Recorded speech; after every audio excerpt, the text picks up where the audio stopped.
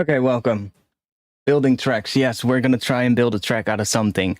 Welcome to today's stream. I'm gonna be working on something, well, semi-new, I would say. I found an old project. I was going through my folders of old projects and basically going through the folders and saving all the projects that I like or that have something that I think could be good for a track, and saving those into a new folder, so I have all of the good ones in one place, and it's way easier to go through them and finish some stuff, if you get what I mean. So I was doing that, and I came across one project. I basically went through an entire folder, and I already have I think, about 20-ish projects in that folder now, of stuff that is interesting enough to at least work on, or maybe turn into a different track, or maybe take some stuff from it and make it into a new track, or maybe just, improving the track that I made months ago, or some even years ago. So I came across one project that was made in 2019, early 2019 as well. So that's like, what, 2 years ago now, more even. And the track itself sounds absolutely like shit, honestly. It didn't really sound good at all, but there were a couple of elements in the track that I thought were quite interesting and could actually be a really nice tune. So I put those elements into a new project, and that's what we're going to work with today. I might go back to that old project as well and see if there's more bits and pieces we can use and more things we can take from that old project and kind of revive into this newer one. But there were a couple of elements in it that really made me go, that's nice. I like that. But then the rest of the track, the rest of the project, the drop especially, just made me go, meh, So, yeah, that's what we're going to do today. You should hear the OG. I can show you the old one. The old project doesn't sound exactly the same either as it's supposed to sound, because there's a couple of plugins that were missing. I think there were a couple of samples missing as well, so I had to delete those. But everything that was still working, I basically saved into a new project. So that one I can show you easily. So I guess we should do that then. Let me load that up then. That's I already saved in a new project, so I'll switch to this view for now, and I'll switch to a different view later. This is the newer one, so here we have just the newer stuff. But let me just open up the other version. Where is it? I think this one probably, or should I open up that one? That one is probably gonna have the missing samples. Let's take this one. That's gonna at least have like all the missing stuff fixed or taken out. And you'll hear like it's an older project of mine, and like the drop itself, I would never release a drop that sounds like that right now. I could theoretically maybe try working on that drop itself and try improving it, but honestly speaking, I think I would be able to do way better now if I just start making a new track from scratch, but with reusing elements from that old track. So yeah, and I'm not necessarily starting from scratch, of course, because there's already stuff that I'm going to be able to use. So yeah, it was a little bit of one of those. Like, am I going to... I have a whole bunch of projects in that one folder now that I basically just made a project vault, which basically just contains all the projects that I made in the past couple of years that made me go, that could be something, And there's a good amount of ones in there, actually, that probably just need a little bit of extra work on all the individual sounds and the layers and need like a good mix down and stuff like that. And then there's other ones that just... The track itself doesn't sound good enough, but there are elements in it that are definitely good for a different track. And sometimes you just have to do that as well. So I'm basically there's two categories that I'm making. I'm first going through all my old projects and just saving the ones I like. And then I'm going to go through it again and just make two categories. One is going to be the tracks that just need work and just need to be finished. And then there's going to be the ones that contain stuff that could be good for a new track. And that way, none, and that way also none of that old time is wasted either, you know? Oh, there's still a couple of stuff missing. The Neutron 2 transient shaper and iced up inside. So iced up inside is not a big deal, but the transient shaper might be. Oh, here I have the old version. Not sure if this is everything, but I think it is. Yes, looks like everything is here. I just have to mute this probably.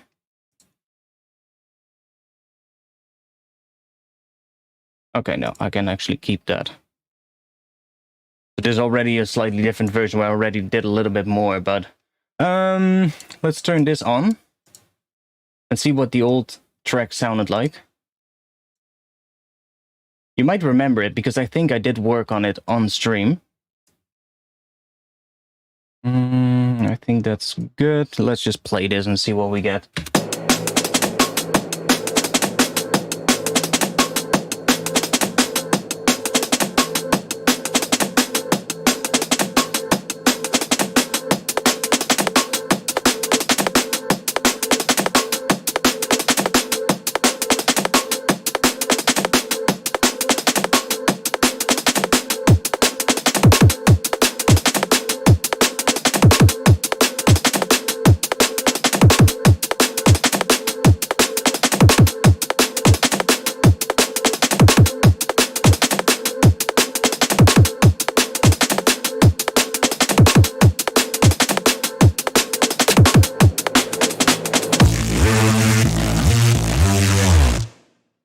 And it's definitely missing some reverb here as well.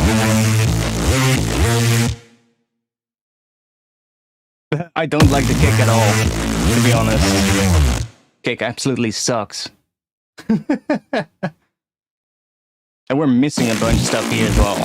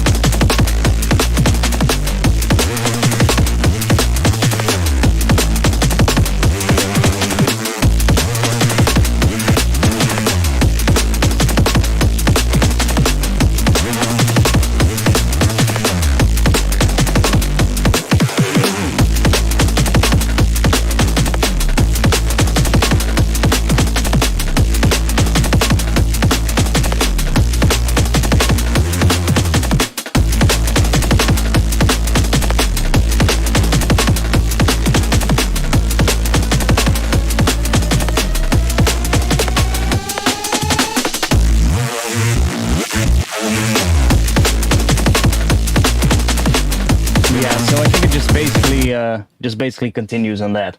You can't remember this one. Yeah, it's an old one though. It's like early 2019, so it's quite old. Yeah, like I said, there's a couple of elements I really liked, and there's one element in particular that made me go, yes, I hear tune with this. And that element wasn't even any of the main elements in the drop. I'm just going to say that right at the bat.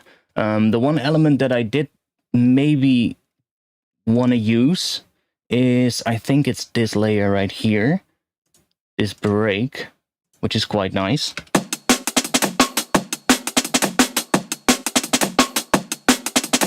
I do really like the sound of that break, and I actually used it, or ended up using it in the newer version of the project as like an intro percussion kind of thing.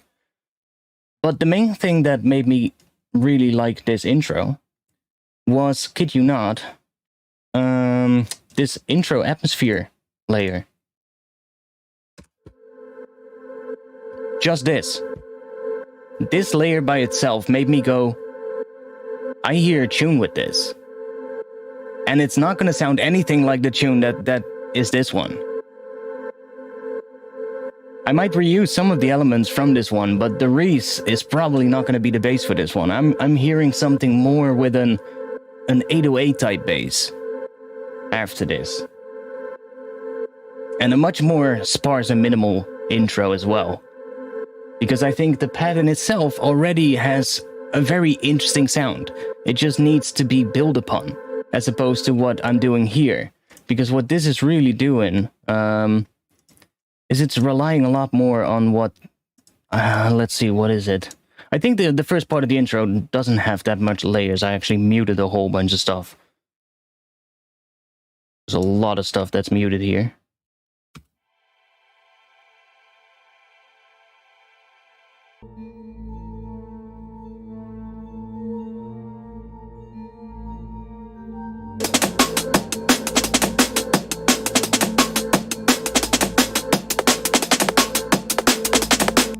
Yeah, that Reese could be used, but then probably for like a transition, right? If you need like a transition somewhere and just need to change the bass up for a little short section, that Reese could be great. Just have like a pitch bended version of it with like some filter movement. Would be perfect for that. But I'm hearing a different tune with that intro pad as the one that this project actually is.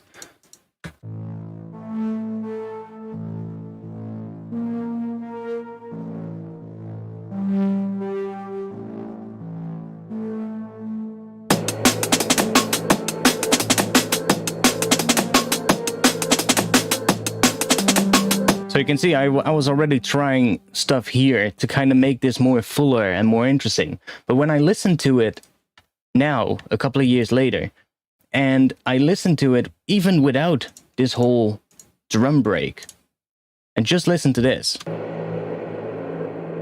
with maybe the rest of the atmosphere though, that already is intro. It doesn't really need much more than that, to be honest. See, so sometimes it's just, you come back years later and you think to yourself, I might have actually been trying way too much on this older version of the project to try and make it sound the way how I envisioned it. I probably had a completely different idea back then than I have now. That's true as well, but that's also because, you know, times have changed, right? I have changed, I guess. It doesn't have to be much. No, exactly. I had this tendency a lot back in the day, especially a couple of years ago, where I would really put so much stuff into tunes. And looking back on those tunes now, every time I open one of those projects, I go, I can get rid of this layer, this layer, this layer, this layer, this layer, this layer, this layer, this layer, this layer, and then the list basically keeps going until I'm left with maybe 10 to 20 tracks. And the track will still have the same feeling. And that's the funny thing. That's when I realized, maybe there is actually something to that whole phrase, less is more, you know? So, yeah, I've been going through that with this tune. By the way, one moment, I just realized my webcam is in a really weird spot. And now I'm gonna be able to turn it on. Cool.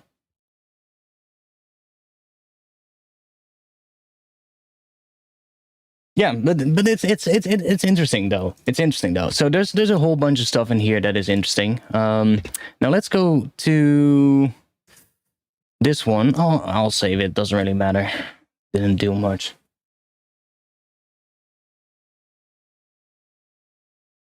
As much as I love tunes with like a big reese throughout, as the main bass, I personally I love old school drum and bass for a reason. Like I love those kind of tunes, but it's not the type of drum and bass that I would see me releasing myself.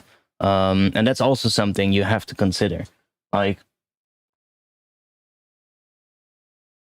it's something that, you know, I do have a particular sound in mind of the stuff that I want to release, and there's a whole bunch of tunes that I'm working on that have that sound, and that could become one of those tunes that are going to come out. It's just that a lot of the older projects are coming from a time when I didn't have, I guess, the technical knowledge about production and sound design in most particular, to achieve those sounds that I'm making now, if you get what I mean. So back then I was trying to achieve those things, but I didn't know how to do it, and I was trying to. But now I've learned a lot more and I got a lot better. And now I know how to do it. It's just that the old projects that I all have, or some of the old projects that I have, sound nothing like the stuff that I want to release. So at that point, you have to say to yourself, well, then it's just a matter of taking bits and pieces from those tracks that I can use that do sound good. Like a lot of the there's also a lot of projects that sounded absolutely horrible, that I would never even do anything with. And I would still go through them because there might just be a nice sounding kick or a nice sounding snare drum that I maybe spend a couple of hours on trying to make a couple of years ago. Would be a waste to just completely throw it away. But grab a lot of vinyl here. What?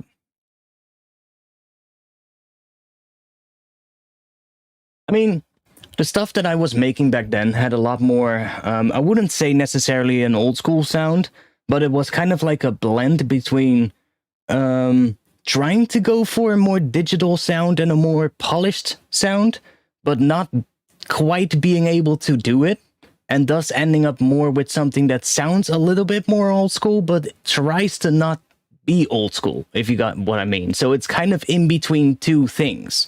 And I never really wanted that, if you get what I mean. So now it's kind of different. Now I know how to get the sound I want.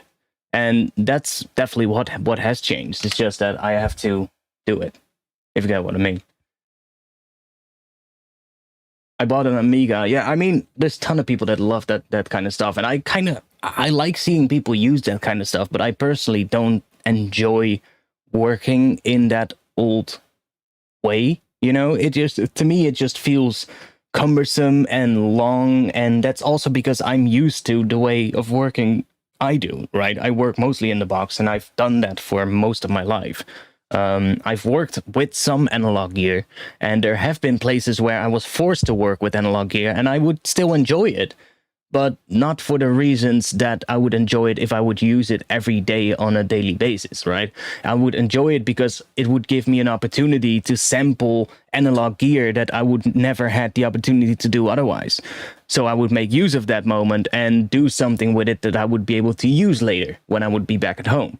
But I wouldn't be able to work like that in an everyday setting to make my music. So I do like it, but it's not something that I personally would pursue of, acquiring a lot of old gear just because I want to make music that way, because that's not it. If I buy old gear, then it's probably because I want to sample it or I want to do something with it that is going to help me process something that I make digitally or something like that. So it's, whatever, whatever floats your boat, I guess. Yeah, I mean, it's just realizing that back then I didn't know how to achieve what I wanted to achieve, basically. And I think a lot of people are in that situation when it comes to music. And I think it's also I think that's also a phase everybody has to go through at some point, where you have this thing, or maybe not everybody, but probably most people do, right? There's probably also going to be people that are just pure talents and they just do something and it works out right off the bat, right? There's always going to be those people, but for most people it probably isn't that way. And most people are probably still going to have to go through a phase at some point where they have this thing, they know what they want to make, but they're not able to. And I get that a lot of times as well in my comment sections, like, and not even just the comment sections, like in emails, tweets, everything, basically. It's people saying the same thing, like, I want to make this, but I don't know how. Right, and it's a struggle. Maybe the struggle took a little bit long with me, but that's fine. The last couple of years also haven't really helped. I would say that's another thing, though. I've been in that phase for 16 years. Well, I mean, I would say I'm close to it too.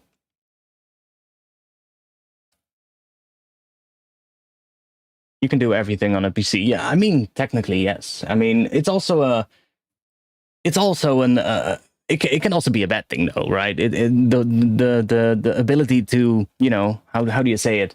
There's an actual word for it, but having too many options, too many choices.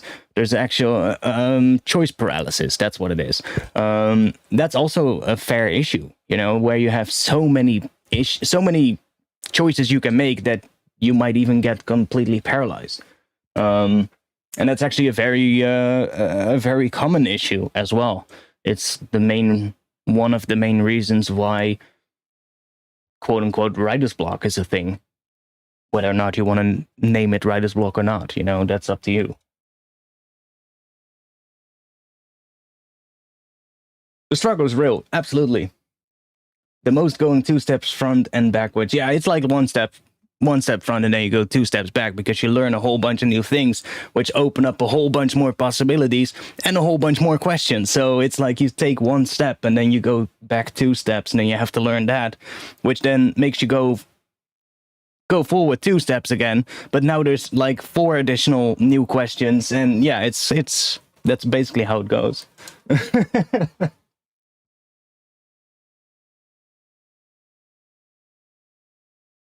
I mean, yeah, it's partially also your whole your mental state as well. Like, that has a big influence on it as well. I definitely noticed with myself that the last couple of 2 years, with the whole pandemic and all the other stuff that came along with it, has not been helping me in my creative output at all. Like I said, the last 2 years, both 2 years, I said, I'm going to be releasing something and it's going to come out and I'm going to be finishing this in the upcoming weeks. And that was also genuinely what I felt like doing. But due to everything happening and all the distractions going on and everything around me, it just didn't happen, if you get what I mean. And it's not necessarily, procrastination or something like that, because I've literally sat there for hours and hours on end, just fiddling around with projects, fiddling around with tracks and working on them, going through lists of things that I noted down that I wanted to, change or improve or things like that. But at the end of the day, most of the things that I would be doing or working on just wouldn't sound the way I wanted them to sound. And I think that also had to do a lot with just everything happening around me, right? Just all the negative shit, basically. And that definitely had an influence on that, I think. As much as I sometimes don't like admitting that, I do think it definitely did.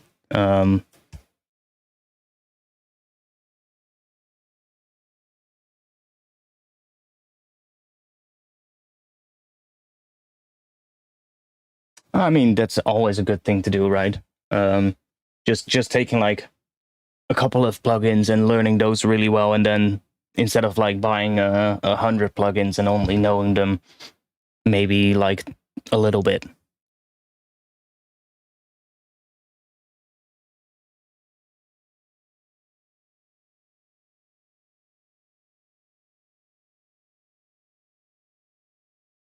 I don't think mixdown and mastering is an issue for me. I don't think that's the problem. It was more just like there's a block on your creative output. That's basically what it was, or how it felt like. I should probably say it. It's not mixdown and mastering. I helped a ton of people with getting the tracks to sound better. And a lot of tracks eventually get released, so that's not an issue. I actually get a lot of people that pay me to help them with stuff like that. So I know how to make tracks sound better. That's not the problem. That would have probably been a much easier problem to fix, by the way. Because then it's just a matter of knowledge, right?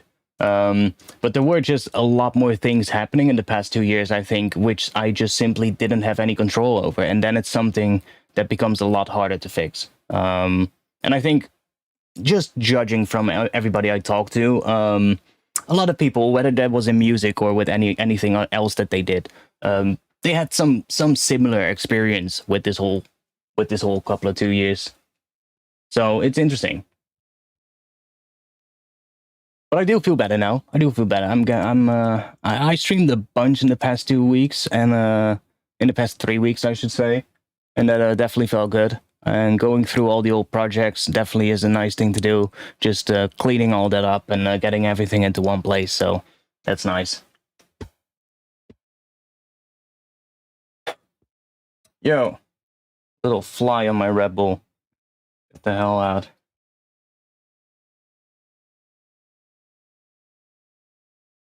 Anyways, I I already did a little bit of stuff in a new project, as you can see. I'll play this what we have so far here, and then we'll see what what we'll do with this. So, I'm not sure. I don't think we have any drums in this first part. Oh, we do. We have a little bit of that break. So, I have this same break. This is the same break as in the old project, but I cut it up into MIDI, and I really cleaned it up to make sure that it's a lot tighter and on the grid. Not sure why we can't hear this. That's why.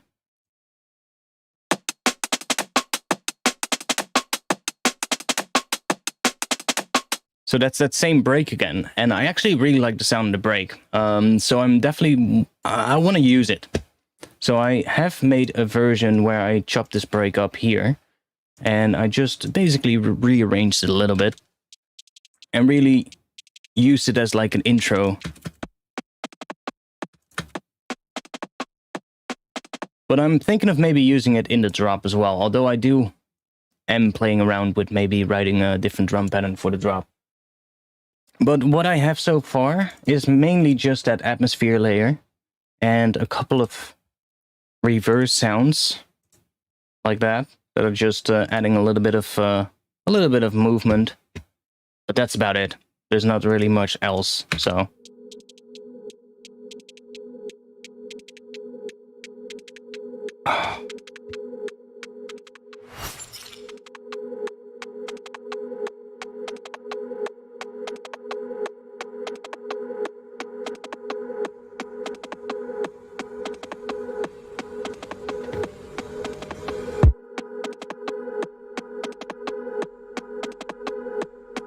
And we do need something extra here, because this is too empty.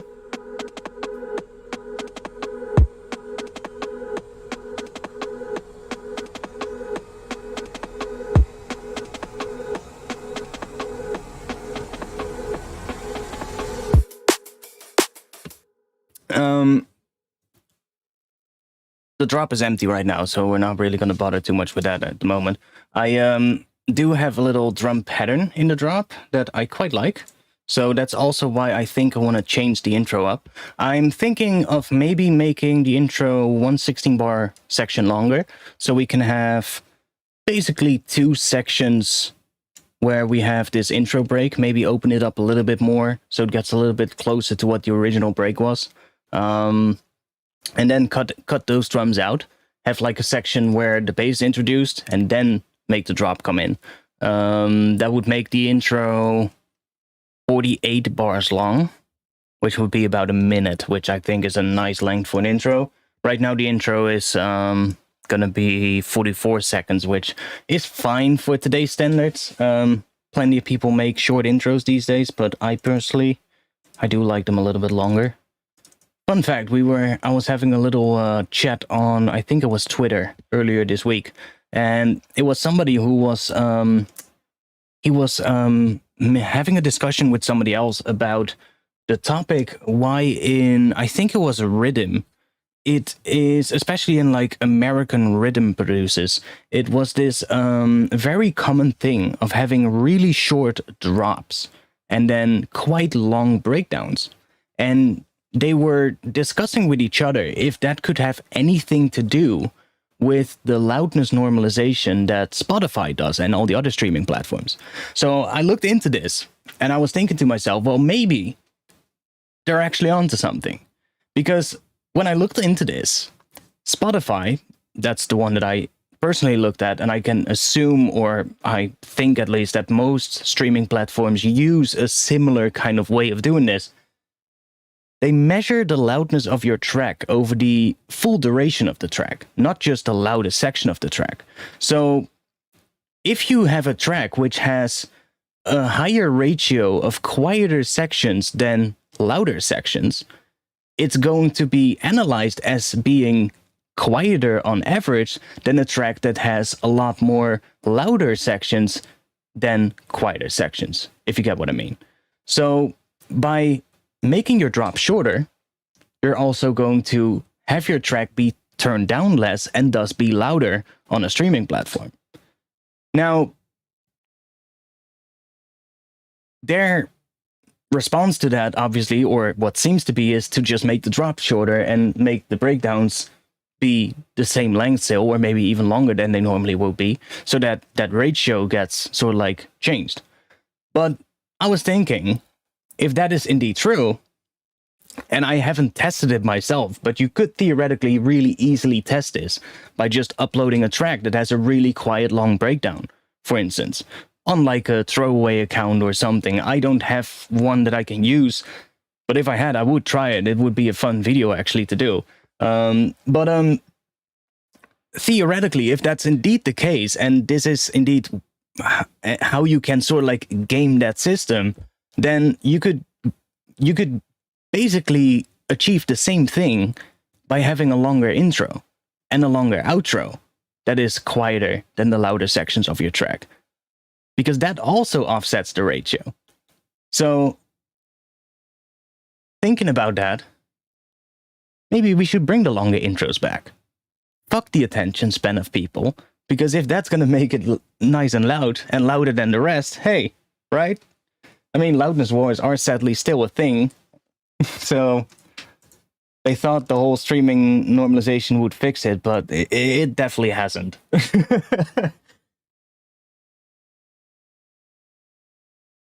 Yeah, I've seen plenty of 64-bar breakdowns in the rhythm track. Yeah, I've seen quite a lot of them. But also just ones which have like a more melodic section with like much more minimalistic drums that are limited less hard than the drums in the louder section of the drop, and just have like a more melodic or quieter section that still is full but uses a lot less instruments that are loud on average, if you get what I mean, so that they have like, I guess, more filtered instruments and stuff like that, and just make a section that is arranged in a way that it already has a lower perceived loudness, so that the algorithm that analyzes it is going to think, well, there's only this short section of the track that's really loud, but the rest is all quite dynamic, so I'm not going to turn it down that much, and therefore that loud section is now going to stick out a lot more. So I mean, I haven't really tested it by uploading like 2 tracks to Spotify, one with like a quieter section and one with the same track but with like a different mix, so that it's louder overall, and just seeing what the difference is after it's been analyzed by Spotify. But it's interesting though. It's really interesting. I was jumping in this discussion. I was just jumping in and just looking up a couple of things. I was like, you know what? You guys might actually be onto something. And they were actually complaining because, oh yeah, I remember now. It started, the whole discussion started with the one person asking an American rhythm DJ on Twitter, dude, why in the US are you guys so obsessed with super short drops compared to like the breaks and the intros and all of that? Like, what's up with that? And he jumped in then and started saying that, and he was like, well, I don't really know if this is true, but I heard this from like plenty of people that is how they get their track to sound louder than the rest. And I was like, let's look into it.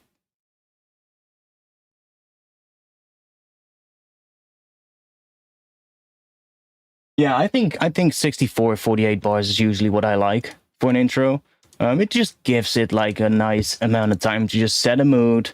And you can have like, especially if it's like 64, you can have like the first 32 bars just be like nice to set the mood and have like a nice, maybe even without drums or something, really set a vibe. And then in the second 32, you can introduce the bass, and the second half that could be your build up, right? It could be, you can definitely get away with that. These days, there's just so many tracks with just 32-bar intro. Heck, there's even tracks these days with 16-bar intro. Or track a couple of weeks ago, I heard actually one track that didn't even have an intro. It just went straight into the drop. Albeit it was a drop that started a little bit more minimalistic and then got fuller and fuller over time as the track progressed, but it just started with the drop right away. It was just drums and bass right from the start. I was like, what?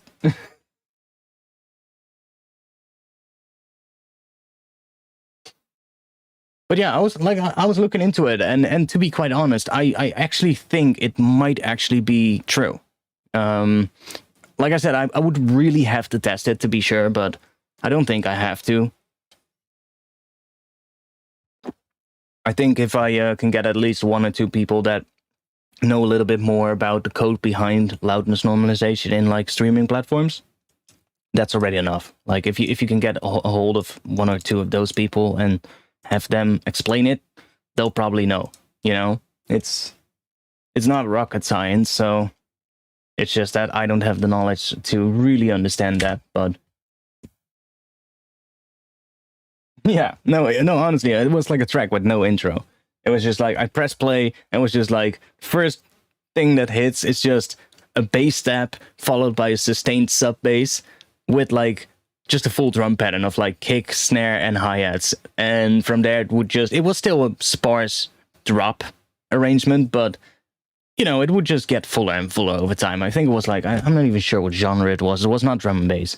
I think it was some weird, so like experimental electronic music thing. So it kind of does, it's kind of justified, but it was interesting though. I definitely didn't expect that.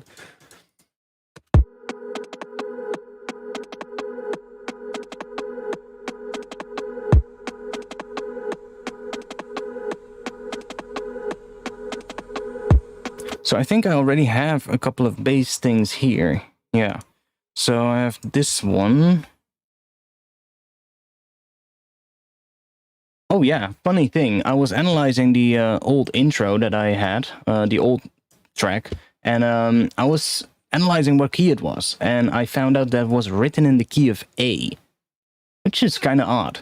I don't think I really knew yet well, maybe I did, because it's only 2 years ago, but for some reason I wrote it in the key of A, which, as most of you know, is not really a key that's very nice for sub bass.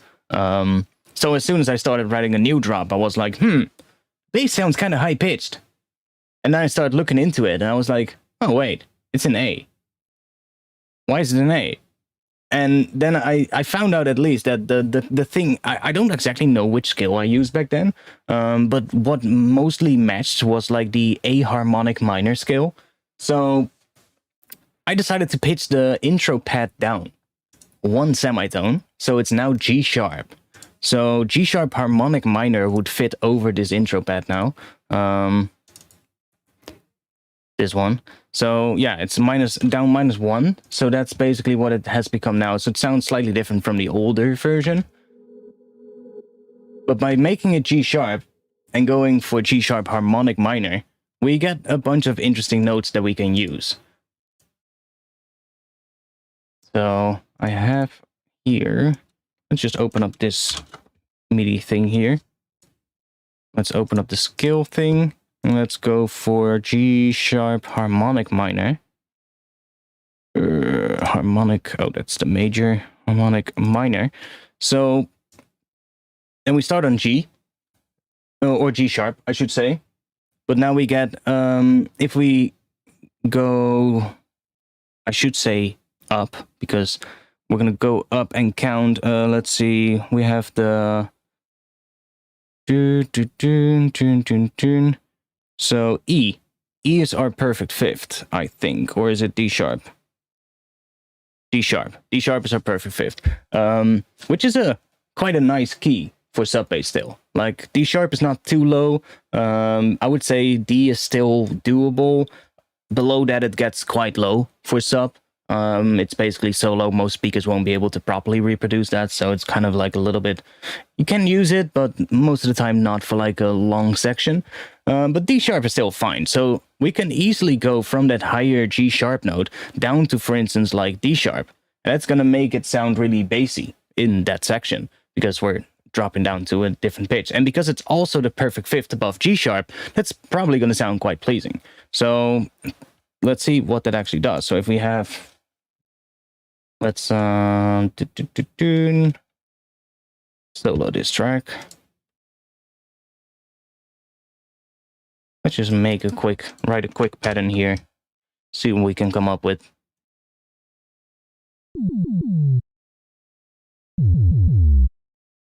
So this is just a very simple bass sound, actually.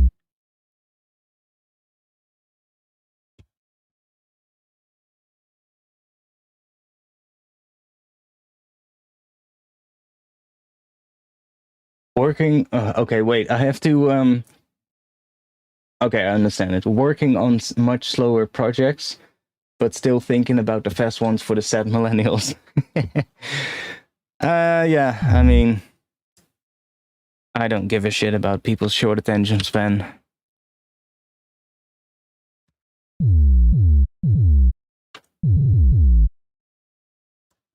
And by doing this, by the way, we start on G sharp, which is the root of the whole intro, so that's gonna work. But by doing this, we end on E. Now, that E is that... we can go down to D sharp. That D sharp is in fact also going to be, if we would take D sharp as the root, then it would be D sharp major Phrygian, which is also one that I'm quite familiar with. So we can also interchange those modes between each other, the harmonic minor and the major Phrygian, especially because it's the perfect fifth of the harmonic minor. So like the fifth mode of harmonic minor is major Phrygian. So if you know the relationship between the root and the fifth, you also probably understand why those two scales, or I should probably say that scale and the mode of that scale, would work very well on top of each other. And you can kind of match between the two very easily.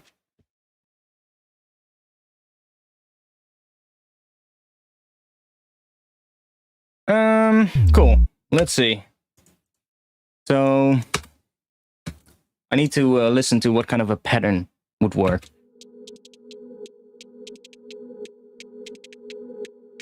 I probably need to improve the drums a little bit as well, so that they're nice and full, because otherwise it's always gonna sound shit. I can make the best sounding bass, but if the drums suck, then, well,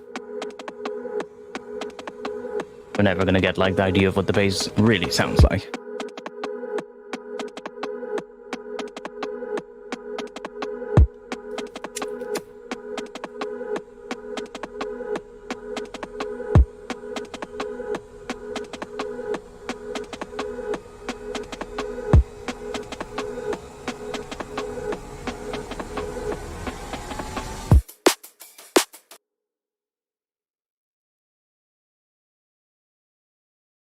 Now we could... Why is the thing so... like this one? Not sure what the difference is between the two. One has a bit more distortion from the sounds of it.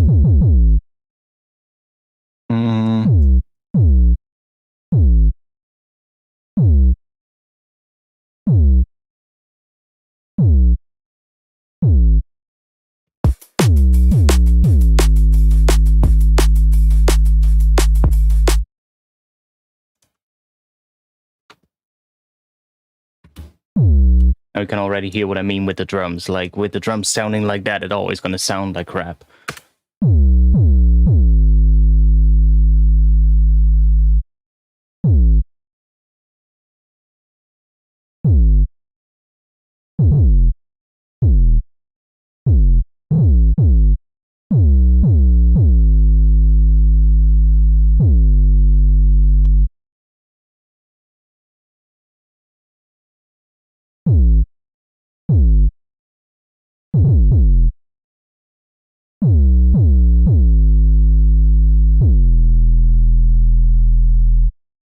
Actually, ending on E is going to sound quite nice for that.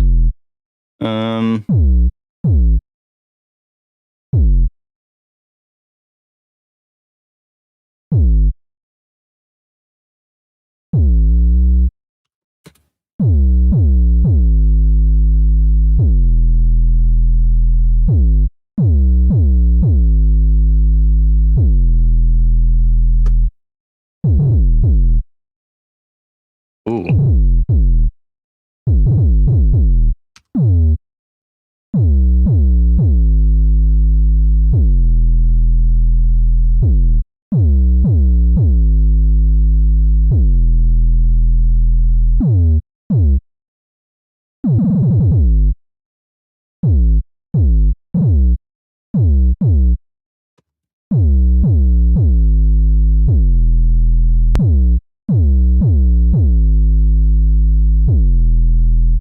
That could work.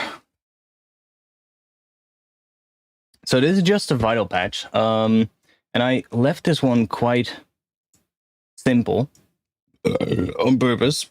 Mind that. I do have a couple of things here. One of the things that I set up is this sort of like noise thing. So when I do this, it introduces noise with a volume envelope on it. I also have this macro, which low passes that noise. That could be really fun to introduce in certain sections where the bass notes are sustained.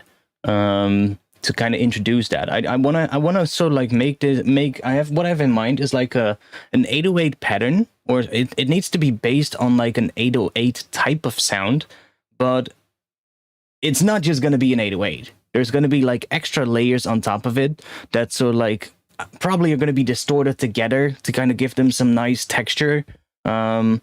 And yeah, I definitely want to play around with maybe doing some pitch bends on the longer sustained notes as well.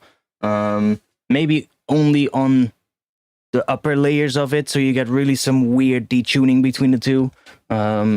Maybe even have the upper layers, like maybe layer a lead sound on top of it or something that filters in, and then doing that on a different pitch than the bass itself, so that they're sort of like creating an interval together. Something like that. That could be really fun. And then I have this one as well, which is basically just the noise is running through distortion with the sub. So if we bring this up, then we can kill the sub with that. So we get more of just the noise. So that one might be fine, maybe, and maybe nice to use in the build or in the breakdown or whatever. Something like that. I have this other version though, and I see that one has another macro, so I'm not sure what that extra macro is. Low pass filter. An additional low pass filter. Okay, well, I'm not sure why that is, so we'll just use this one.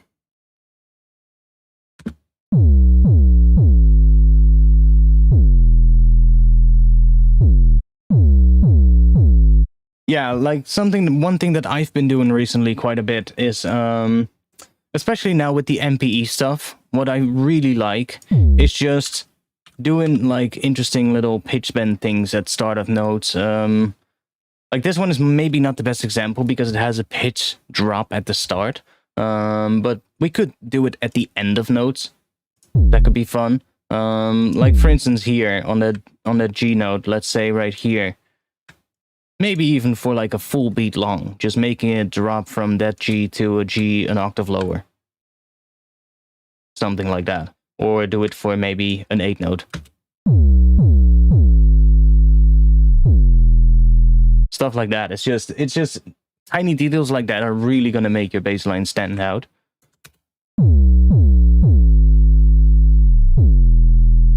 See, just stuff like that. It really is gonna help.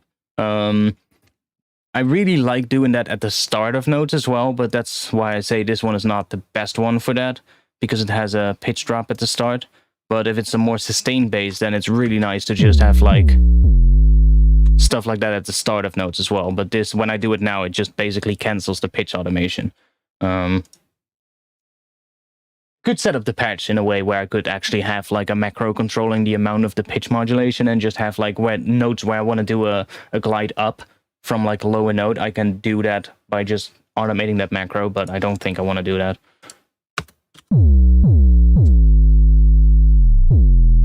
That one is actually nice though.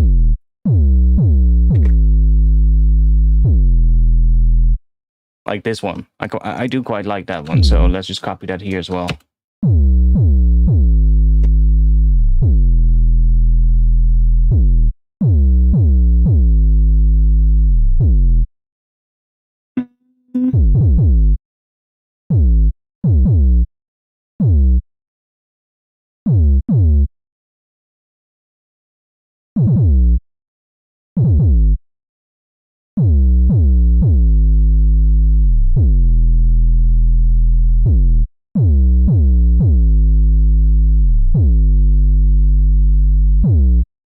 Oh yes, that's going to be nice. That's going to give it that harmonic minor sound. So I really want to incorporate that F double sharp right here. That's actually how it's correctly called. No, I don't know exactly why that is, but for some reason that note is called, in harmonic minor, you call this note a double sharp. Somebody probably knows in the chat. He can probably say it, but I don't know exactly. I once learned it, but it just went in one ear and just came out the other way. It's something that my brain didn't store. There's more valuable information to be stored. So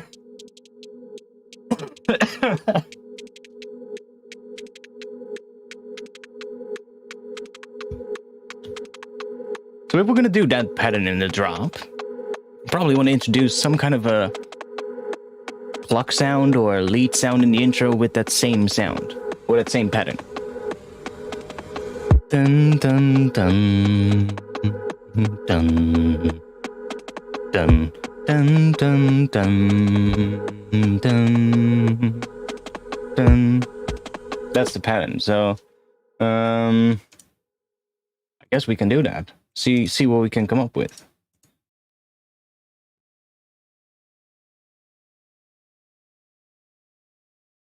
I use Ableton 10, but I don't like that doll war anymore. They have to teach them. Teach who? Just for naming conventions, the double sharp, so you don't end up with the same note twice. Yeah, I know that, but is that true for this one?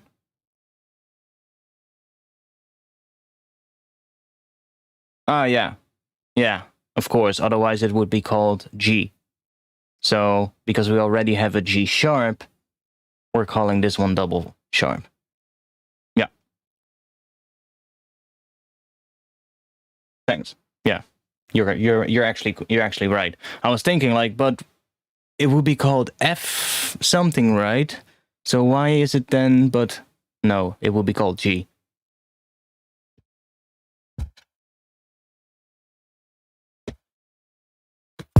Yeah, my voice. It's perfect, right? I can definitely sing very well. Jennifer Lopez, eat your heart out. I hope the sarcasm level was clear. And if it wasn't, then it's probably now. Let's see. What kind of sound will we do with the pattern? I think some kind of a synth sound, or let's just write a, I don't know, maybe a plucky sound.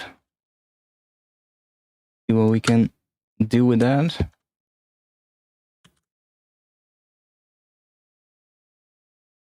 Let's just actually loop that one.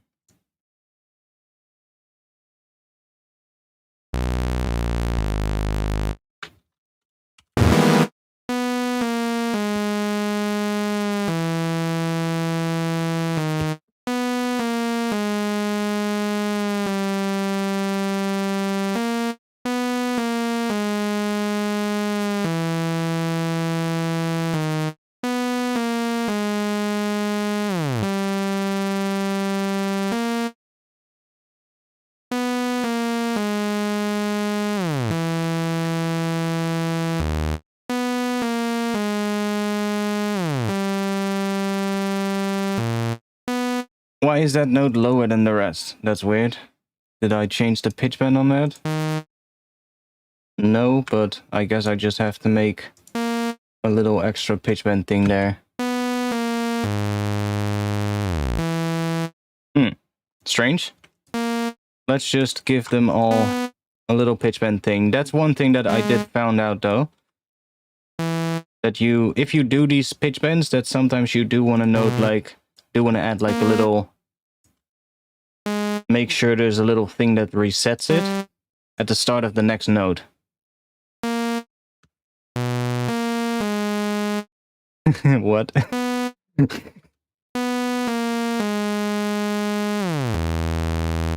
Really? Are you for fucking real?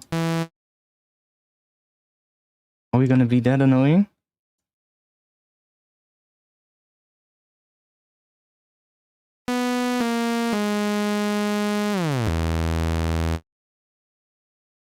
For some reason, it doesn't go back to the pitch it should be at.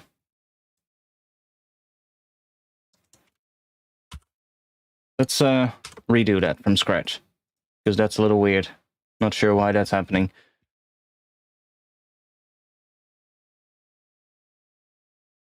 Let's just start with enabling MPE. It's also enabled here. Make sure that the pitch bend range is... I think the pitch bend range in here is just the same as this one, so let's just change that to 48. I don't see any other pitch bend thing anywhere, so I assume that's just going to be the same pitch bend setting as the normal pitch bend. So we had...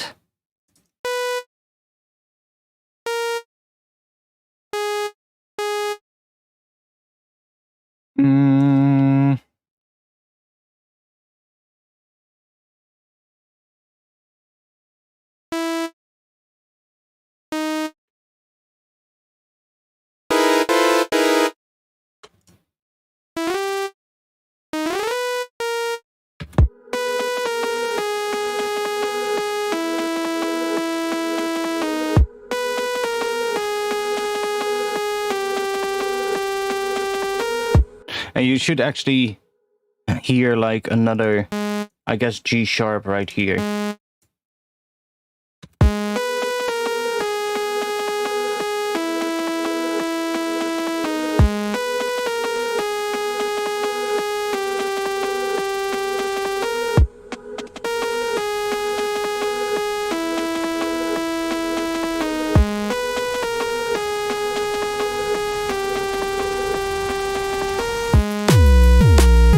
Yeah, see, so that's just gonna work then, because then we have the same pattern.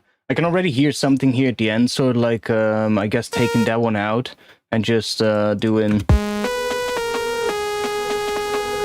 maybe even sticking on this note and just sort of like bringing up the rises and just going like mental on it, you know? Maybe having like a couple of extra layers coming in, playing a G sharp as well, or maybe a couple of ones layered on top with playing a higher F double sharp so that you get that tension between the two. Maybe even make that one come in here so that you get like a higher F sharp 2 coming in here while this one just continues, so that you get the tension in between and really build that up. I think that would be nice. And then go into a bass pattern that is the same pattern, but just, you know, much lower pitched and bassy. I mean, yes, it's just a fucking soul wave. it's a soul wave, so yeah, it's sounding a little bit shit right now. It's gonna sound better if we do this already. Right?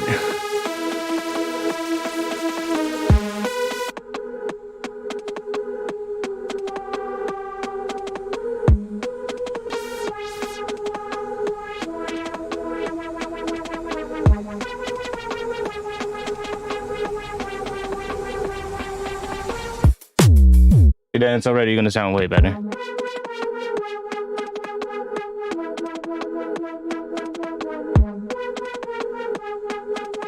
But I probably want to have, I think what kind of sound I want to have for this.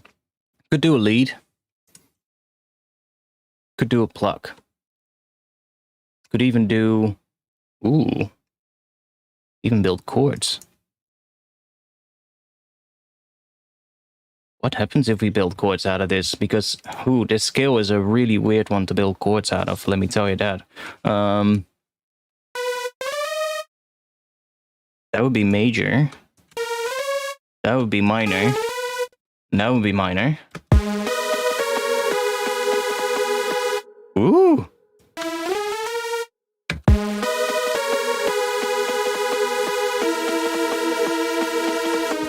Ooh!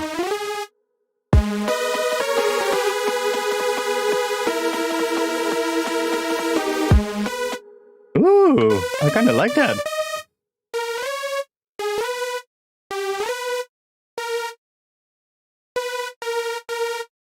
Ooh, let's do something interesting. Ta.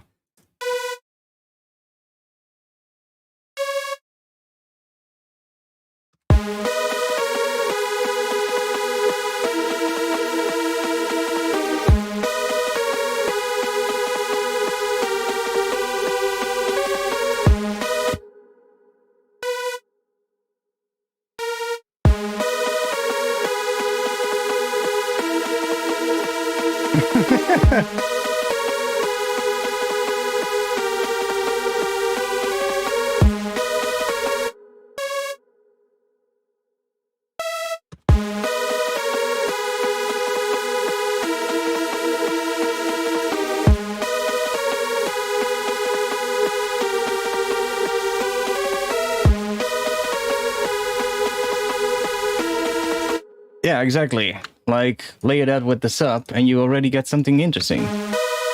Oh, my bad.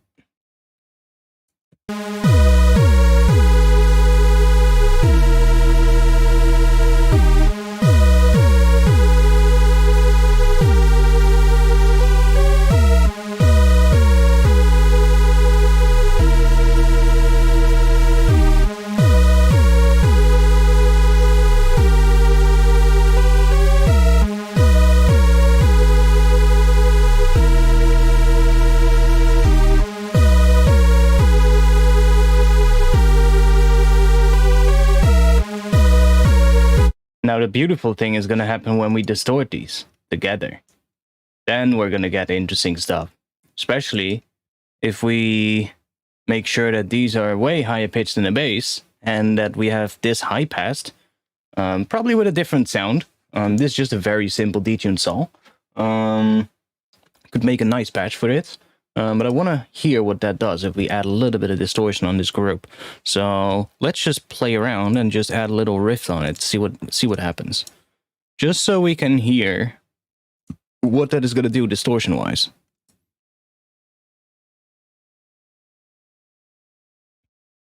Why does no one ever watch Artifact's live streams? It depends. Sometimes I have streams that have quite a bunch of viewers. Sometimes it's a little bit less. I get it, though. I get it.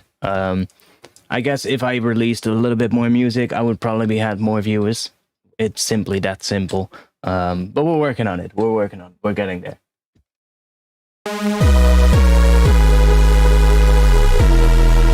So you can already hear what I mean. Now, that saw is a little bit much, though. So let's try going just for maybe... Let's go for the basic shapes. Let's, we could have some detuning, maybe.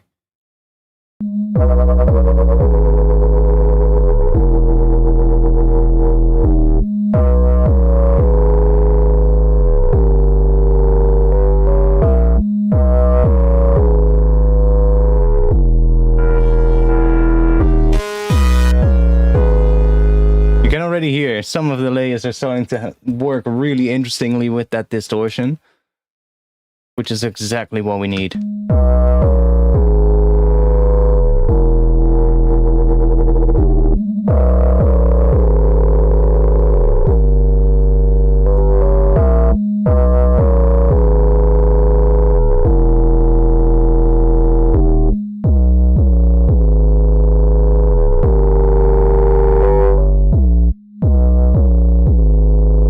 Now, some of them sound a little weird because we have those minor thirds. The major thirds sound pretty nice with distortion, honestly. Like that one sounds nice. If we loop just a major third here, you're gonna hear that it does have a bit of movement, but the movement is on a frequency that is low enough that it's actually usable. See, there is movement because there's two notes overlapping that are feeding into a distortion, but it's not that quick. It's not like, unusable quick. Whereas if we have a minor third and we layer this section, listen, we get that kind of sound. Now, for a short section, that is actually pretty usable. But here we have a minor third that's quite long. So we get that. Now, it can work, definitely, but maybe we want to adjust the octave of that, or maybe bring this one an octave higher, so that we get... And then it's less of a... It's less of that faster movement. Now it sounds more like a sustained sound again. So it's playing around with those octaves is really going to be a big help. But we can also, for instance, have certain sections of this bass line have like the major third, and then in the minor ones we could maybe take only the root and then have the minor third be played by a completely different instrument that is layered on top, but outside of the group where the distortion and the sub are in with each other, right? So that we get the distortion interacting with some of the notes, but we have other sections where notes are layered on top of it where it doesn't interact with the distortion. So we can do a lot of control that way. So we can definitely make this work, even though we have these minor thirds that do a little bit crazy stuff with the distortion, which can be cool for short sections, like I said, but not...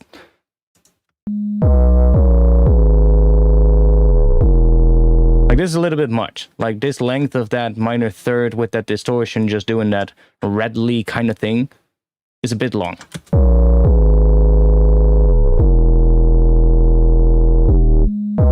Now, this one...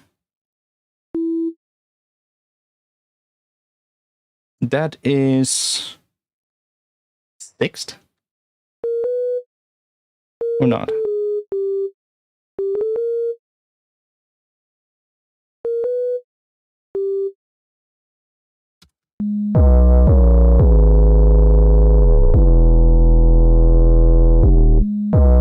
That could also work, although this sounds more spicy.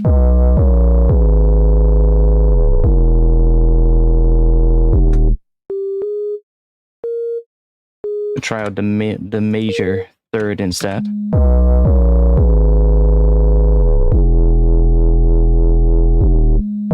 That does kind of work, so might do that.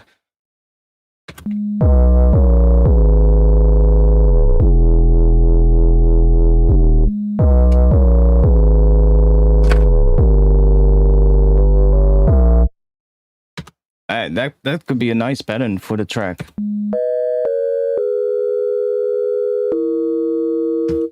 Let's actually do that so that we have that here as well. I mean, that's nice.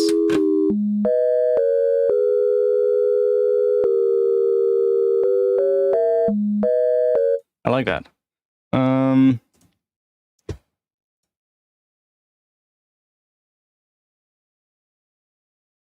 want to try one thing though. I want to try something real quick.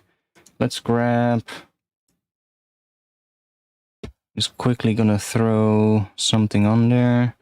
What do we have? Yeah, vital is enough. Let's drop this on here.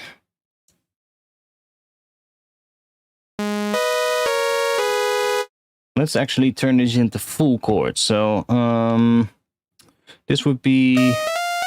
See? This first one is already gonna be a weird chord. This is gonna be a B augmented, if I'm correct. I think it is. And then the next one is going to be diminished. And then we got a minor chord.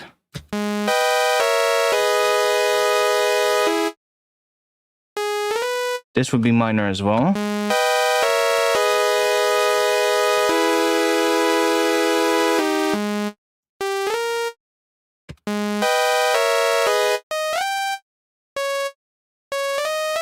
But that augmented and diminished chord is actually not that bad, because it's just for those little short 2 sections at the start of the whole phrase, and then it goes into just a regular major chord or a minor chord. So it's just that's not too bad actually. I kind of like that.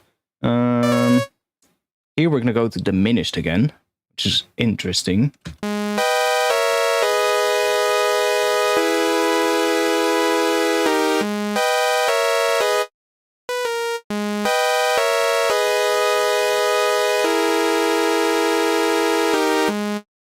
Why not? You can also try out different inversions of other chords, but...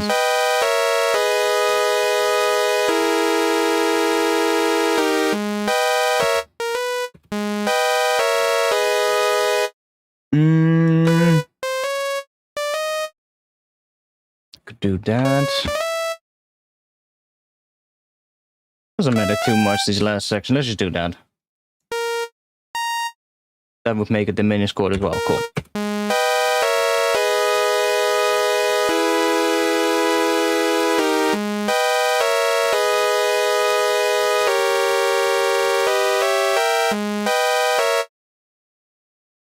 Might have to adjust the last section, but for now that's gonna be good enough. Let's just build...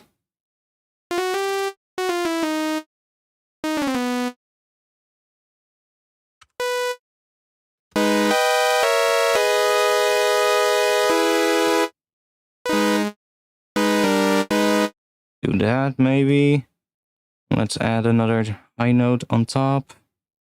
We do G sharp. Yeah. That fits nicely there. Flows nicely into that note. And then I guess let's make the bass notes here. I want to turn this into an ARP pattern. See what we get. Top note of that is B. Wait, what? Oh yeah, B.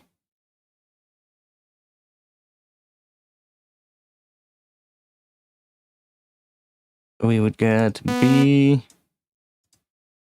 D, it, and then we get the same thing.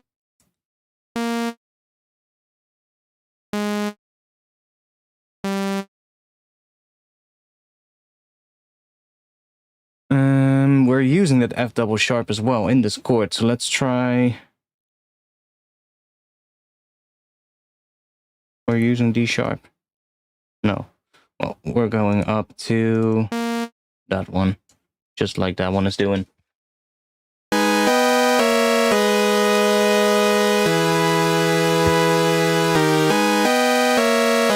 Cool. Well, whatever. Doesn't matter too much for now. We can play around with the notes later. I just want to hear what we get if we do an arpeggiator on a pattern like this, and what kind of interesting stuff we can get.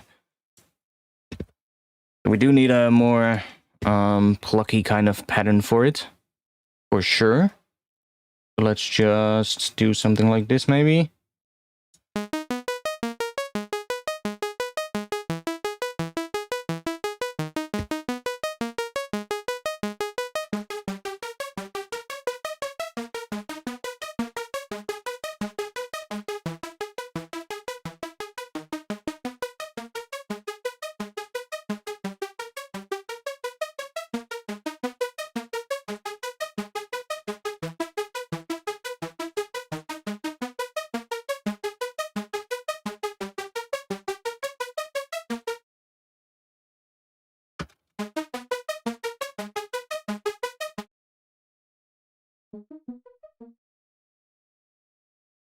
No, not on the drive, on the filter.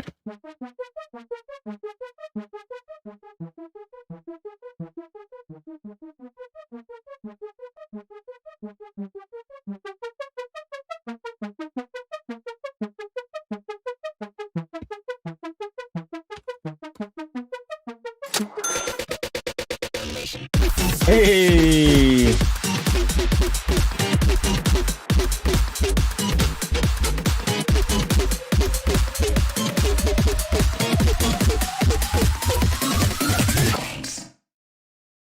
Bean, A while but I am back, sub art.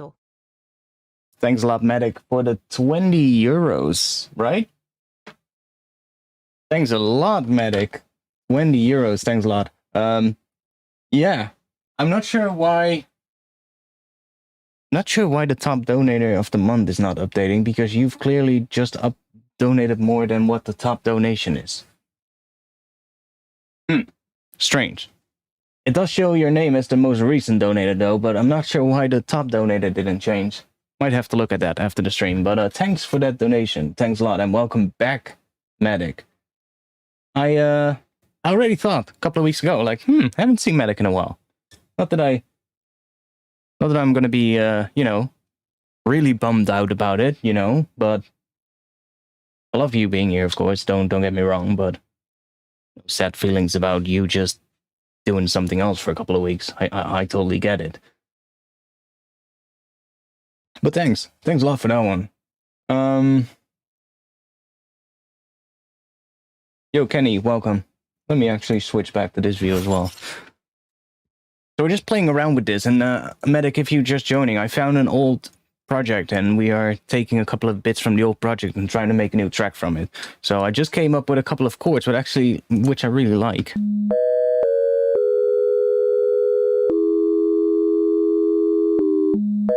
Because we have a bass line that does this.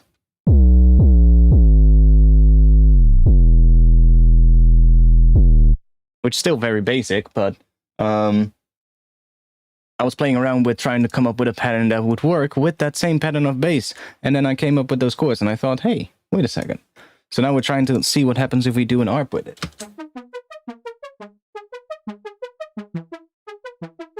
Set that to 99% so that it re-triggers properly. Let's do... Not a filter, let's do distortion.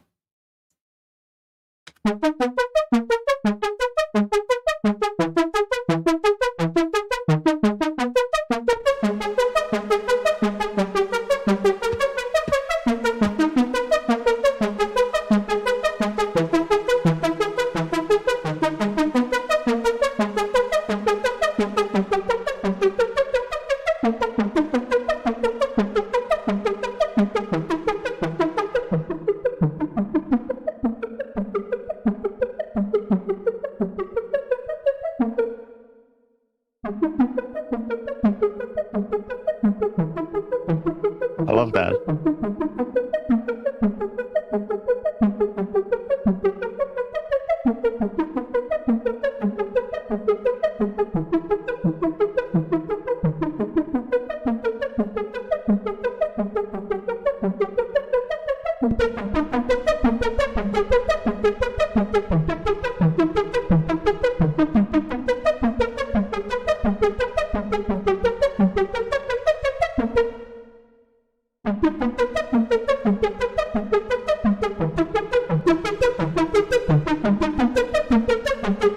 Don't like what this is doing. Let's go to a single band compressor. Let's just do that at the end.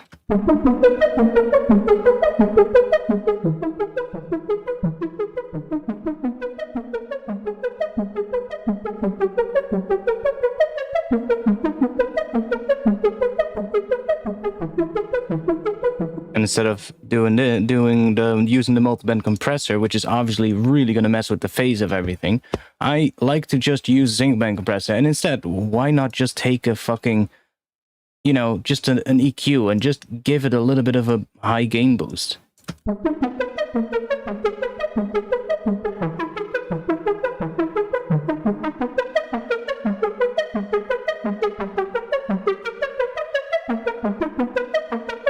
You're achieving a very similar result anyway. It's gonna sound different, of course, but I find that using EQ and clever ways of bringing up the high end in a way that doesn't mess with the phase most of the time sounds a lot more pleasing than just smacking an OTT on it and just calling it a day. Especially if you're using something like this, you can even make it dynamic, right? So just have like that envelope that controls the filter, have it on the gain, maybe in an opposite direction, so you get...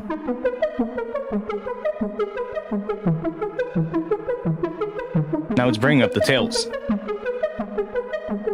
You could even do that on a broader range, so you get like a more... Or even do it on 2 layers. Have one for the highs and one for the mids. Bring this one up a bit more. Wider resonance. Somewhere around here. Do that one in opposite direction as well.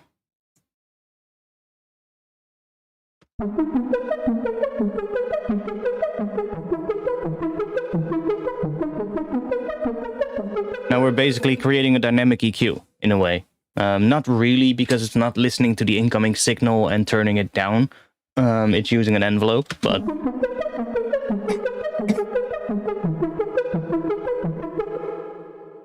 It's a little bit much, so...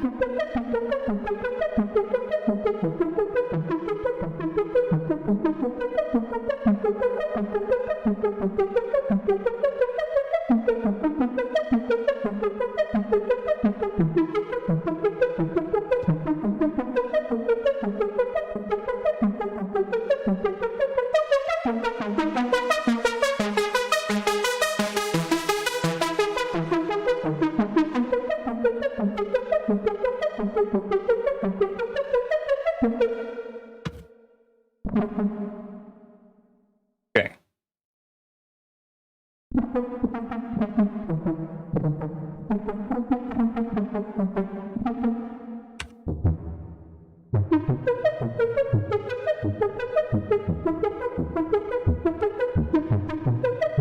Later, ATAC.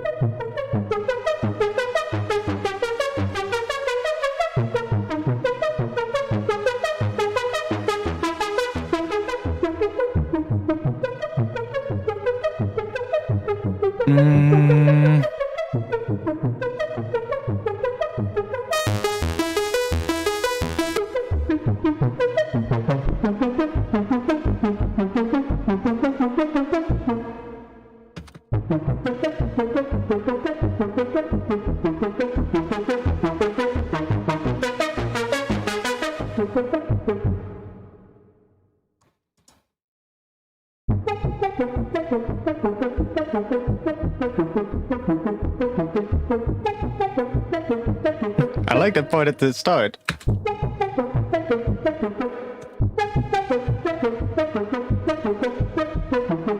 Ooh, this could be nice to automate actually. The key tracking. Instead of having the low pass opening up, we can automate this so that we get this.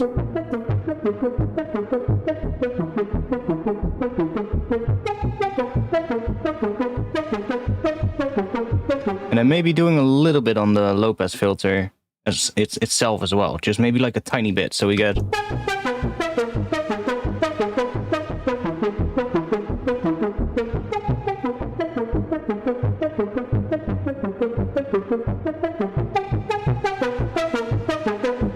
That's nice. I like that.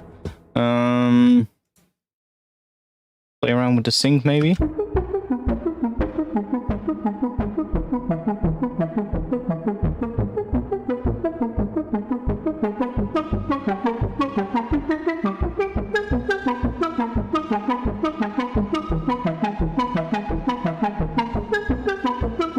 I mean, yes, the EQ messes with the phase too, of course. It messes with the phase in a different way because it's basically just it's different than what like OTT does basically to create the bends, right? It's basically just a low and high pass. So a low and high pass works with the phase in a different way than a shelf does, for instance, or a bell curve does. So there is a difference in how those different filter shapes interact with the phase itself. And I do find that it's a lot less destructive, especially when you're using a shelf filter. Shelf filters, in my opinion, are probably the best and least, destructive to the phase when you use them.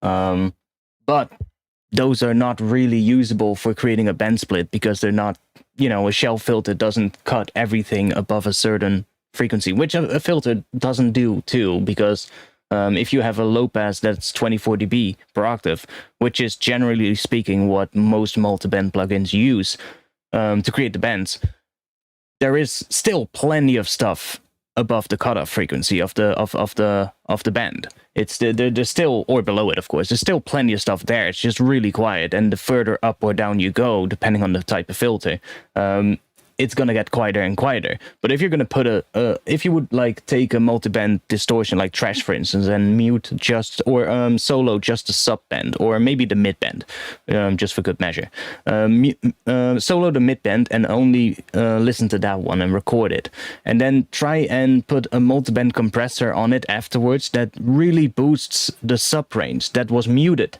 in the part that you recorded. And you'll hear that if you put enough multiband compression or stuff on there, even an EQ would work, and just boosting in that area. And you can hear that you can bring that sub back because it's still there. It's just really quiet. But with a shelf, that difference is much smaller, right? With a shelf, it does take it down as well, but it doesn't remove it as much as what a regular high or low pass would do.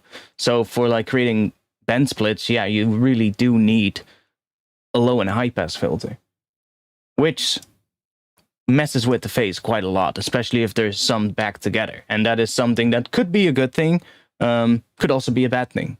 Depends on how you use it.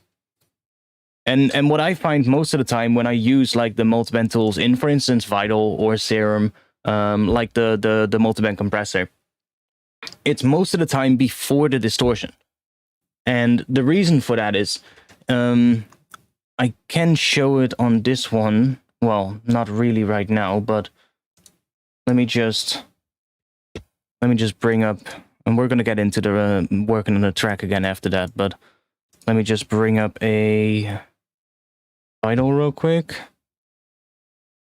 And let's take one of my own wavetables. There's a couple of ones here that have like nice noise stuff in here, like this one. Or that one. That has like a nice fundamental frequency, but it also has plenty of noise in it, as you can see. So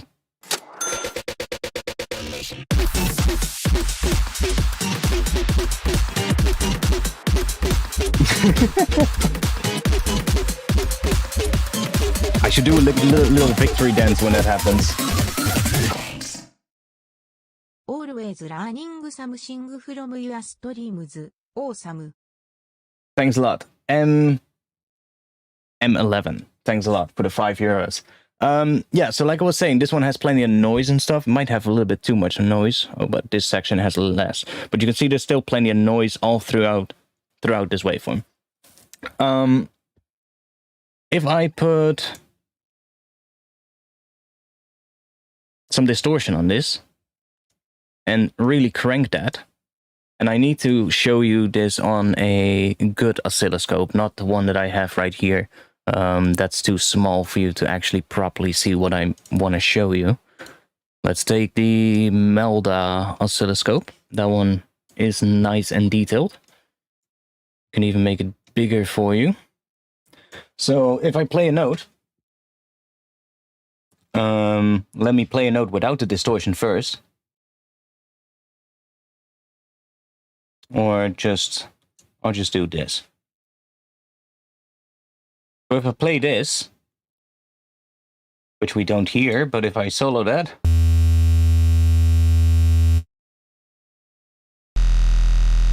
so that's nice. You think, nice bass, could be a good bass sound. Let's distort this.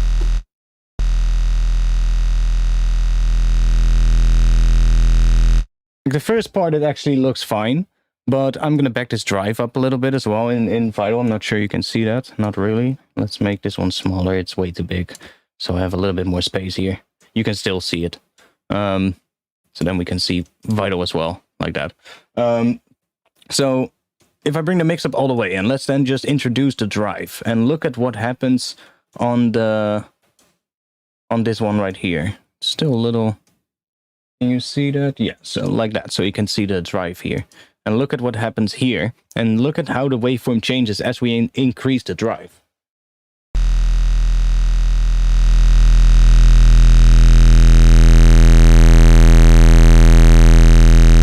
See, at the point where we reach the sort of like the highest section it will go, which is basically the maximum point, it's basically 0 decibels. It's gonna cut it. It's gonna flatten out. It's gonna cut itself off. And in that section, we're losing all that detail of that noise that was there. It's just gonna be a straight line. So there's not that detail of that crispy noise anymore. That noise only remains in the sections where it's not pushed into the distortion and clipped off. So that's great, right?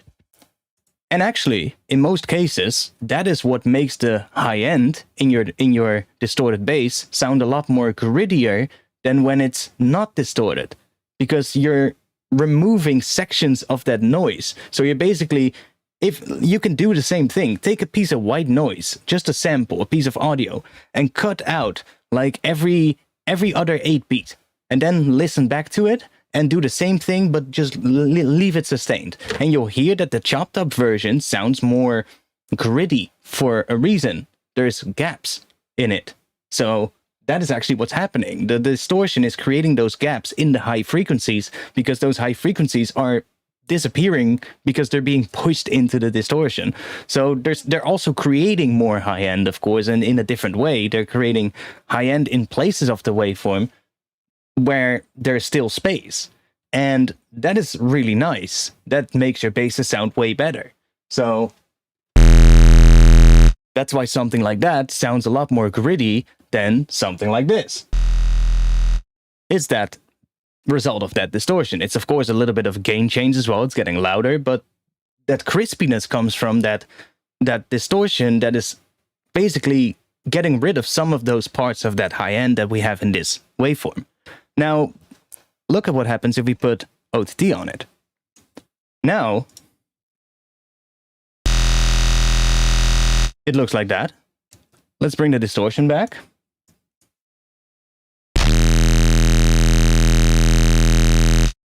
And now it has basically moved that high end to a position in the waveform which is back at sort of like that maximum position.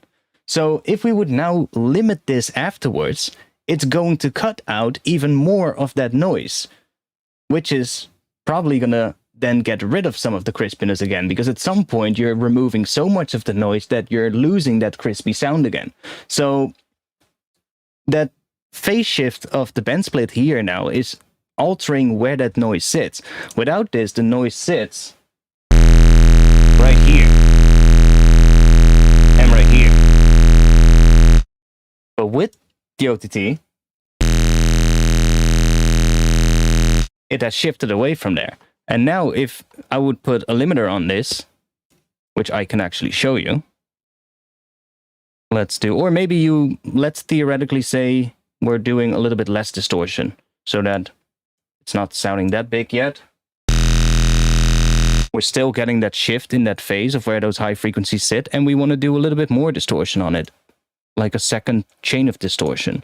Not sure if a rift is going to be the best option, but let's try. And we're just going to drive this a little bit more. Now, it's going to drive those shifted high frequencies into this second distortion, and potentially getting rid of a lot of them.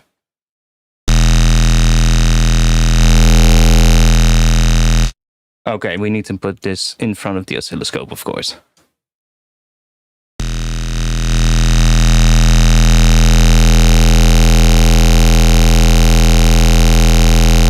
So we're now removing even more of that noise, and it's getting louder still, but we're kind of getting less crispy in a way, as what it was when we just had the distortion without the multiband thing.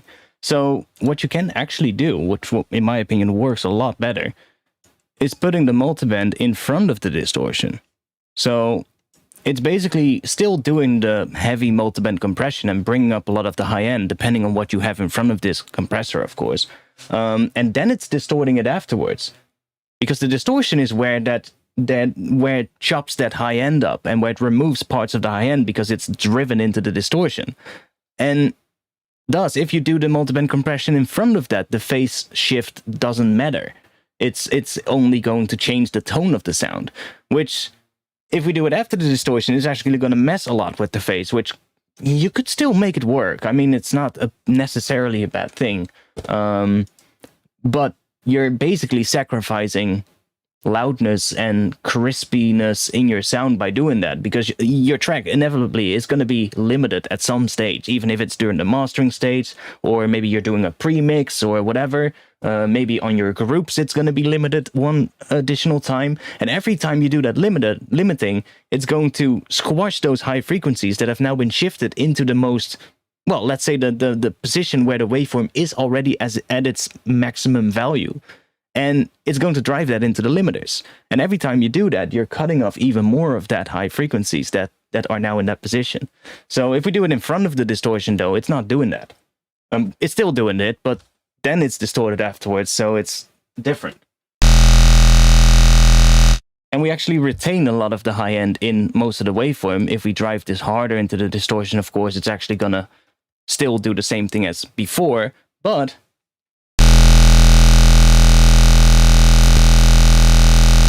we got that. So just by changing that order, unless that's the sound you're specifically going for. Like, that's also something you could do. But I would argue that that actually sounds way heavier than that. And this is just a single cycle oscillator of a sine wave with a little bit of noise on it. So imagine that with a much more elaborate patch, how much of an effect it would have then. Couldn't you replace all the low end with a simple sine wave? You could, if you properly adjust the phase of the sine wave so that the noise of the first layer of the original main layer falls in the position of the sub bass where it's not at its maximum or at its minimum value. So the most highest value on the positive side, which is 0 decibels, and then the most lowest value on the negative side, which I don't know, is that negative infinity or is that minus 0 decibels? I'm not sure. But you want to place that in the right position where it was before you did the multiband compression, which shifted that phase away from each other.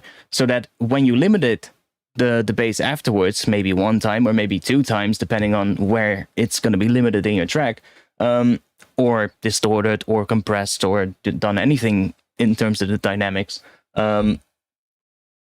it's not going to squash that even further, so you're losing it again. Like, the last thing you want after you've designed your bass and you've distorted it and made it sound nice and crispy is put something on it that throws off that phase again, which is gonna, well, basically get rid of some of that work you've done previously, which is basically what it's doing. And it's also shifting the phases in such a way that you're kind of sacrificing loudness. Like, you're losing loudness in a way. It's hard to describe, but but yeah, you could replace the sub with a single sine wave. Yeah, you could. But if you just replace it and don't pay attention to what the phase of that sine wave is, then you could just get the same effect as just using the sub that comes out of the multiband compression, because it depends on where that high part of the waveform is located. Like, if we put this here and we play a note again, we can clearly see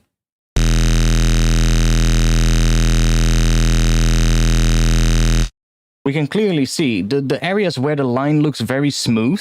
There's no high end in the waveform in that section. There's no noise, there's nothing. And that's because that was previously the section that has been clipped by the distortion. But in the sections where the line is really jagged, that's where the high frequencies are. And because those are now in that position that is the maximum value of the waveform, if we push that into the limiter, it's gonna squash that down again, and then we're sacrificing grit and that nice distortion that we made. So yeah, it's whatever works, of course. And if it sounds good, it is good. So I'm not gonna say don't do it, but it is something you want to maybe think about, especially, like, I think early on in the patch it doesn't matter that much. Although I do, like I said, like to just make sure it's in front of my distortion, so I'm doing the multiband compression first. Like, right now the multiband compression isn't necessarily doing anything more than just bringing up the noise.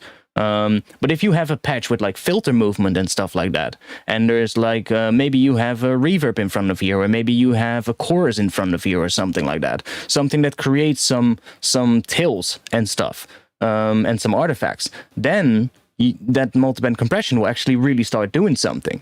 So if you do that first and then distort it afterwards, you're basically getting the best of both worlds, and you don't have to deal with the annoying phase shift that destroys basically the nice high end that you created by distorting your sound. So yeah, it's OTT doesn't necessarily suck.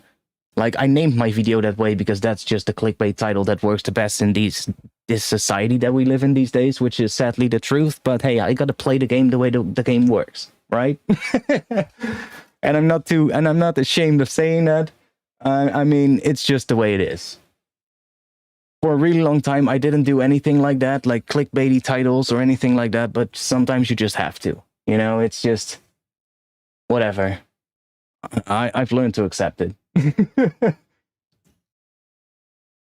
And I think, yeah, for sound design, it can be really nice. Although it depends how you're going to use it. Like the phase shift can also be really annoying. If you're resampling sounds and you're using a lot of ODTs, then that phase shift can actually be quite annoying if you're later making a track and you're looking for a nice bass sound and you find one that has the tone in one of your resampled files, that has the right sort of like tone, but it's just completely out of whack in terms of phase, and you're looking for one that has the same similar tone but cleaner, with a more proper phase alignment so that you can still process it pretty nicely and not worry about getting rid of that nice tone that you created, but just enhancing it instead, then it can also be quite cumbersome. I've had that a couple of times when I had a nice resampled file and there were a couple of sections in it which sound really cool and made me go, I could make a nice bass line out of this, but I definitely have to resample it, maybe stretch it and do some other things.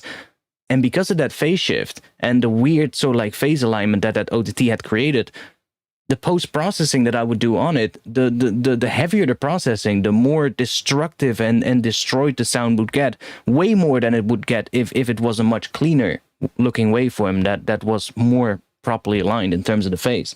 And then you get to the point, well, I would have to remake this sound, but I have no clue how I made this sound when I was doing that long resampled session, because I probably had a gigantic effects chain. So yeah, there's no option of using it at that point. So it's like sometimes sometimes it can also be annoying. So I try to stay away from it as much as I can, and if I use it, used in a way that makes sense, that still allows me to properly use it afterwards.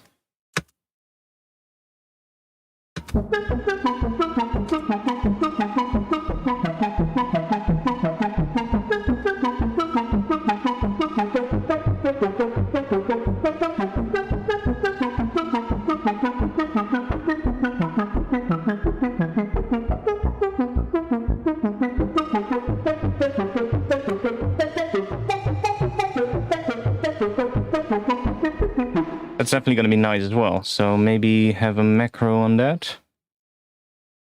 Not sure if we're going to use this one, but hey, it's kind of cool. Let's do low pass filter, and this is going to be Zinc.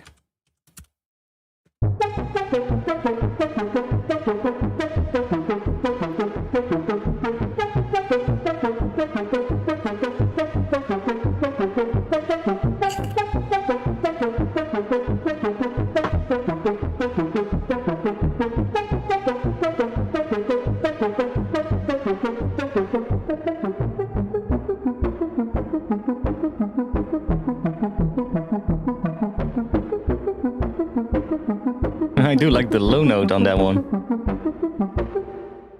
What that does.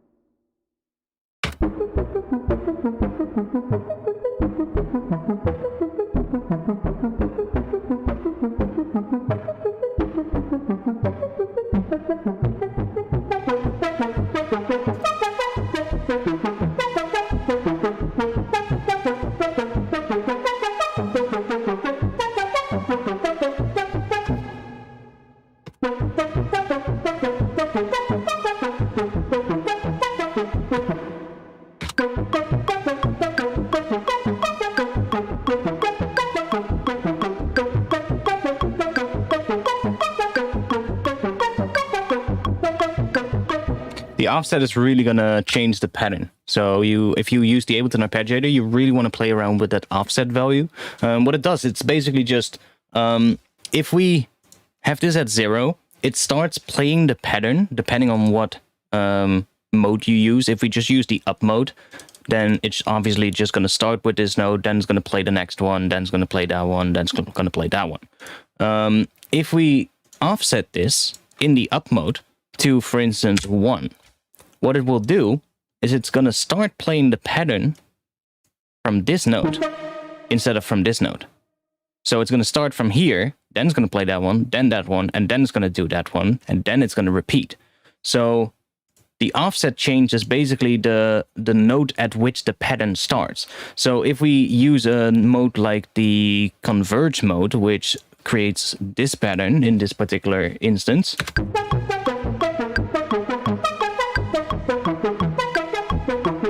we can really change that pattern by changing, for instance, by starting on note 2.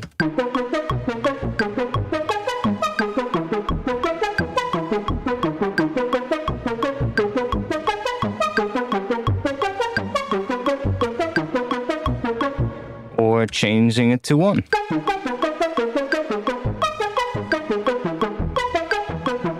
And the beauty of this is if you use the arpeggiator in Ableton, you can create a new MIDI track. And you can record the output of what this is doing. So you can say input from track 26 and just arm that track and just do this. And it's recording the MIDI notes.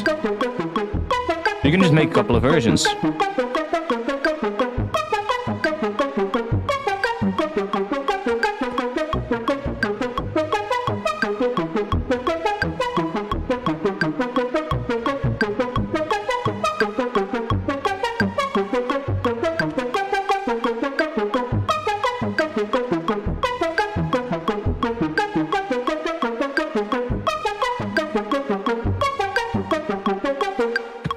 So now you basically have a bunch of versions that you recorded, and then you can just take the best pieces and just stitch them together and make like the best possible sequence that you can come up with. So that's quite helpful as well. But that offset value, when I found out what that really did, it really helped me.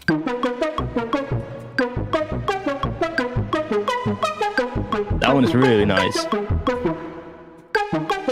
Or that one. I think 3 and -1 are the same because we have 4 notes.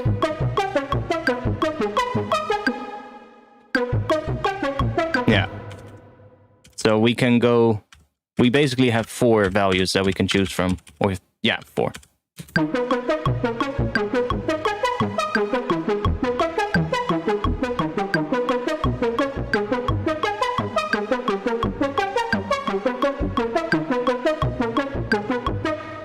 Do you ever have to deal with licensing when using any of the classic break loops? I mean, I had a few copyright claims when playing like the break-in solo on stream.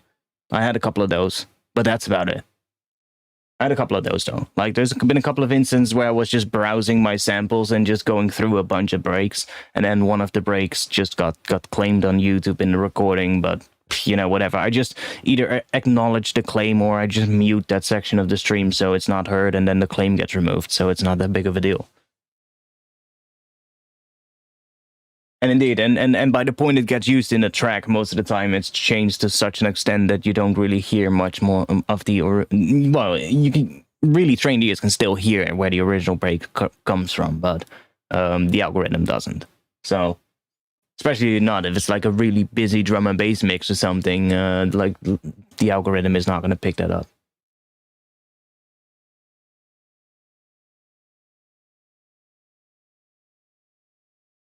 But just the loops by themselves, like there's plenty of breaks that I have from like old records and stuff like that. Not sure if we have any here. Like these ones right here. There's like plenty of... You can't really see it, but... Like these ones right here. There's like, you know, breaks like that. Just playing like... I'm gonna talk over it because otherwise we're gonna get issues, but just breaks like that. Just the original break straight from the record, you know. That could give issues if I play them just on stream without anything over it.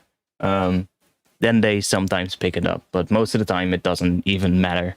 I have so many streams where I'm browsing breaks and nothing ever happened, but a couple of times in the last few months I had a few.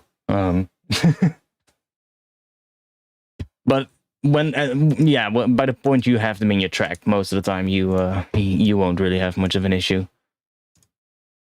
Now, cool, let's go back to the actual track, because we've been doing a whole bunch of other stuff. I'm gonna go to this view real quick, and I'm I might shut up for a bit, but I'm gonna try do something. Let's take off the metronome.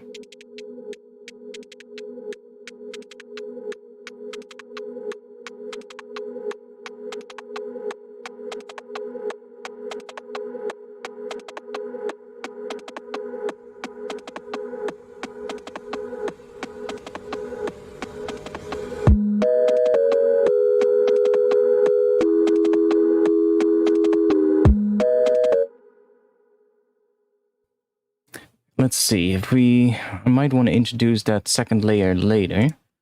That's also why I think I want to make the intro longer. So let's do that right off the bat. This would be not okay. Let's move that down here. This is nothing. Okay. This is that bass, so let's move that one down here. And then we have this. So we can this, and then let's turn this into its own clip.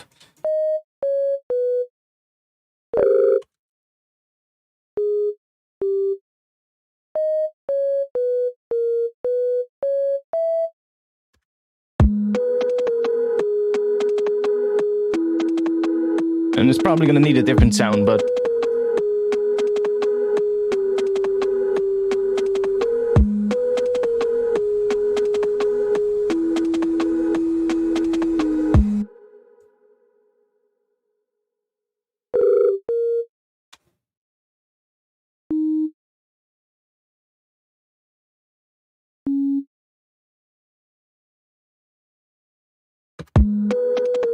oh. I need to turn this into a full clip.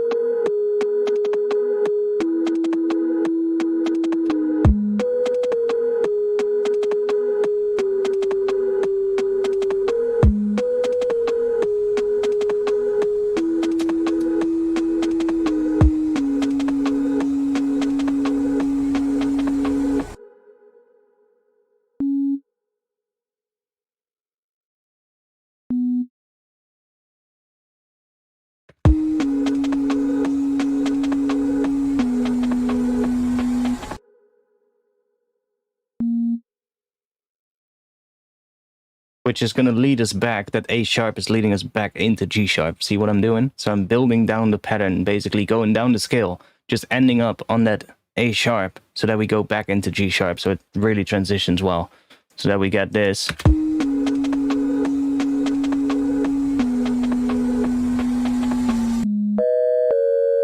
See? And now we just need to do that as well on that last section. And see what chords we would get for that then. So... let's mute this one, extend this, and then we got a different pattern. So we get D to that, then we get that, and then that. Yeah.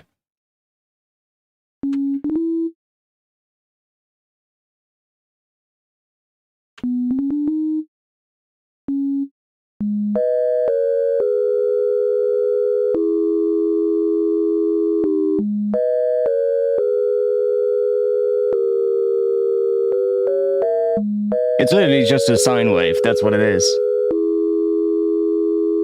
I could put a bit of distortion on it, but that's it. Now this section, we could even keep that one. Or we could make it go back to here, so that we get the power chord, basically, the perfect fifth. Oh, yes. That would be interesting. Then we get a B and an A sharp. That's a semitone apart, but they're spaced an octave, so it might actually sound nice.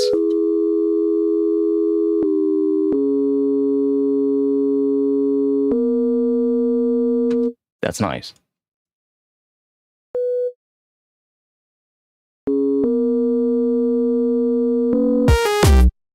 That part came in like, what? What was that? What's that?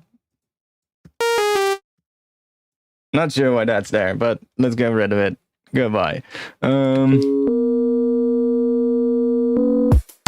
And here we have two notes for some weird reason. We need that one.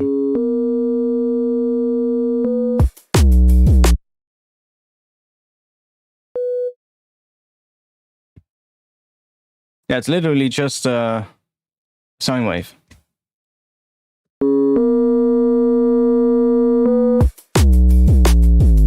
So the next pattern, you can also do the same sounding like pizzicato. Yeah, true. Could also be true. We could also layer this up with a pizzicato sound to kind of add some stuff. Because this would also be, I guess, the build section. So we might also change it up a little bit at the end. But for now, this will do. In this section, we're probably maybe going to have 1 or 2 extra layers, which is probably just gonna be some resampled granular parts of this use as effects or something. I don't know, but that's something I can make way further down the line.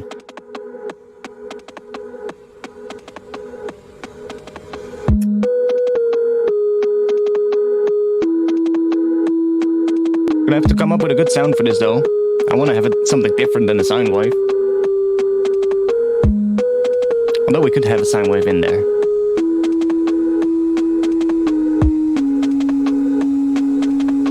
Let me grab a drink real quick.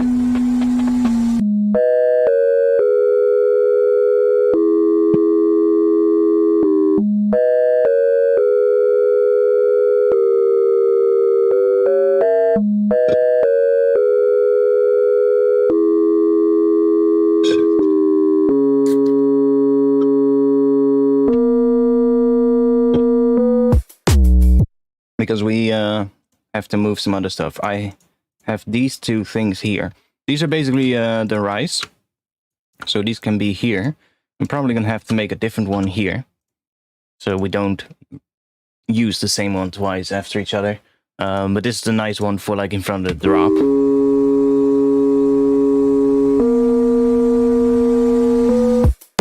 Has like a nice sound. It just needs to be a little bit louder. It's a bit quiet, but that's because these are like that.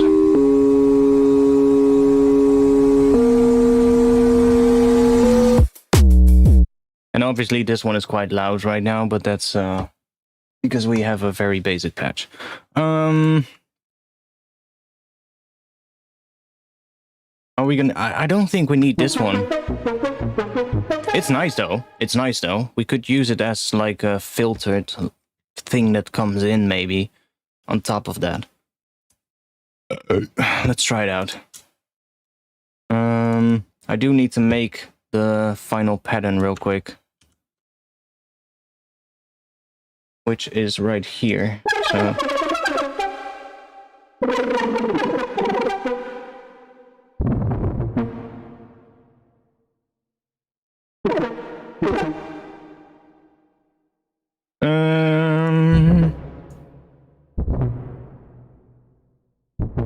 that gets super low pitch, so I might want to do that. Then get chords for that, so we're gonna get that.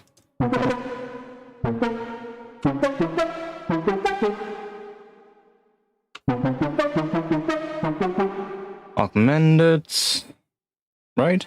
Yeah. And diminish to end it off. Let's just make sure these velocities are all the same. It doesn't matter for this patch, but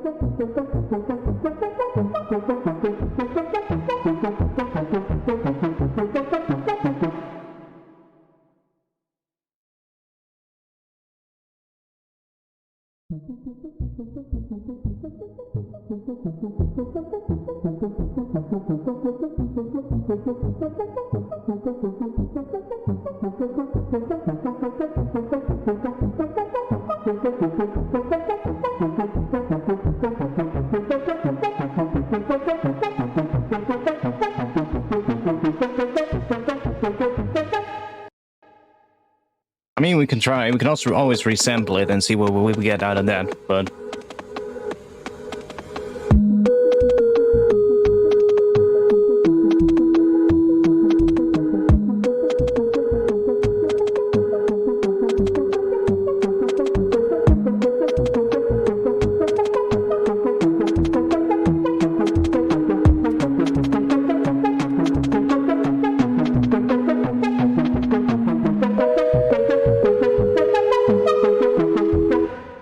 do some more filtering on it as well, so we get like something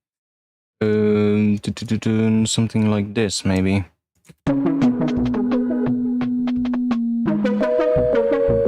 And probably, I don't know, maybe do another.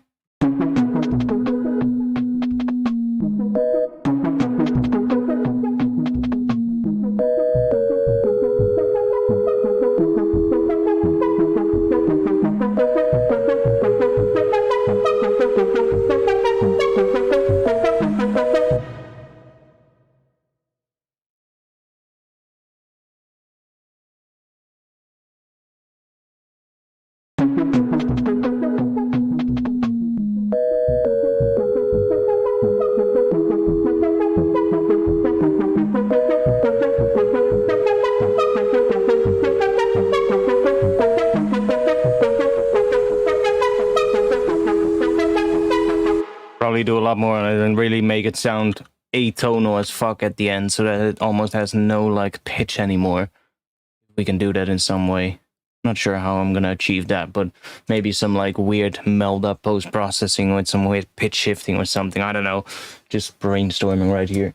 I'm not even sure if I want to use this layer, to be honest. I think it would be fine without it, but who knows? Maybe it can be nice at some point in the track. It's just something that we're just gonna leave in. I might mute it, but just leave it there for now and just see if we can use it later. What is this? Goodbye. Stream intro music. We don't need that anymore. Goodbye. Okay. These are just the same as the break I already have, so let's just get rid of that as well.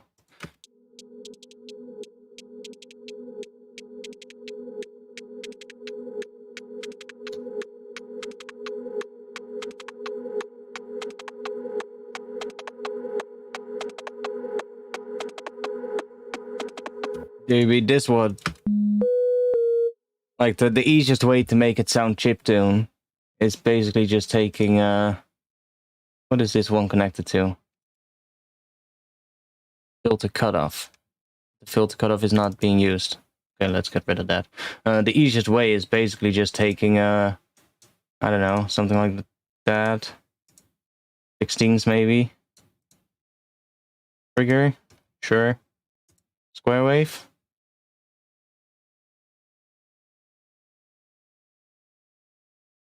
on the octave or pitch, and the value 12.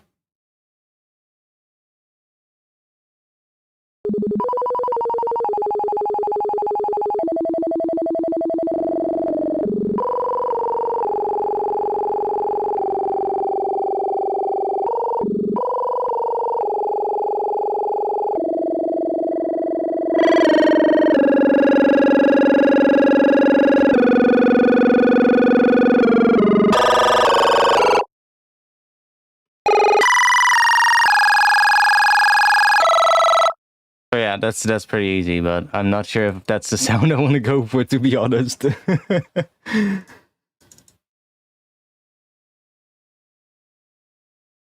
think this could be more of like a, yeah, maybe a lead, but could also be a pad.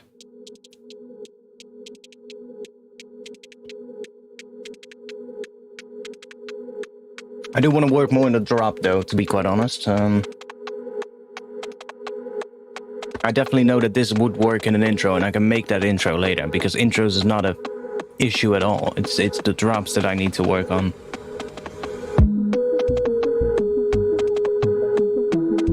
Okay, I'm gonna mute this ARP for now.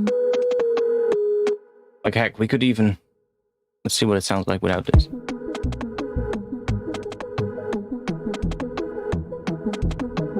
Yeah.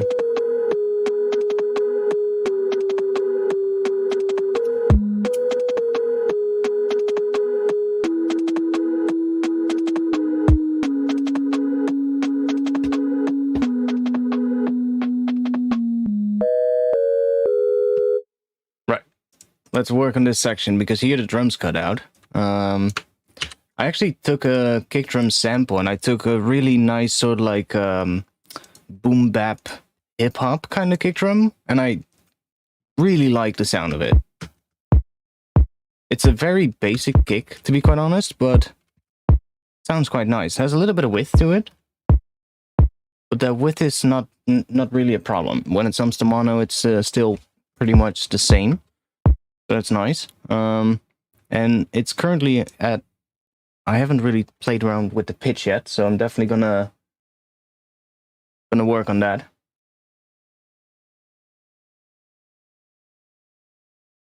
I knew I could count on your stream. I was wondering, will Artifact stream today? Of course, it's Friday. Of course, I always stream on Friday. Yo, Slink, welcome. All my songs always end up sounding a little video game-like. I had that in the past when I made a lot of glitch hop kind of stuff. Like, when you do like funkier kind of stuff, it's easy to get into the like that video game kind of sound, to be honest. Like, I really noticed that when I was doing a lot of funkier kind of music.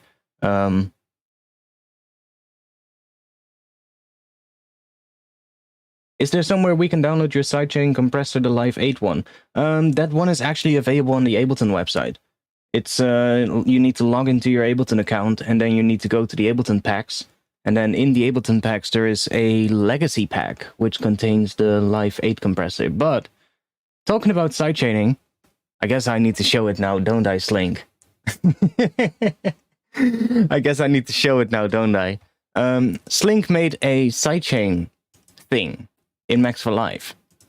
I'm not sure if Slink made it all by himself. I think he had some help with a couple of people, but I'm not sure who worked on it other than him, so I'm just gonna give Slink the credit. He might drop somebody else's name in the chat if somebody else worked on it as well. Slink made something, which is actually quite cool. I've been testing it so far, and my Max for Live seems a lot more stable than it used to be. I'm not sure where I put it though. No, I forgot it. Where did I put it again? I think here. Rex. Did I put it there? Or did I put it here? I have a couple of... Oh, here. You definitely had a lot of help. Okay, cool. So yeah, let me close those ones down. We now have this one, which is quite interesting actually. So as much as I've been testing it, it actually works quite well.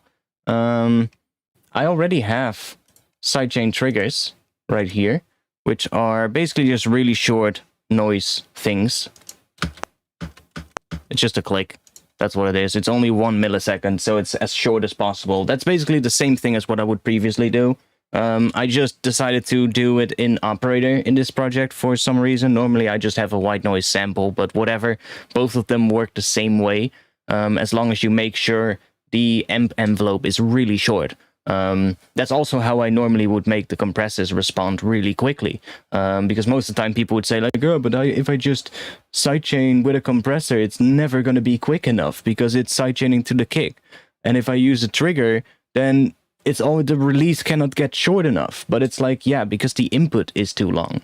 If the input is really short, then you can get a good compressor. You can get that one to be really quick. Like the Ableton compressor, I can get one to be super quick. And that's what I would most of the time use. I would just use the Ableton compressor. And you can see my release is 10.2 milliseconds. And in the end, I'm getting roughly, if I set it to 10.2, I'm roughly getting an 11.2 millisecond sidechain length because my input is about 1 millisecond. So those combined roughly result in an 11 millisecond sidechain. And that's because that input is so short. But now this one is actually quite nice. So we can just take the kick, for instance. I would probably... By the way, Slink, does that work? If I group my sidechain kick and my sidechain snare in one group. So let's just say put them both here. And do like a group. Because I usually have like 2 tracks like this. You normally put them in like racks, I know. I usually just have them on separate tracks. I don't know, I like that more, being able to see them right here in a nice list, as opposed to having to go into a track and seeing them on a drum rack, something like that. I don't know, it's just my own personal preference. But if I take, for instance, this and call it triggers. If I just take the output of this group and do this, so we don't hear them, should I be able to take also, for instance, if I want to, on a layer, the output of a group? No. Ah, that's too bad. Can you do that? Maybe you know, in a way. That would be sick. Maybe do I have to reload it? I don't think so. I don't think there's any groups in there. No, you cannot take an output of a group. Okay. That would be dope, though. I'm not sure if that's possible. That would be really nice, so that you can take the output of, for instance, that. Because theoretically, there is going to be sound coming out of here. It's just muted, because this is turned off. But if I play this, yeah, there's still signal on the meter, so there is something coming out of that. That would be nice if that's possible. Because that would kind of open up multiple ways of doing it. You think you can only select the MIDI channel? Okay. Interesting. Yeah, I don't have the knowledge about what happens and what you can do in Max Live, so I don't know that. Well, you can solve it then if you just put the triggers onto one track. Basically, you just put the exactly. Put the triggers into one MIDI channel, then you could do it. Yeah. So just make one MIDI trigger channel and then just putting them there.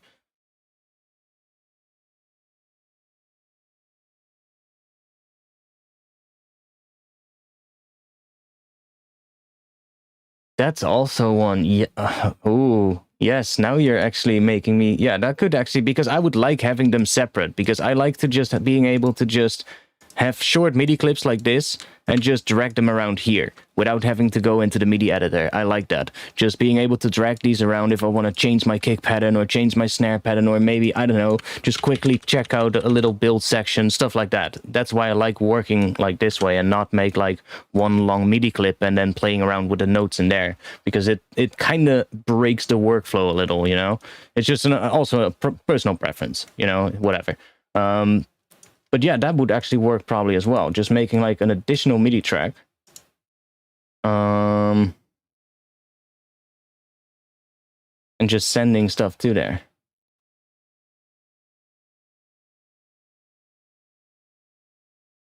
I could even have an external instrument sending it from this track to that track. So I could have a sidechain triggers. and then do on here, group this together with an external instrument, I guess. Which sends the MIDI to... Oh. Okay. We have to do it on the track itself, so you need to have... that's annoying though. That's also annoying. I almost thought, yeah, that's gonna be nice, but...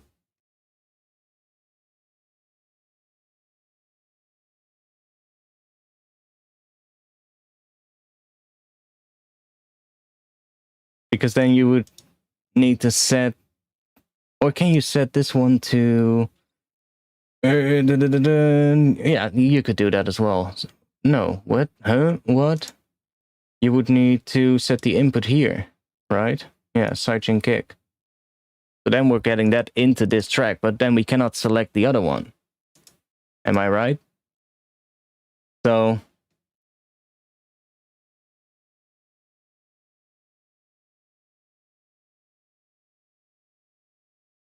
Oh, wait. No. Sidechain Triggers. That's the input. No, we need the output. We can't send it there, though. That's annoying. We have the triggers, but that's a group, so that's confusing me. Ungroup that. That's annoying, though. Like, would be nice if you could just send it here, but it's sending the audio, of course, and not the MIDI. If you want to send the MIDI, then usually you would use the external instrument, but you cannot send that one into this track for some reason.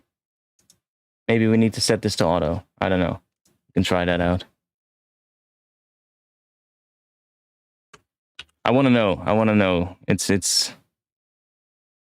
We might lose a couple of viewers at the moment, but I just want to know. No, see? We cannot send it there.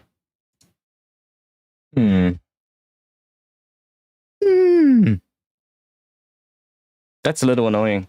But then you would just have to make one additional one that's just both the kick and the snare on one track, basically. So you have 3 tracks, one for kick only, one for snare only, and one for both. That could be a way. Or you would have to make a duck buddy that allows 2 inputs. If that's possible. Brainstorming. Like, you could just as well use 2 duck buddies, of course, but I'm just thinking of ways of how we could make it, how you could make it even more interesting, even better. Okay, we need to make these drums better because these drums absolutely suck at the moment. Let's mute the hi-hats and let's see what we have.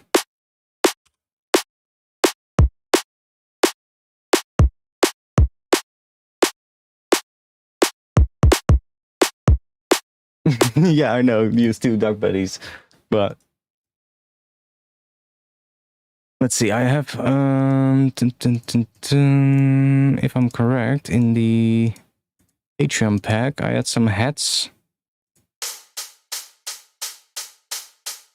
that I ran through Sooth. I kind of like those, and they're on a 1/4 pattern, which would work pretty well with this drum pattern.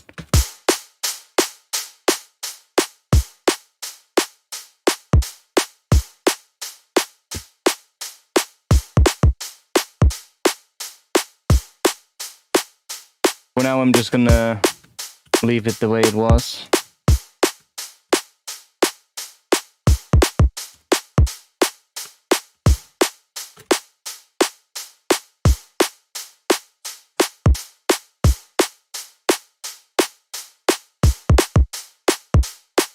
Yeah, totally. I haven't really used it much yet, so yeah, I have to be honest on that.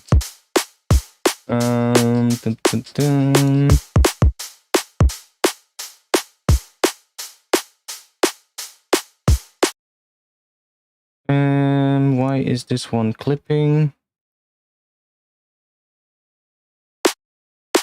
Not. What was I seeing then? Clipping on this group. Oh, the sidechain is enabled. That was it.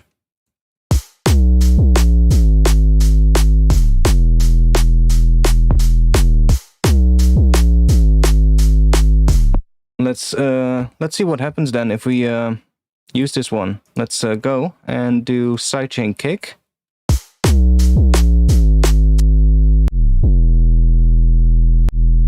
Yeah, so we're getting a little click. Now, I usually do use a little look ahead. You do it on the compressors as well. Most of the time on the Ableton compressor, I just use the 10 millisecond look ahead, but 5 milliseconds is usually enough as well. Now, that already does quite a well job. We do get a little click there, so let's bring this up to maybe 1 or 2 milliseconds. Still get a little click, maybe 5 on the smooth.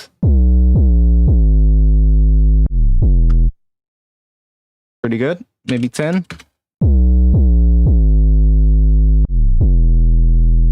think that did a pretty good job.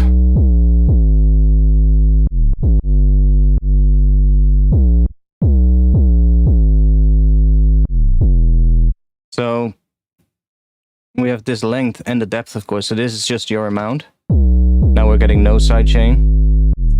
And this is the length. We can make it quite short. And we can, of course, also just do this, which I quite like.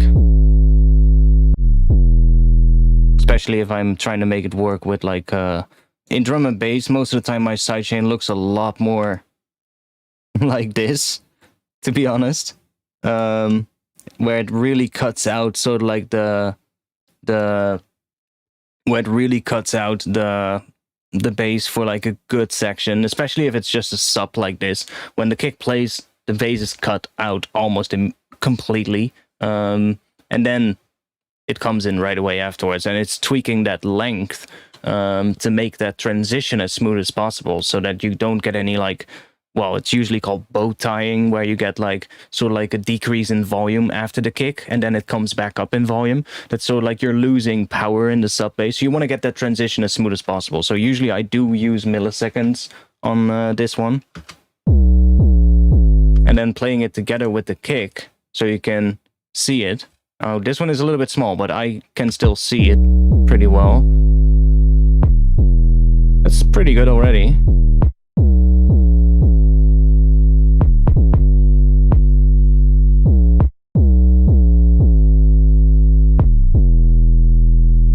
Good.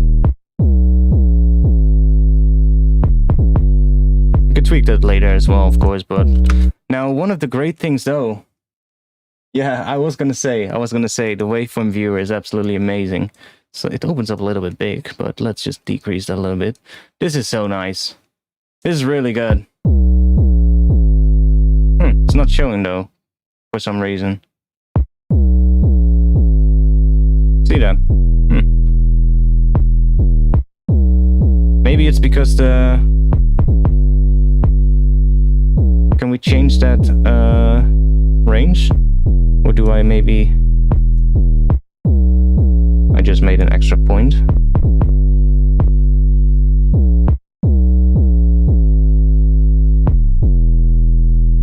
But yeah, that's pretty nice. I do like that. You can adjust the curve as well. Yeah, that's nice.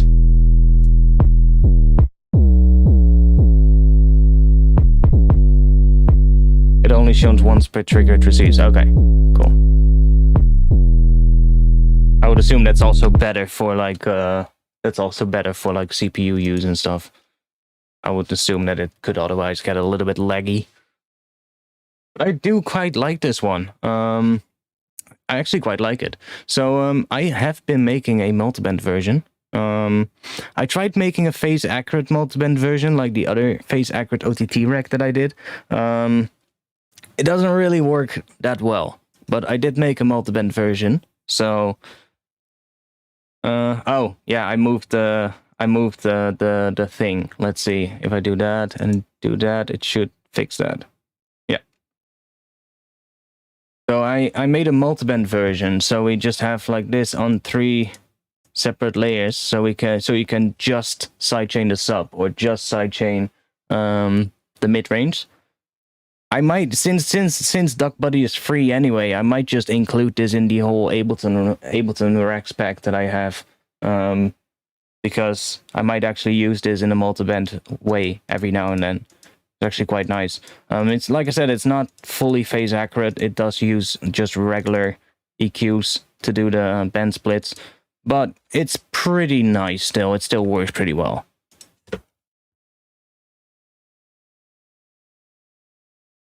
Yeah, it's better for the CPU. Yeah, of course.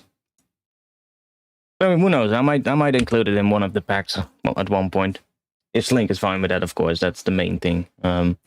Maybe he wants to release it as well. That's fine with me too. Or make his own multiband version based on the one that I send him. That's perfectly fine too. Can you do like multiband splits in Max for Live? I assume you can, in a way. I don't know if you can, but I would assume you can. Because it's basically just a coding thing, right? So you could probably make multiband things as well. It's free, do whatever you want, bro. Do you think the EQ3 is a better band split than the multiband dynamics? I would assume it doesn't, but I don't fully know. I tried it out when I was making the OTT rack, and I did got quite significantly... Or no, I remember EQ3 was basically the same. I looked into this. What it is basically in the whole coding thing. Like I said, I'm not an expert on DSP coding, but I did read a whole bunch of articles and things about this particular thing of coding like band splits in like multiband plugins. And you're basically using a 24 dB per octave Buttersworth filter, which is basically just a fancy name for a lower high pass filter that is not altering the gain at the cutoff frequency, which is most of the times with digital filters achieved by using a 24 dB per octave filter that is set to a Q value of roughly 0.707 0.707 on the Q. So that's roughly, and in Ableton that then translates to 0.71, which is the closest value that it can pick. But that's what you need to get like a band split that does the, I would say the best compromise between a phase shift and a change in tone, basically. So you get like the best compromise, and you get the least amount of phase shift and the least amount of tone that is possible with those kind of filters. At least that's what I learned or assumed from reading all the stuff that I did. That is the expected way, or the how do you say that? The standard way of doing this in multiband plugins. And any other sort of like different steepness on the slope of that filter is going to change the tone, and it's going to create like ringing. But for an odd reason, I guess it makes sense. The way how I did the OTT split, the steepness of the filter had no effect on the tone of the sound, and that is because you're taking the two filters, and even though the steepness of those filters in the OTT rack that I made were really steep, they should normally, if you use that for a band split, really color the sound and create like ringing around those frequencies due to the steepness of that filter. But because I then took those two filter chains and distracted that from a phase inverted opposite, a dry version of the channel, which was not filtered, I was left with the exact opposite of those two filter chains, and therefore it summed back to pretty much the exact same thing as what it was before. And that's the interesting thing about doing that band split with the phase inversion, even though it's not perfect either, but it is a very interesting alternative way of doing it that kind of opens up, well, a more phase accurate way of doing it, but with its own shortcomings. That is just the other thing about it. So I guess in the future, maybe there's going to be a way of doing a combination of those two things, and we get the most perfect phase accurate band split without adding like a shit ton of latency. Yeah, Ableton 11 is required. That's the only thing that is true. I'm not sure why that is exactly, but that is required.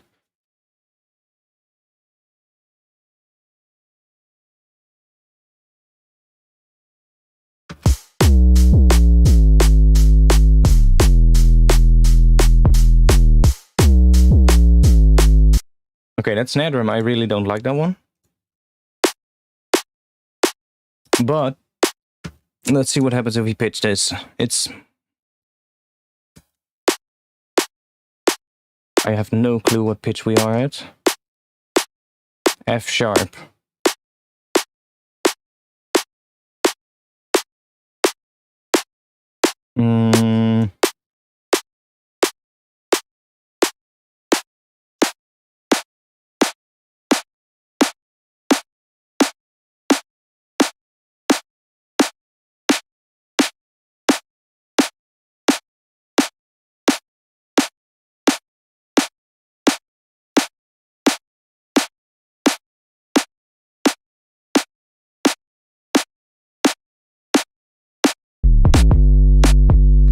I'll probably just take a completely different one. Let's go to...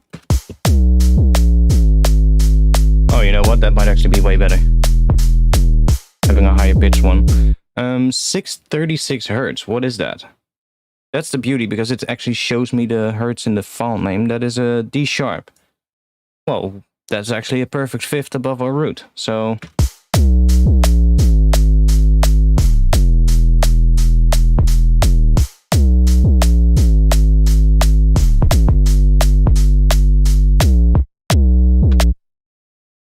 Okay, cool.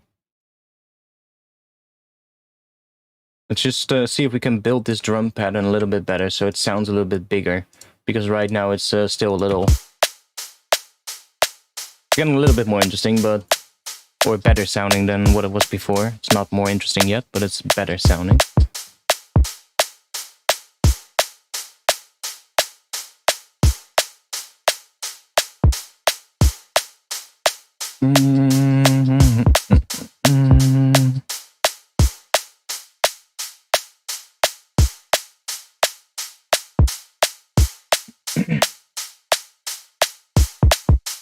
Okay.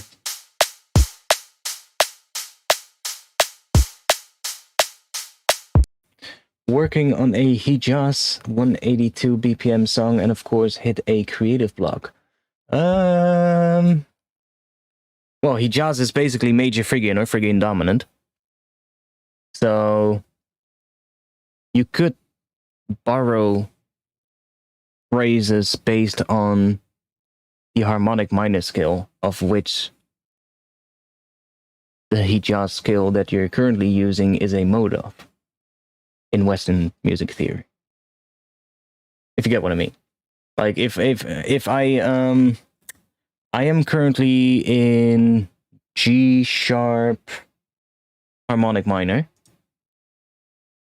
Let me bring up my website, or I can just search that.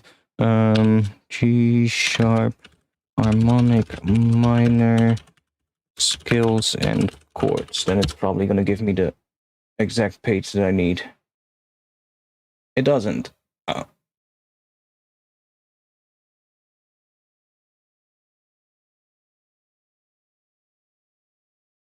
Well, whatever.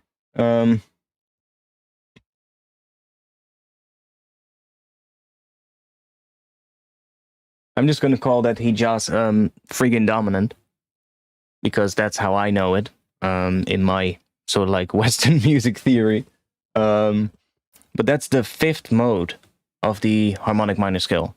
So you can kind of mix and match things of both skills, and it will most of the time work. So if you get really stuck, you might try and explore that a little bit and see if you get something that way. So we would at some point probably need like a faster layer in this as well. So let's make that one. Don't think this one is going to be good for that. See, that one is more. Let's just play it without the bass for now.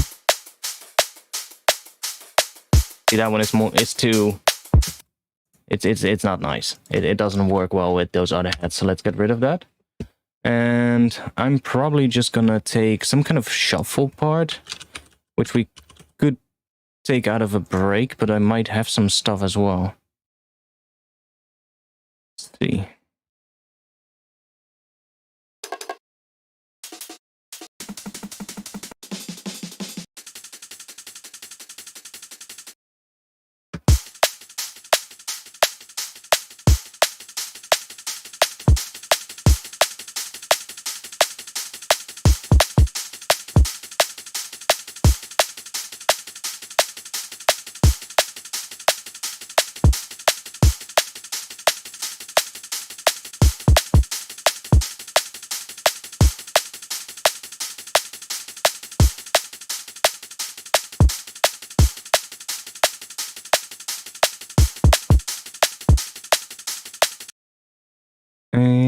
do kind of like that. Let's see what happens if we... I'm just going to use the kilohertz bit crusher.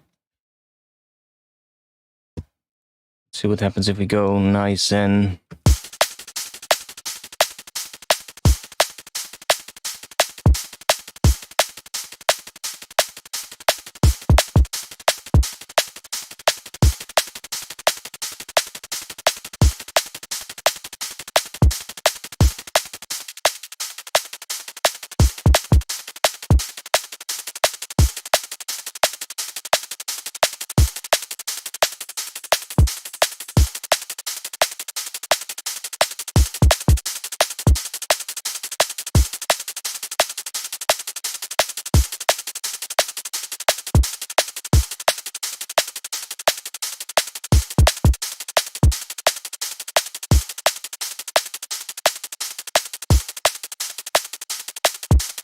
I love bit crushed faster hats. It's so nice. I like it.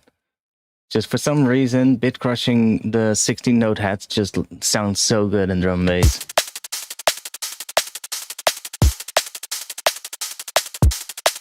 It just boosts a little of the high end after the bit crusher, just so you get like a nice...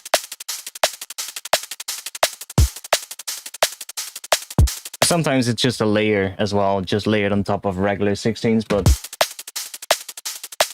sometimes I do. Sometimes I sidechain the hats as well, yeah. But most of the time only when it really becomes a problem.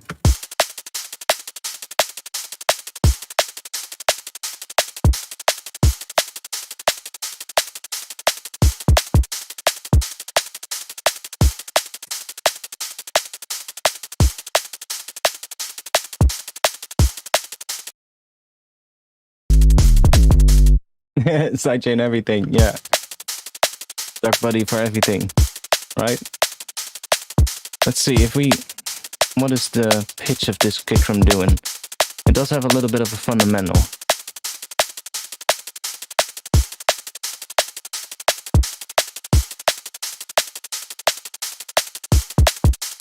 So I would say that's about C-ish. I could do +3, so that will be 4 in total. Then it's going to be D sharp, and D sharp is a perfect fifth above the root of the track, so...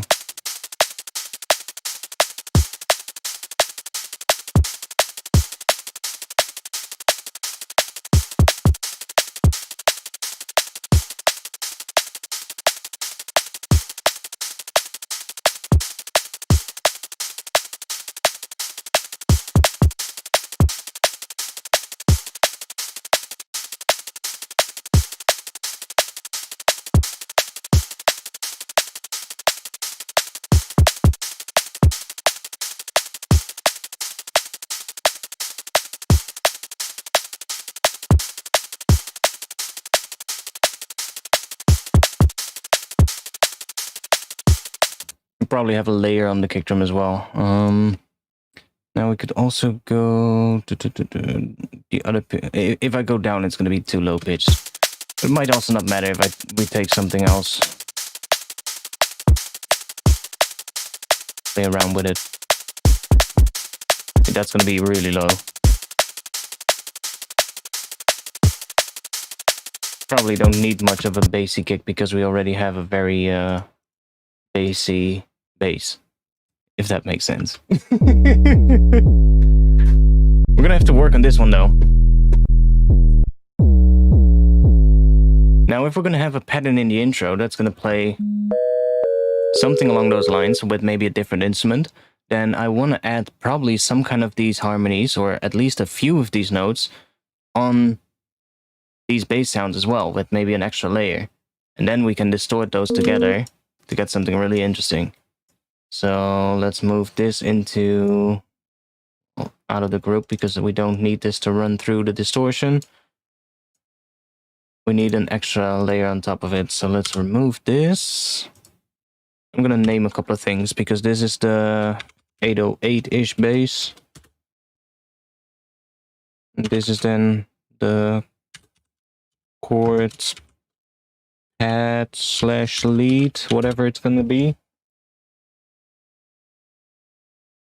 Holy shit, if you could make a nice wave candy thing in Max for Life, that would be insane. But I'm not sure if you can overlay things on top of the draggable overlays on top of the Ableton window. I'm not sure if that's possible. I've never seen somebody do something like that with Max for Life, so that would be really sick, though. I love having these, although in the last couple of weeks I had a couple times when it completely crashed. But having like that and my vector scope here is quite nice.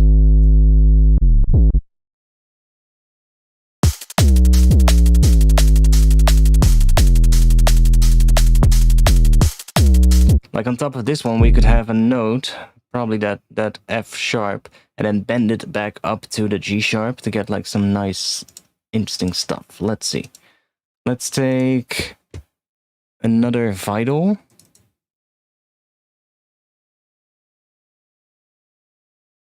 With probably just a single sine wave.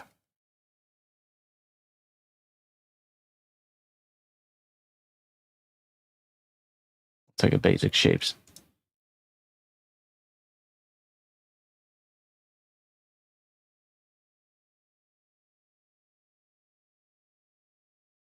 Drop that one there.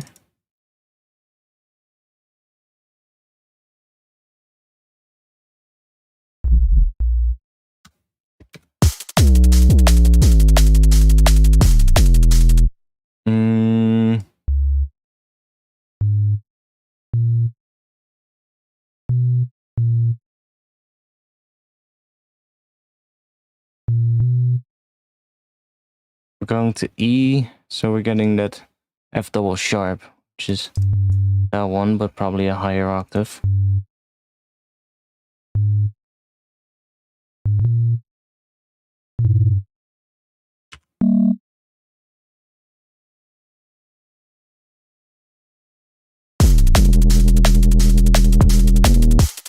Ooh, that's weird. That's really weird. We need to do modulation on it as well. See what pitch we're gonna use. Because it's interacting with the distortion, so.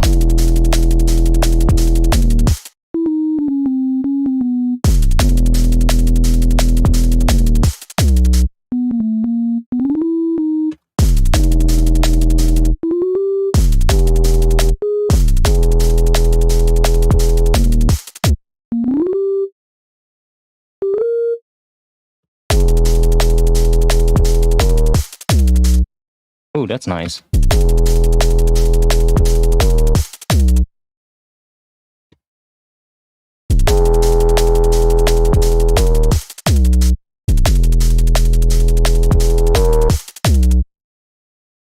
We're gonna have this one and just assign a macro to this. So we can bring this in if we want to. And just automate this. Do something like that.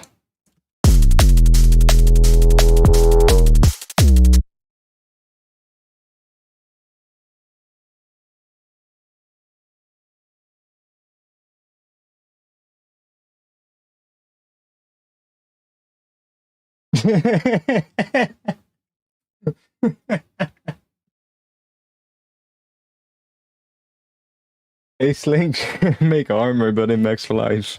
Yeah, complete with the imagery synthesis and everything. We want it all.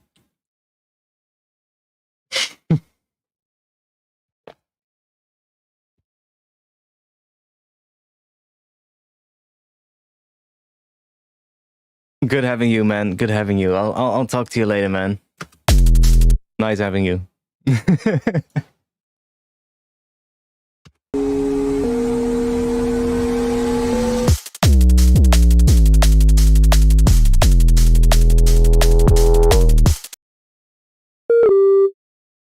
I'm probably gonna do this one with pitch bends instead, so we're gonna use the MPE stuff. Let's go micro tonal and do like minuscule pitch bends to get like really interesting modulation with that distortion, because that's what I was initially gonna do.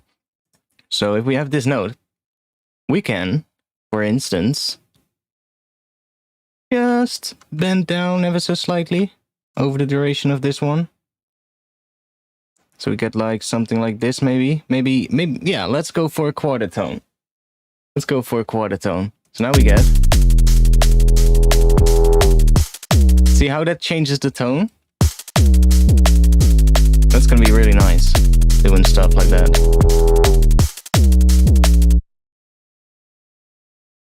It doesn't sound like much yet, but that's gonna change.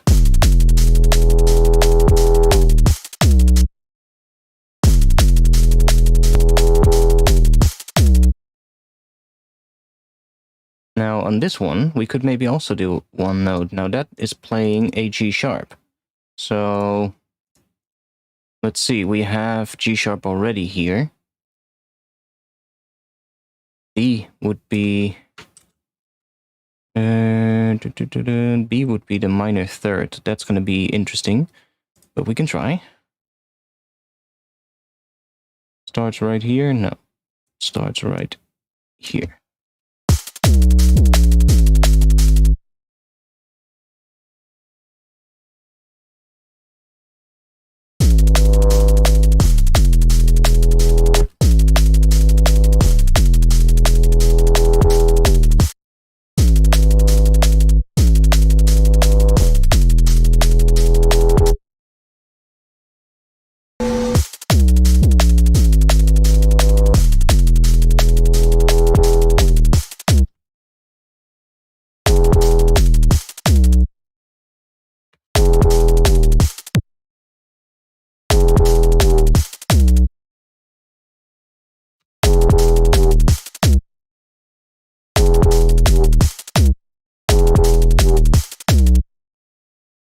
Maybe do a little thing like that somewhere.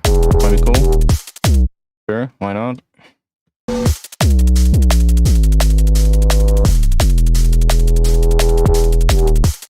I do feel like we could probably just have a G sharp here.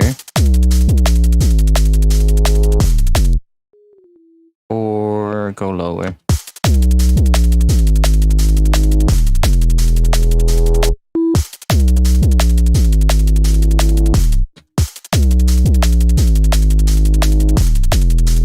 Oh, that's nice too.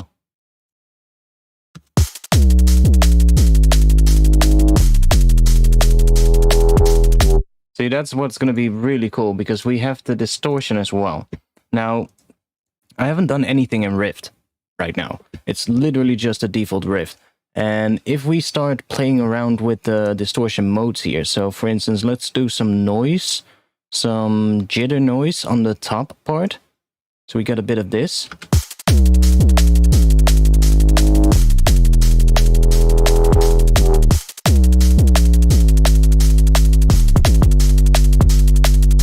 And then we're also going to do a little bit of something on this. Maybe one of these or maybe one of these.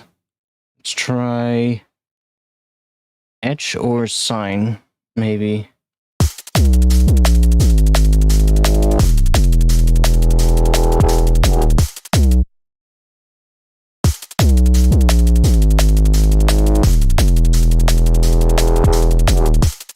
You can kind of hear how it starts interacting.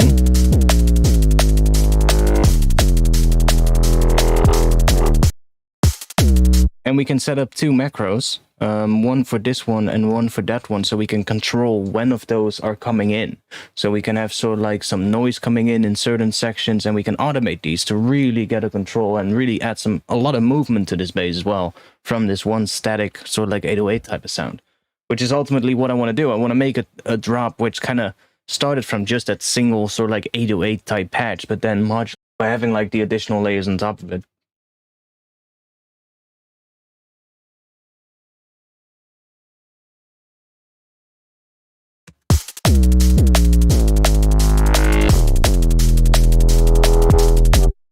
Not sure which one we're going to use. Let's see. Let's try.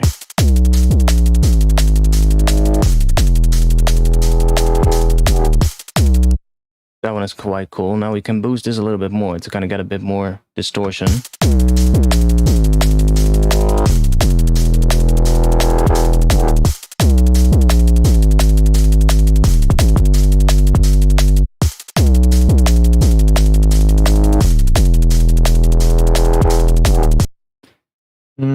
Let's try just a regular soft clip on that one.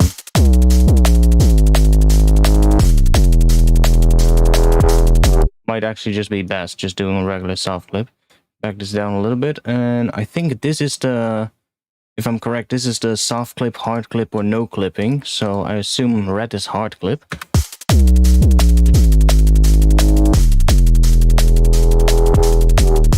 That does sound quite nice. Let's set up a couple of macros. I do like that noise on here, just having that right there. The white noise is nice too, but a little bit less crispy than the jitter. Jitter adds a little bit more of crispier high noise, which is nice. I like that. This one, let's assign that to this one so we can increase that and really get a lot of it. And then this one, I'm just gonna connect to here. Just do something like that so that we can increase this as well. We're gonna have noise, and we're gonna have, what is that? Soft clip.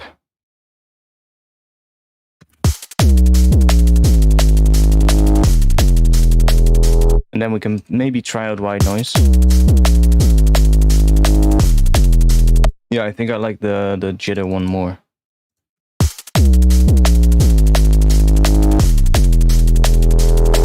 A little bit more random as well.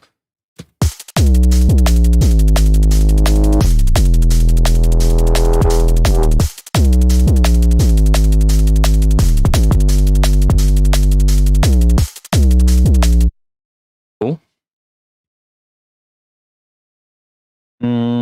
You know what?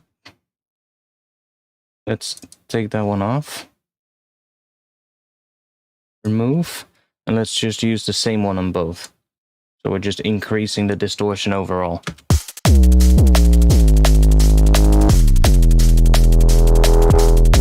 We can automate that in sections where it needs to be a bit more distorted.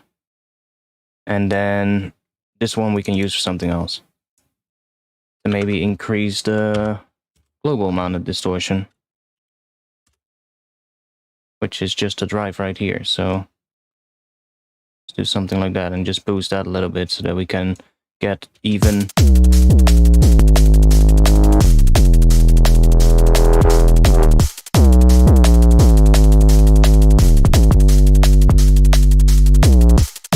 We can automate that. That's definitely gonna work and help.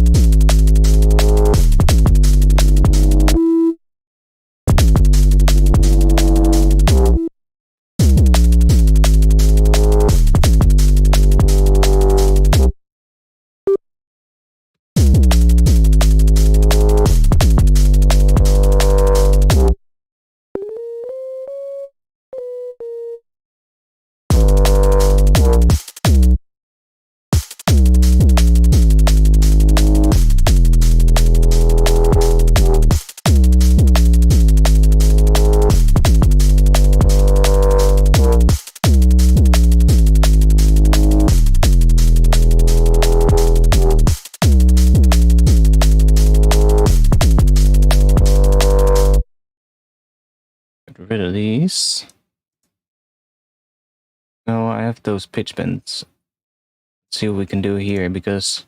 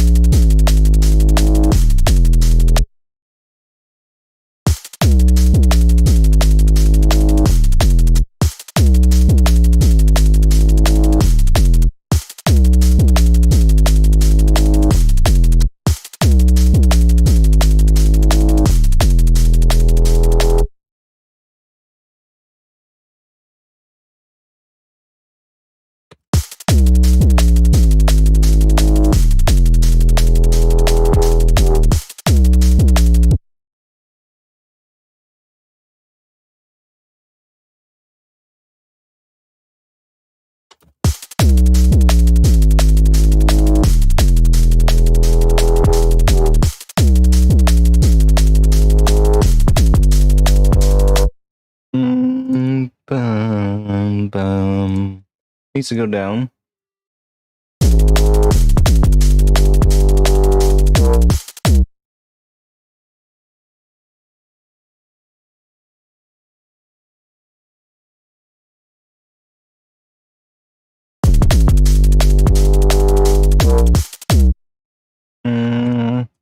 Can we do that?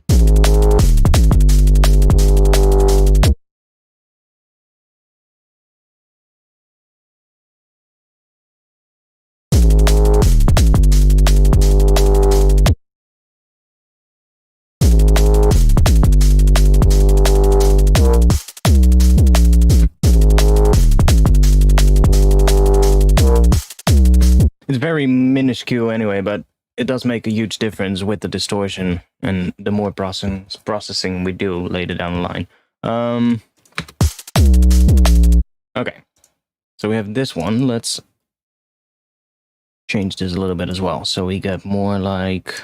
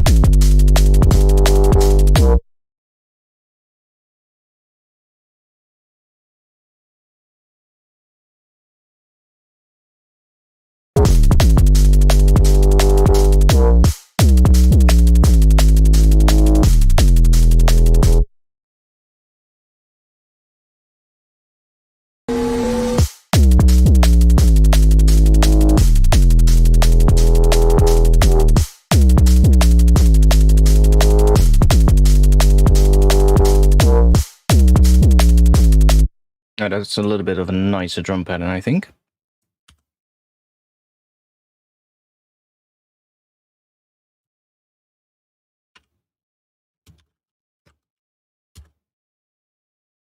Did you save? I did now. I did now, thanks. Hey Tech, what are you talking about? Don't care about a doll. Boring. Sure. Whatever that means. Yeah, it still sounds way too unprocessed, of course, but hey, we're so like more... I'm listening more to the groove than the sound itself right now.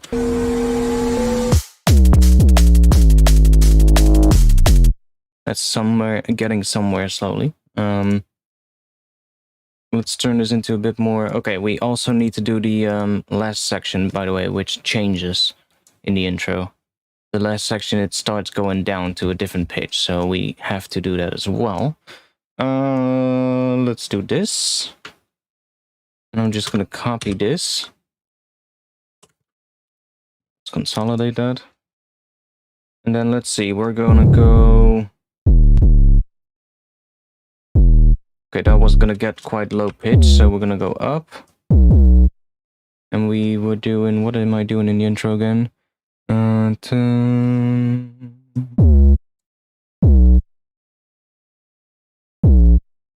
Yeah. So that's what it's doing there.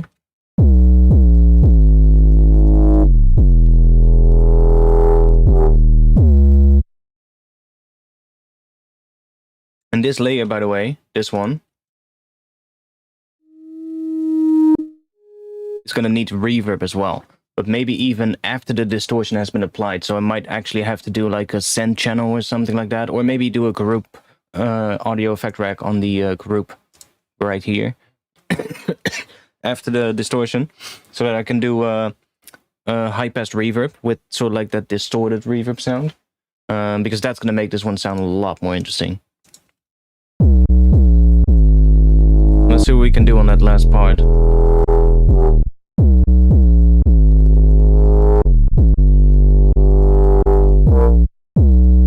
That goes to C sharp.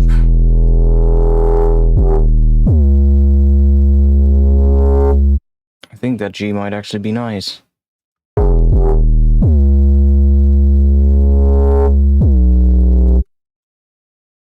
Can I move this entire thing? Looks like I can. Yes, nice. Yo, don't want to do that. Want to do this.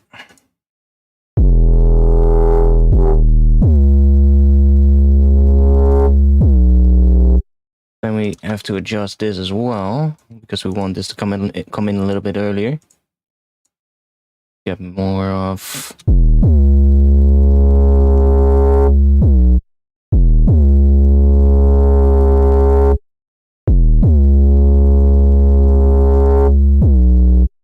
maybe even...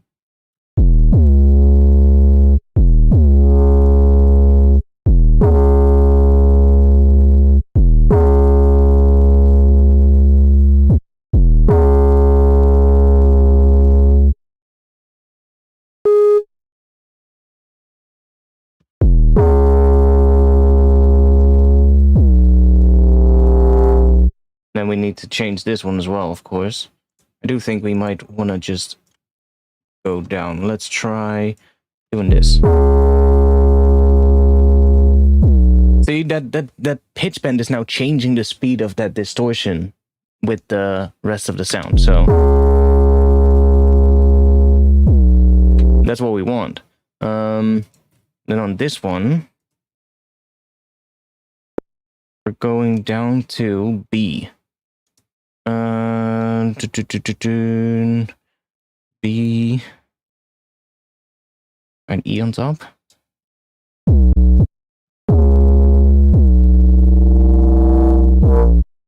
Ooh, that's interesting.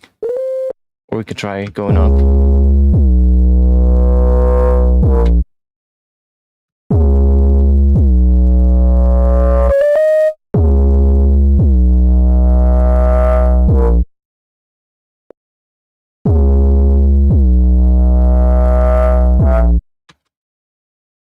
We could even try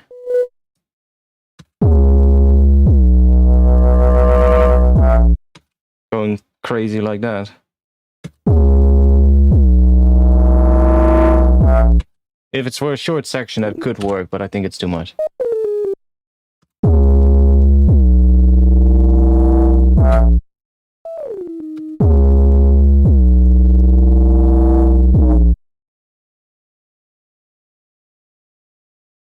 Probably not going to have this thing at the end here, to be honest.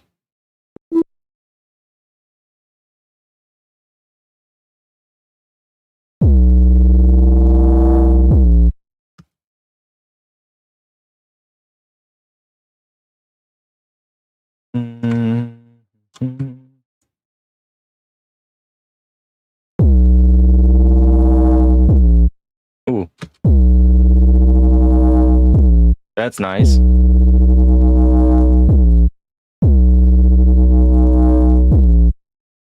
That's good. I like that. Let's try out that reverb thing. Yeah, I guess I can do it on a group. So let's make a group of these two layers, because I want to kind of separate that from what happens on the bass group. So that's where I mainly just want to have like a single bit of limiting maybe, and then just my sidechain. That's basically it. So let's take Rift, that's here, and then after Rift I want to put a rack. I think at least. We can try it in front of it as well first. See what happens if we do it in front of it. And if that doesn't sound good, we can always change that into a rack that is after it. So I'll probably group this.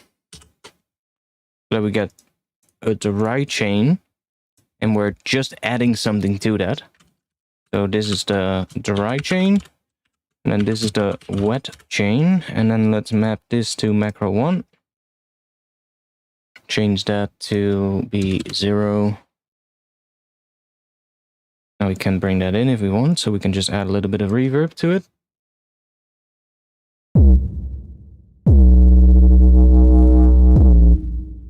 See, now we get that. Let's bring that all the way up so we can set the reverb up correctly.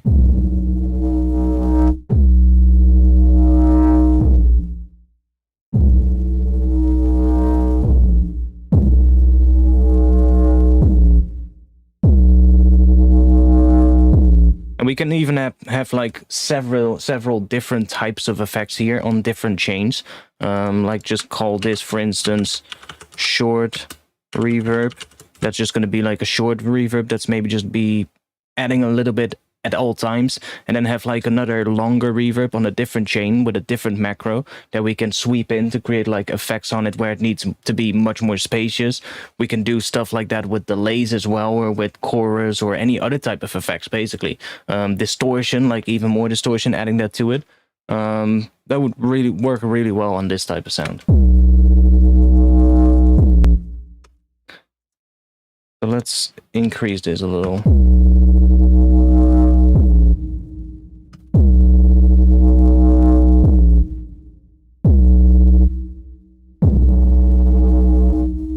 Let's do a bit of filtering on here. Now, because I'm doing a parallel chain, I'm making sure oversampling is not on, so we're not adding any latency. I don't think it really matters, but just to be sure.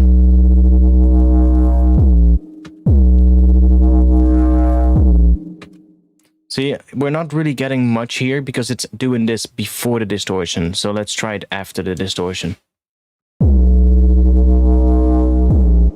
Now we get a lot more stuff. I can hear that noise quite a lot as well. Let's back this down. We have a more cleaner version and we can bring that noise in with this one.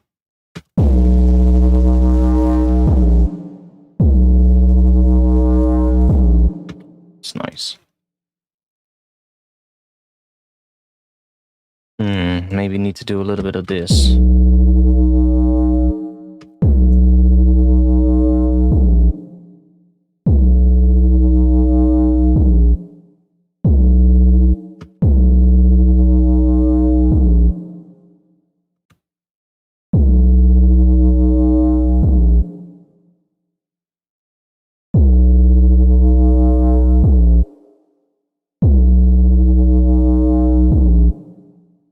Isn't really adding all that much reverb.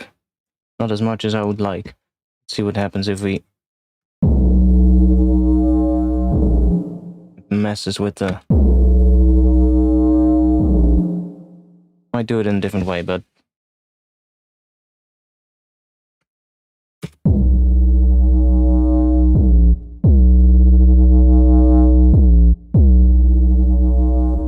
no, we do need our EQ, of course.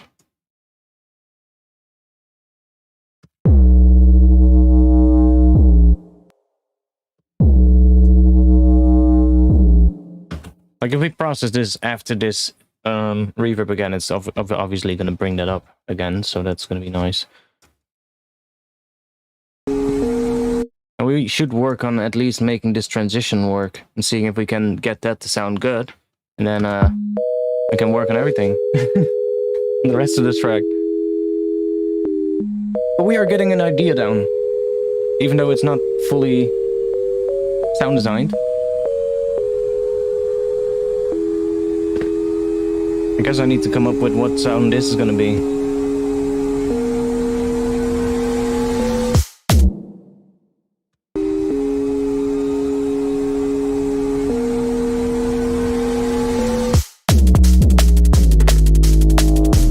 Dude, that's way too much reverb. Holy shit. We need to automate that, probably. We need to automate that for sure.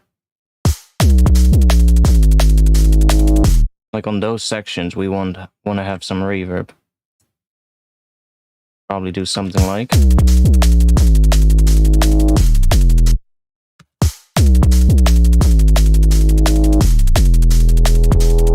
Not even sure I'm hearing that, to be quite honest. That's why I probably want to do it on a send track, so I can send it to it, and then it's gonna generate the reverb out of that. That's probably gonna be better for this one.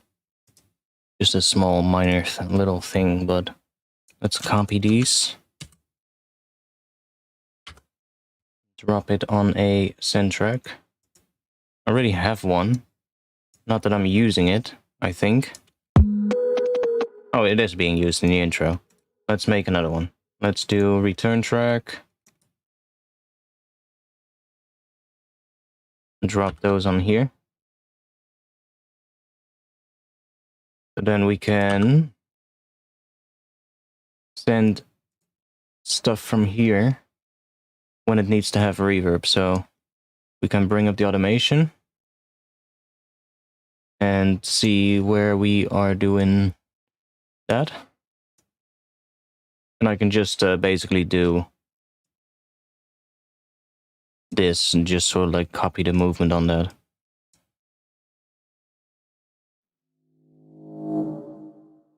See, so now we are actually getting the reverb that we need.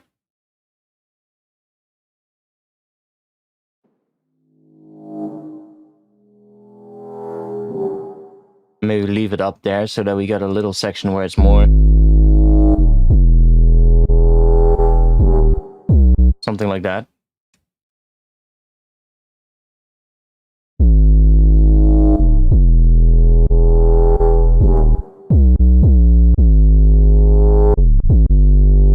See the difference does without, so.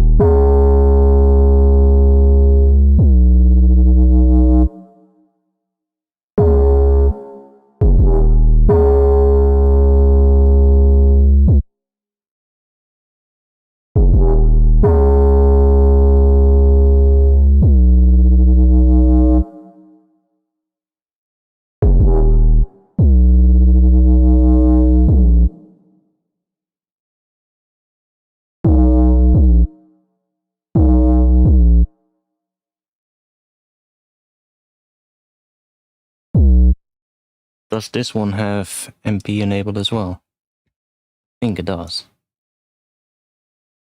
Yeah, nice. So we could do pitch bend on the end of that note as well. Instead of doing that re-triggering of that one, we can just do a nice little thing like this.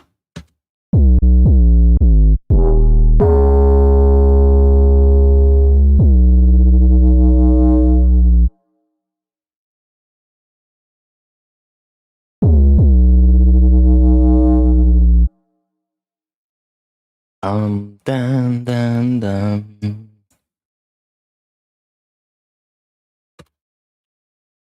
Okay. Slow progress, but we're getting somewhere. Let's call this bass reverb. It's probably gonna have to be processed a little bit more and brought up a bit more. This one is the I think that's the reverb from the pads, so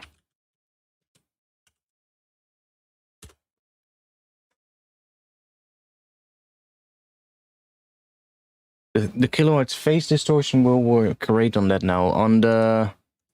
On this second layer.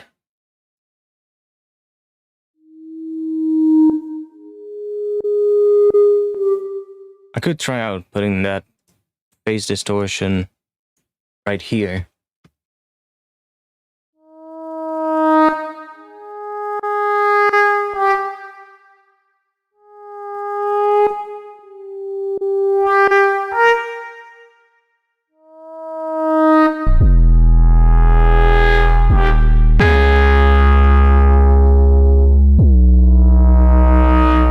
Oh, that's nice. like that. Automating this on the sweeps here to make them sound different.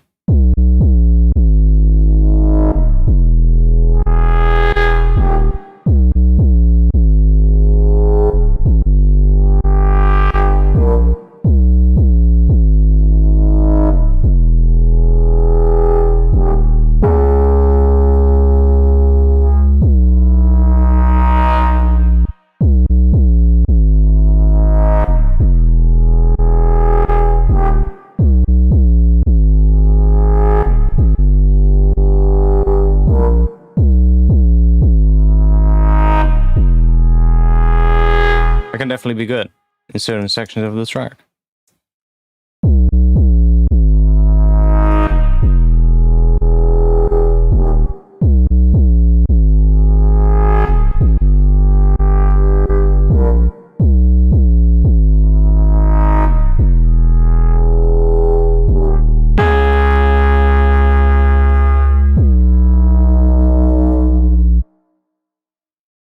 Yeah, I do kind of like that. Thanks. And I can automate the mix as well to take it out completely if I don't need it in a certain section. That's a good one.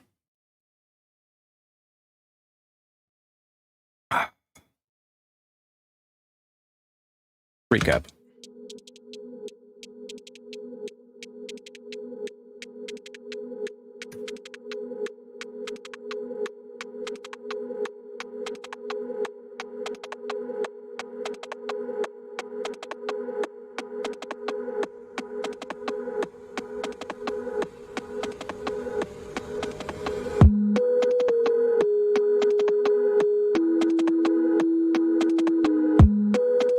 Yeah, I'm going to start trying out some different sounds for this.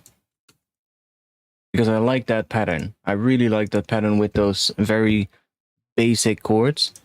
But I want to try out some patches. Let's save. And let's go for an omnisphere. And let's see what we can get. Get some nice, interesting patch playing those notes so that we get a really interesting thing for the intro. And then maybe we could use this sine wave lead, very simple, basic version, so like lay it in there to kind of, you know, give it a little bit more body in the mono and just make it sound nice there. Or just use that as a layer, you know, just automate it in over time. Because I do kind of like the sound of that as just a sine wave. It does kind of sound nice. Maybe just a bit of reverb or chorus on it, something like that, bit of delay. But it might actually be really nice having like a different sound playing that to make it a lot more interesting.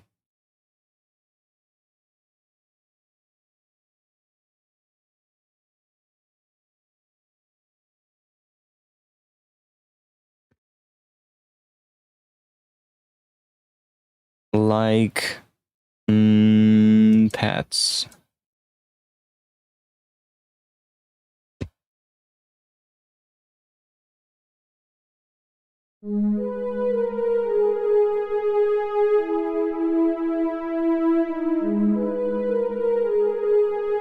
I don't think this has MPE though.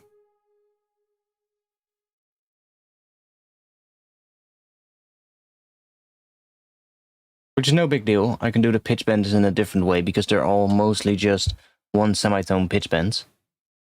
So I can just do the pitch bends in the regular way. I just set this to 1. And they should work.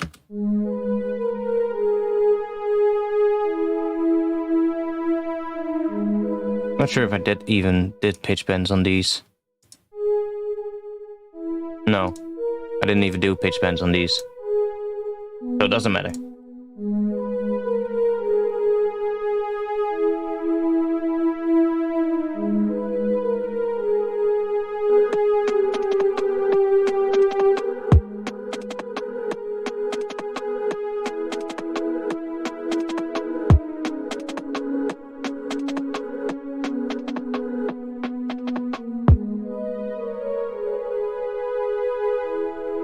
That's such a weird chord progression for a drum and bass tune, though. but I love it. We're gonna do it. Fuck it. I like it.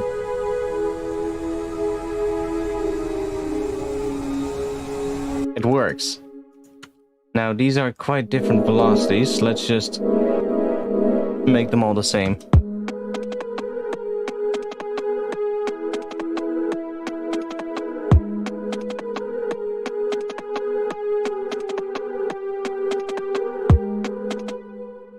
When it comes to basses, I remove the fundamental from whatever wave shape it has and screw with it without caring much about the phase, and of course a duplicate of it unaffected, but only with the fundamental. What I often do is I just start with a pretty basic sound, at least the last few months. Start with a pretty basic sound, like what this is. This is really just a sine wave, that's what it is. It's a sine wave, and oh yeah, I still have these macros as well to bring in some noise, some extra noise. So if we need even more noise than what that jitter noise in Rift is doing, so if we just need some white noise, I can use this as well to automate that. And that adds more movement as well on that high pass filter, as you can see. So that could be quite interesting. But just starting with a really basic patch, and then not necessarily, like this is not necessarily just a fundamental. It's also like there's a pitch envelope on it, so at the start there's like a bit of punch, and there's of course the noise. But taking a very basic sound and then, like you said, taking that and processing it. Now the processing on it is just Rift, and that is basically just to get that texture from the two layers combined. Because without Rift, like with Rift, we get this really nice sort of like texture.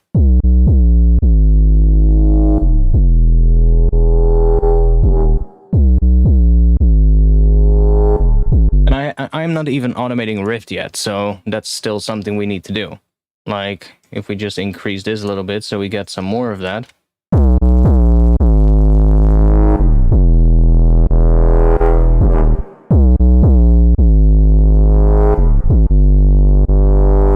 But without Rift, it sounds completely different. It's just...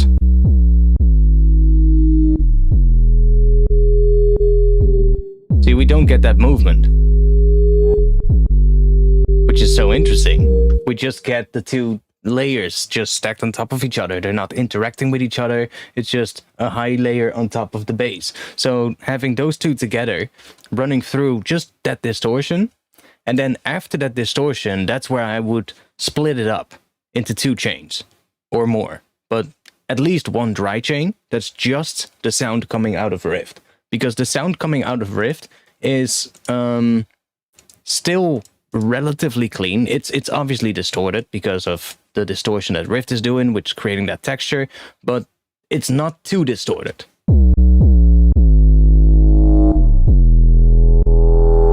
Right? It's still pretty clean for a distorted sound. But we can bring more distortion in using these macros if we have to. And then if we use that and sort of like split it up into a dry chain, and then from there, all the parallel chains are just going to be things that are going to add to that dry signal.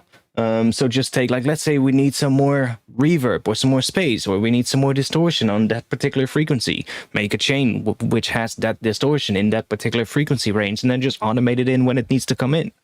That is something that's way more controllable than trying to make the perfect bass sound in just one instance of a synth, which can work too, of course. I mean, it totally depends on the type of track you want to go for.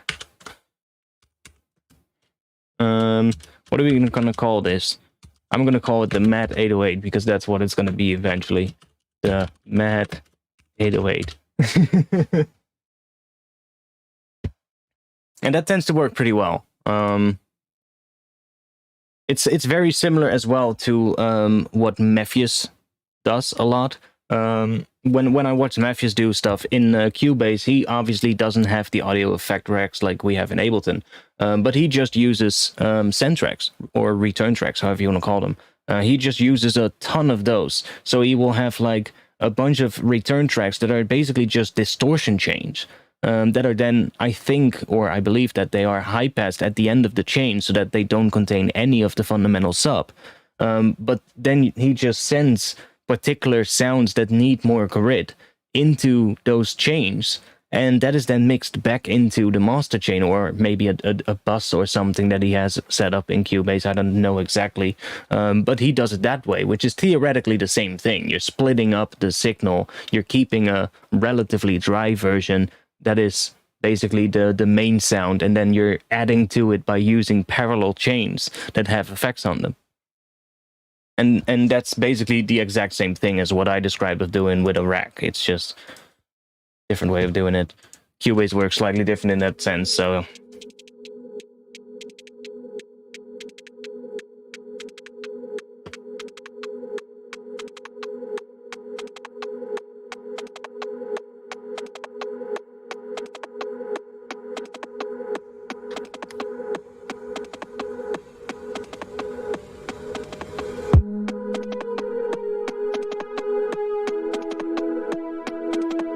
we need a different lead though.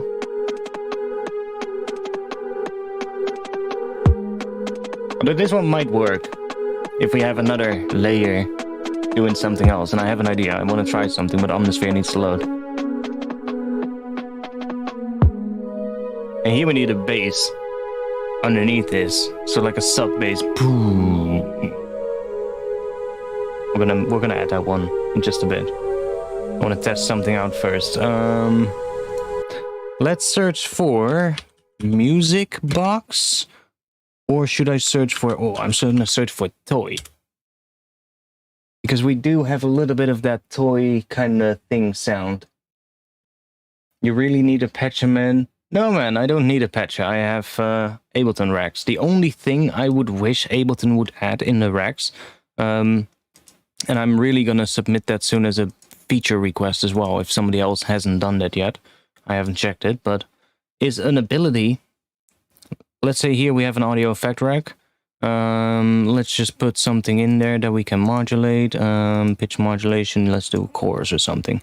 So if we assign something to a dry wet, or to a macro, I should say, I want to be able to control the curve over which the modulation happens. Sort of like the mod matrix thing in Vital, or the mod remapping in Vital, where you can remap the curve and when it comes in. You kind of have a little bit of control of that in Ableton by using the chain thing right here. So if you have, let's say, 2 chains set up, 2 chains, you can basically just make them both extend all the way to the end, and then you can have one fade into the other. Oh, that's not how you do that. You need to deselect and do this, and then make the other one fade into this one. So you can kind of have 2 chains fading into each other by automating this one, mapping that to a macro instead of the dry wet. So we can just map that to a macro, and map this. And then we can, for instance, do 100% wet. So now we've basically created our own dry wet by using this chain selector. So now this controls that. But we cannot control the curve. The only thing we can control is, for instance, let's say we want to make the chorus come in only at the end of that knob. We can change this. That's nice, but I would be able to want to change the actual curve of these things. That would open up so many options with like different racks that you can make, especially if you get like a graph that you can maybe open up, a window where you can actually add points and change that curve completely, maybe invert it or add like a sine wave shape instead, so it does like some modulation when you move your macro knob instead. Those are things that you can do in Vital, for instance, but you couldn't do with the Ableton racks. But if that would be an option, holy shit, it would open up so many possibilities. That would really be very, very nice to have. And that would make racks, even like also instrument racks, that would make them so powerful. Okay, so I was searching for toy. Let's see what we get. Probably gonna get some interesting things. And I'm thinking of having like a little pattern. So let's open up one of these things. Otherworldly toy piano.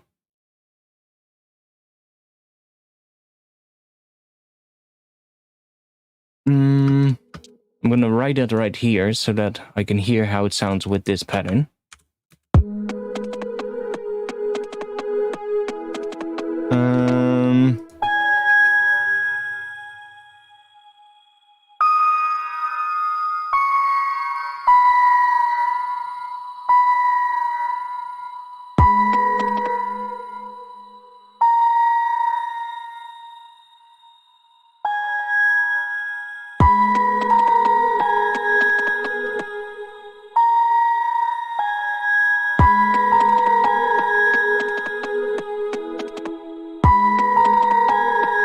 That sound is absolutely horrible. And I'm very aware of that. See what else we have.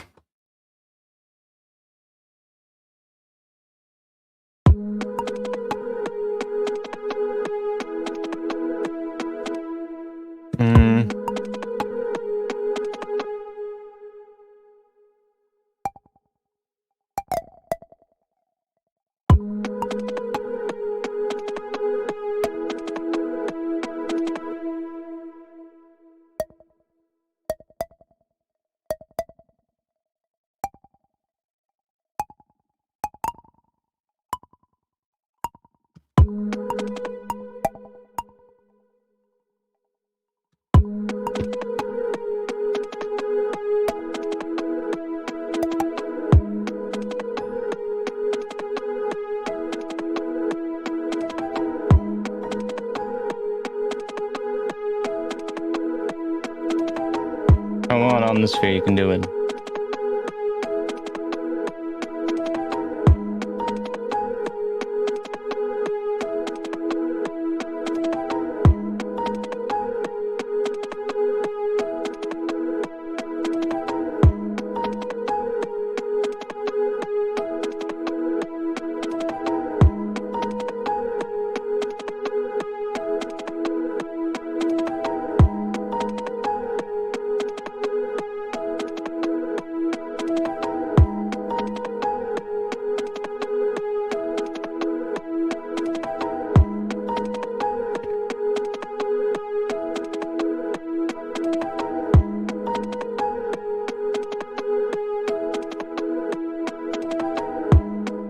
Yeah, man.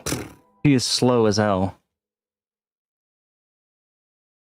Or it is slow as hell, however you want to pronounce it, whatever you want to give it as a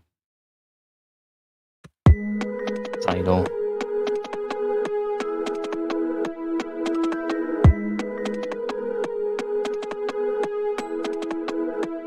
Come on, give us a good one.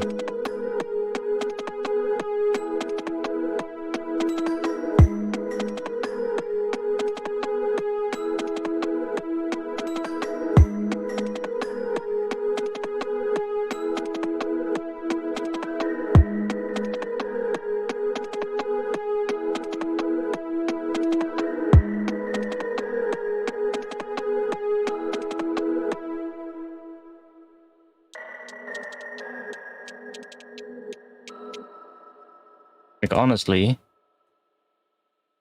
in that first section of the track, what if we just have this?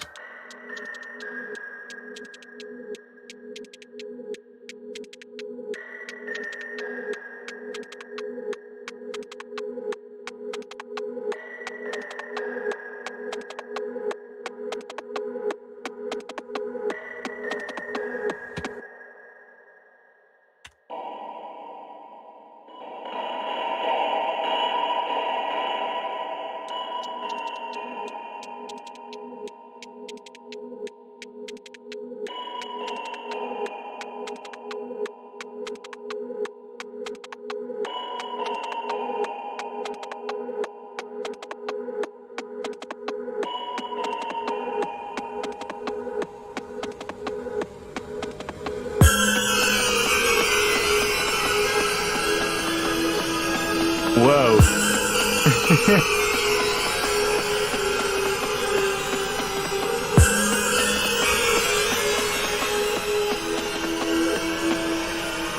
Doesn't work with this one, but holy shit, that patch is weird.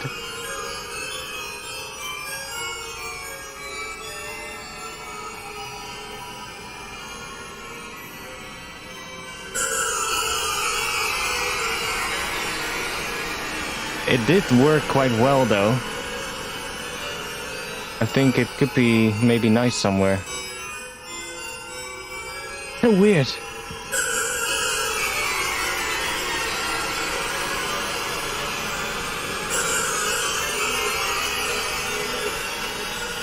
What is this one? Scary Clown Psychosis. Psychosis. Oh, yeah. Yes. Then we need to reverb the hell out of it.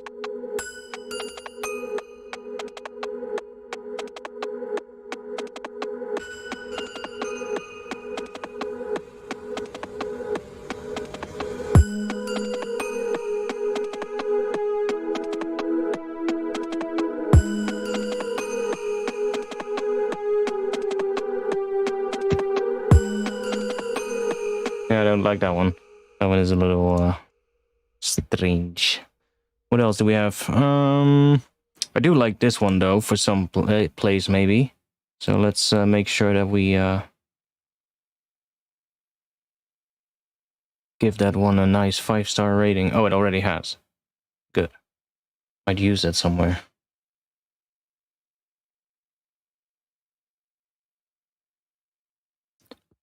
Let's try a music box maybe. Do we have that? Of course we do.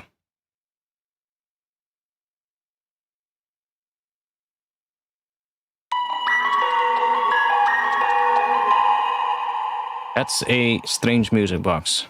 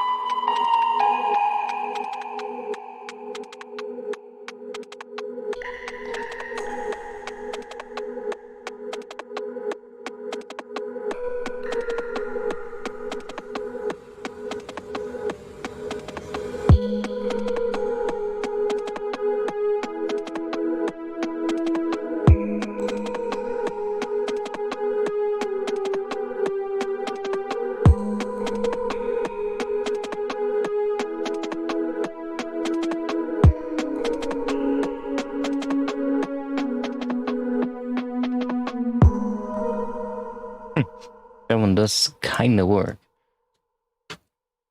Now right here, I think we need a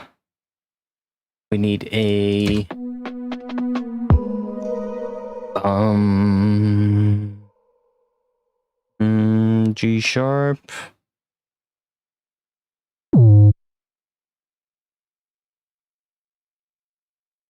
Let's do narrow.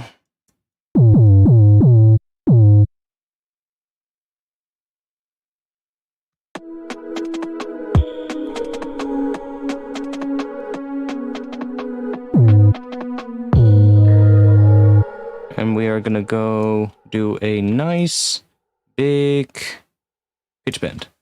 Oh, that's a little bit too early, maybe. Maybe have the...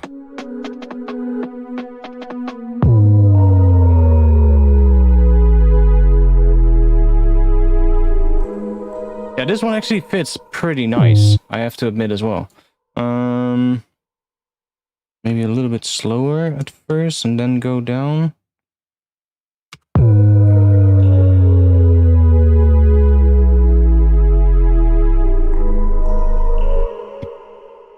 We're gonna go pretty low. I'll show you why in a bit.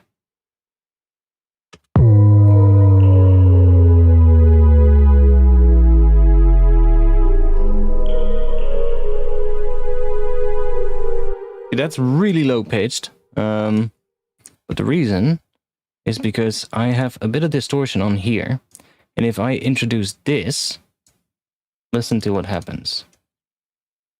It's going to modulate with the distortion, so we get this. Let's see if it works.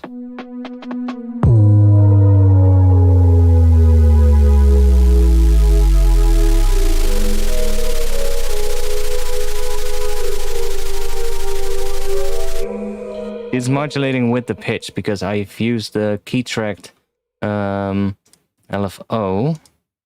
Yeah, this one. It's key tracked, so it's actually key tracked to the pitch.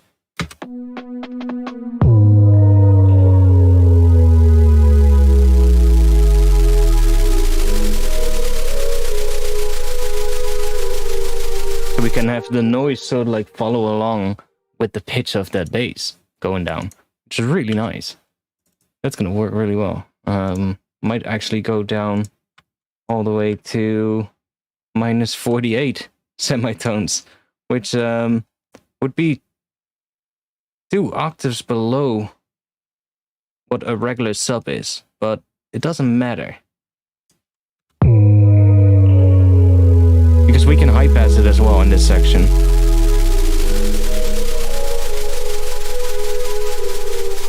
See right here, that sub, you can see on the oscilloscope, the sub is still there. It's now starting to interfere with all the other layers. So therefore, I have that, if I'm correct, macro number 3, which is called kill sub. That basically just takes the level of the sub down, because the sub is not necessarily needed for this. It's created by this LFO on the volume of the noise. So the distortion just adds a little bit of extra grit when the sub is running through that distortion with the noise together. But we can take the sub out in that section at the end by automating this one.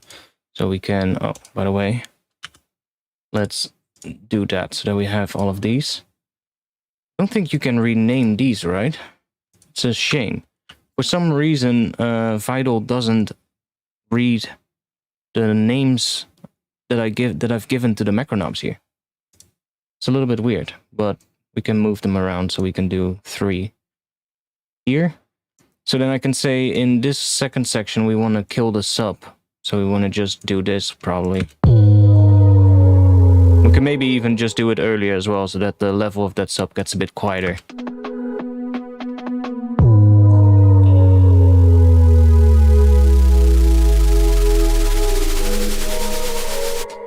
I could also try, by the way, I do want to know what that's going to do. That's the regular octave of sub, so... Ooh, that's nice though.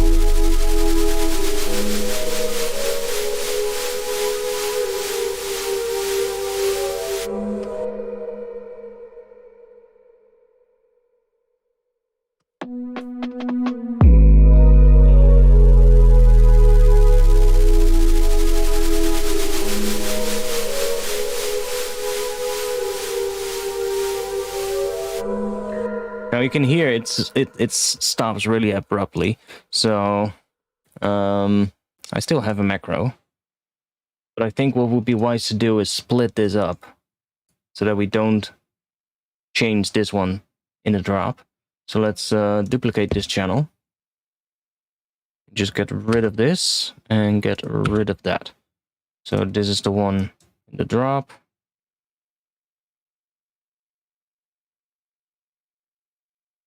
And this is the one for the what is that? The build or the breakdown? Let's call it break.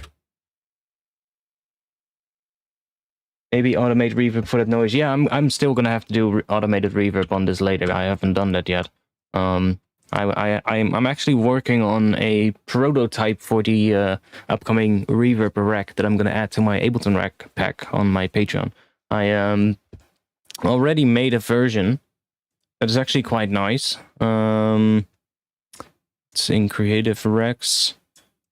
Not sure how well this one works. So it's basically just this. So you get like a bunch of different macros here. The first 5, these are basically just all individual reverb chains that sound different from each other. And these all process these reverb chains. So every reverb chain, I can just do something like this. So do we have any gaps in the bass, by the way? In the drop? I don't think we have. Only on the first beat. Yeah, only on the first beat. But that's fine. We can. I can show you what this does. So, for instance, the shimmer, which is more of like a high-pass reverb kind of thing. I could automate this to come in maybe during the second half here. Automate that and then make it stay up in this section and go down. Now we get this.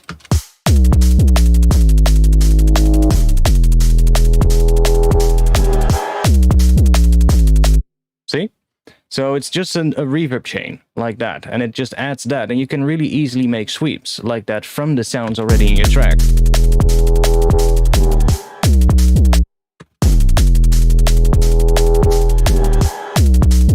And that's just so powerful. I love this. This is absolutely insane. And I'm planning on making a whole bunch more of these racks with other creative effects that do other stuff that's not necessarily reverb, but still allows you to do these kind of things.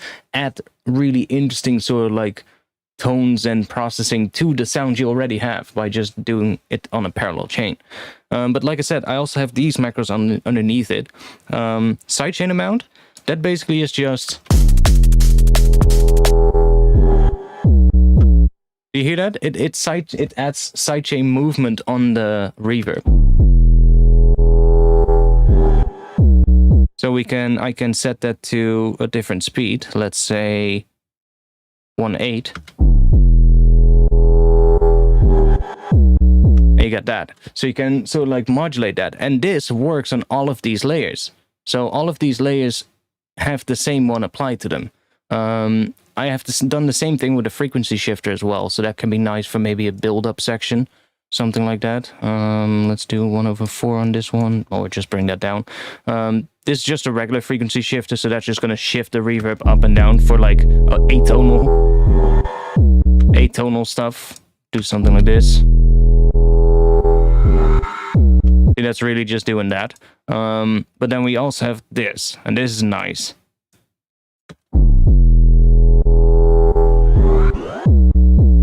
That's sick. Just adds like a subtle frequency shift, or less subtle. And we have that rate again as well, so we can change that to 1.4, 1.8.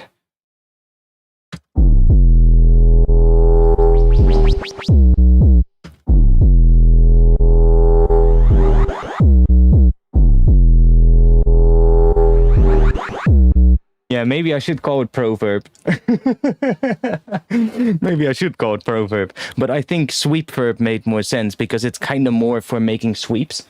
I think proverb could be a different rack with like a bunch of different reverbs that are not necessarily ones that you use to make sweeps, because these are all really long reverbs. Like these reverbs are all gigantic long. They're like 20, 30 seconds long reverbs. So it's not ones that you don't want to use this rack like this. Like bring up one, you can already hear it. See, if I bring these up, you can already hear that some of them still have reverb now, even though the sound hasn't played for like a 10, 20 seconds. So if you don't want to use it like this, just bringing one up, because then you're going to get this. It's going to be a mess.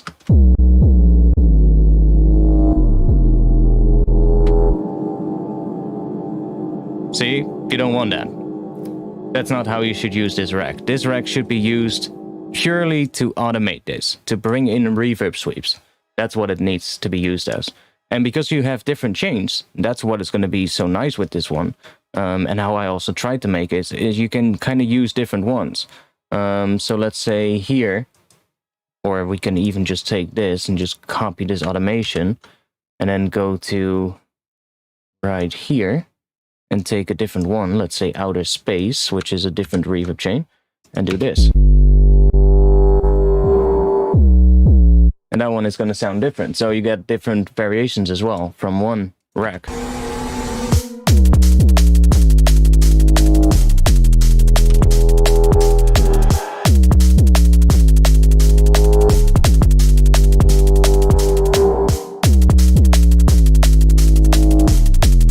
And you can of course dive into this and further change the change if you want to, but I just tried making a couple of ones that already sounds quite interesting. The tonal resonator is quite interesting as well. The tonal resonator really adds like a weird... Well, it already says it in the name, but... it adds a weird...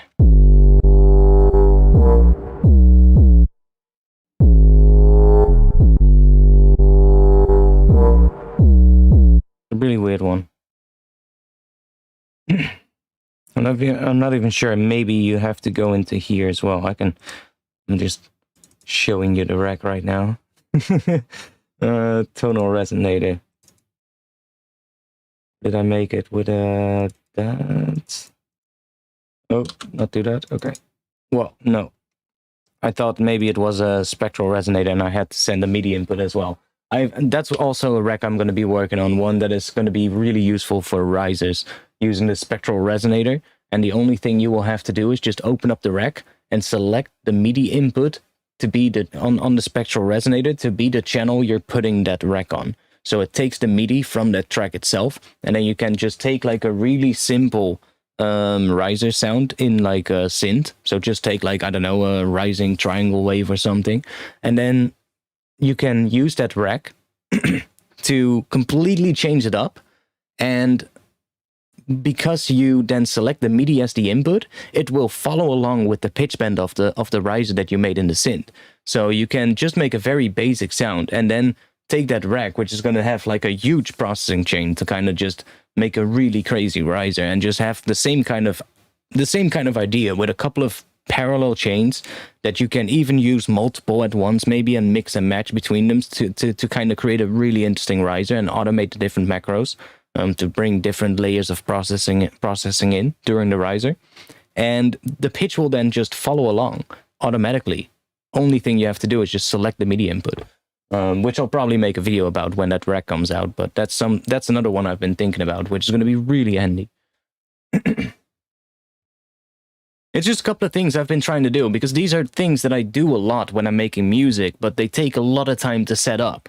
It's just you have to make that rack, you have to set up the chains and do it, because you don't want to use it as an insert, because then it's just completely destroying the sound you already have. It makes that unusable. You want to keep that dry signal intact, but just add stuff to it. So you have to set up a rack, and that's going to take up some time. So I just figured I'm just gonna make a whole bunch of these racks with things that I often do or that I think could be really handy or could be really cool to do, and just put them in my Patreon rack collection. So yeah, expect a new version soon, and as you can see in the browser as well, I'm adding folders in the next one. So the next time the pack comes out, you're just gonna have these folders basically with like different racks, and I'll add more folders as we go, and as I make more racks. So and as Slink said, I can also include the Duck Buddy multiband version, so I'll probably put that one in there as well for like a little extra. But I'm gonna be doing the folder thing as well, so next time you just have to drag this into your user library from Ableton, just the entire folder, just the master folder, and you'll automatically have like the different folders underneath it in your browser as well. So that's nice. Because the more racks I'm gonna make, the longer that list is gonna get, and I can assume it's gonna get a little bit annoying to navigate the more racks we get. So the racks that I'm making are pretty much all stock. Some of them might have a Max for Life device in them, as long as the Max for Life device is free. Then I might be able to make a couple of ones with that as well, because there's definitely going to be a whole bunch of things I can do with that.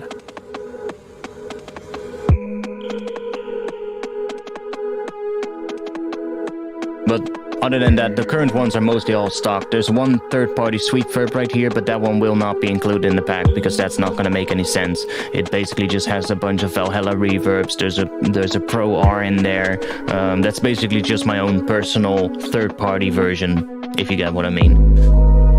Ooh, I like that bass coming in there, though.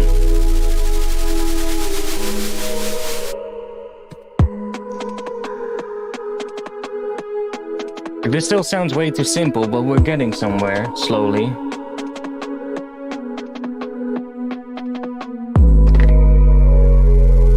We need more happening on here, let's see.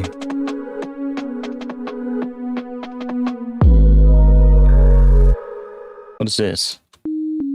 That's just a sine wave. We need some kind of extra...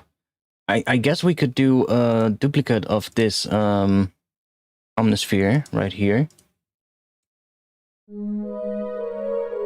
And have like a version, I guess, just made with a synth. That's just like saw waves, basically.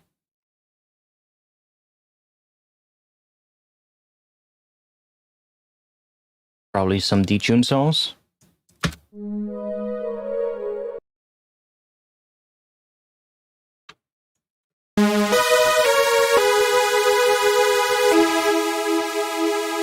I should make a group with all the synths as well, because I'm otherwise going to drive them really loud into the master track. So let's just do this. All this synths. Just set this to -8. And then for now, let's just all adjust these to 0. Oh.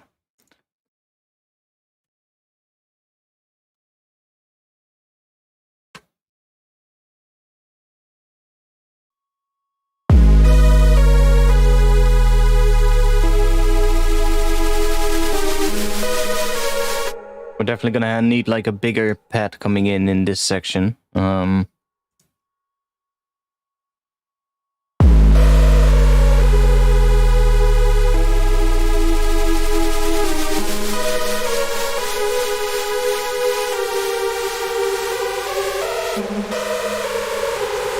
Probably want to automate that towards the end, where we're gonna get into like the build, because I want to figure out how this transition is gonna work, because that's gonna be a big part of how well this drop is gonna hit. It doesn't matter that the sound design is not fully there yet. We can already make the transition good and work on the sound design later.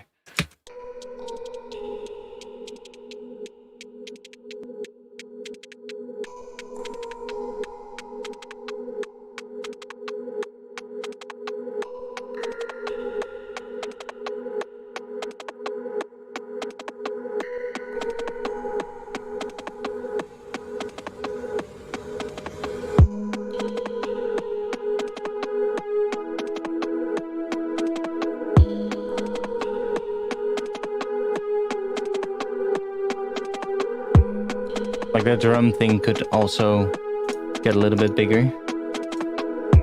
What did I do? I moved the synths group into the drums group. Well done. Back that up. How late is it? 12:35. We've got plenty of time left still.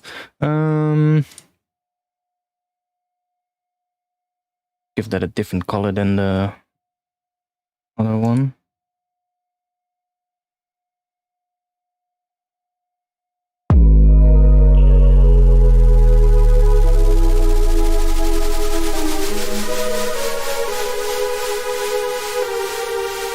So here we're gonna have that riser as well.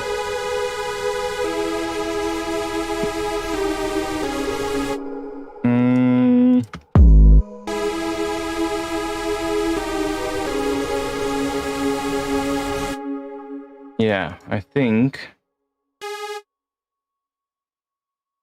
we're not gonna jump notes after that section. So we're gonna set this to 48, go into advanced, enable MP. And instead of doing this, okay, so we're doing 2 up and then 1 up, and then we're doing 2 down and 1 down. So that's easy to remember. Do this. Extend this. We can get rid of these notes that I'm not using. And now we're going to do it with pitch bends instead. That's going to be really interesting, because then we can do like a slow change. So for instance, something like this.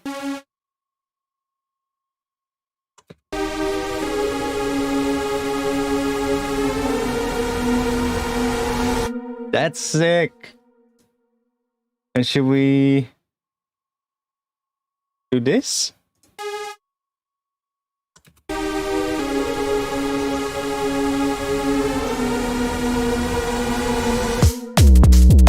That's gonna be nice, but then I think I want to bring that in earlier.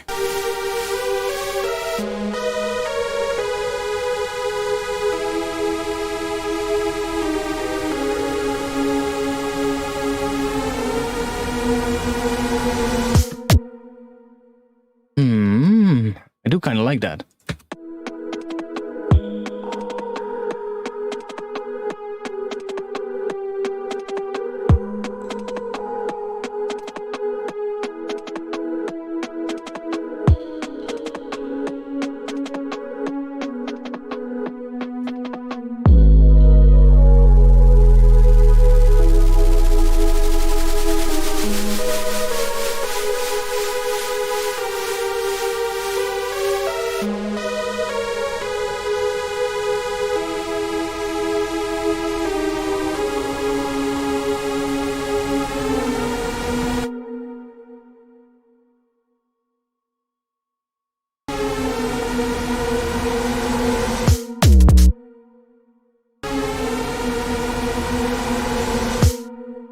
Yes, automate the detune as well. That gets bigger and bigger.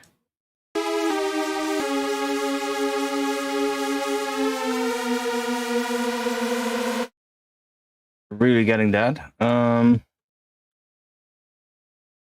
then some of these layers might also have to fade out towards the end and let the actual rises take over completely, basically. Might even need like an extra layer in this to kind of finish that off.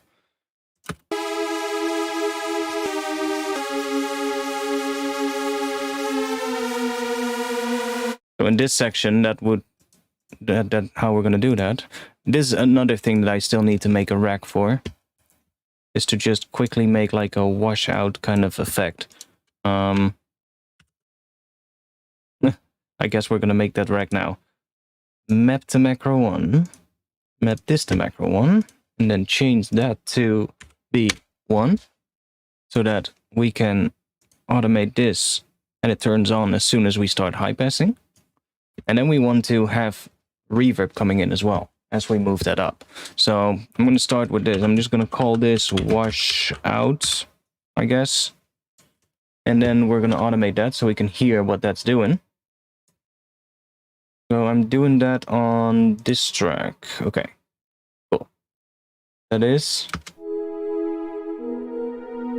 Let's try it on the Sol Wave one, because that one is a little bit fuller and hear a little bit better what it's doing. So we want to automate this and bring up the other automation as well. So what we want to do is do probably during the same section.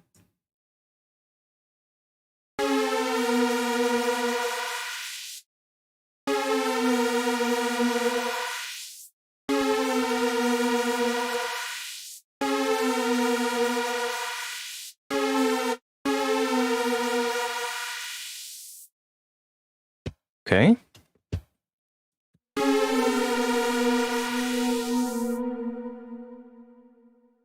Honestly, we're gonna need it on both these layers. So I guess it would be wise to group those together and then put this on the group so that we don't have to do it twice. Be smart. Wise lessons with artifacts. Yeah, so just do it here.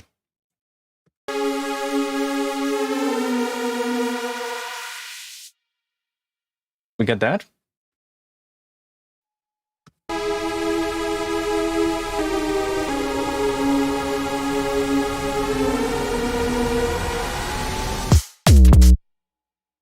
Maybe a little bit too much too quick, so back this one down maybe one bit.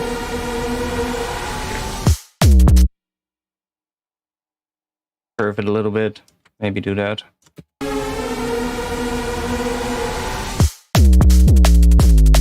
See, so it's kind of fading out at the end, which is going to increase that transition. It's really going to work way better if we do that. And then maybe have like a, I think a bit of sub. Like a reverse that has a nice amount of sub. Not sure if these have that.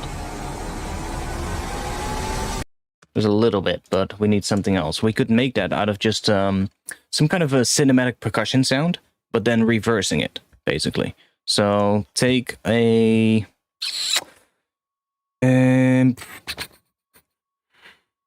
do we have something? Maybe this one. Orchestral drums, maybe?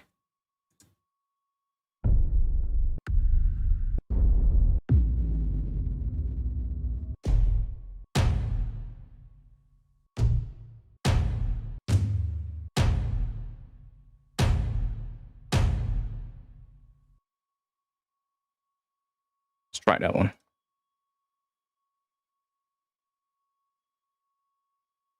Let's make sure it's not warped. That. Reverse this. See, so we got a little bit more of that extra thing happening there.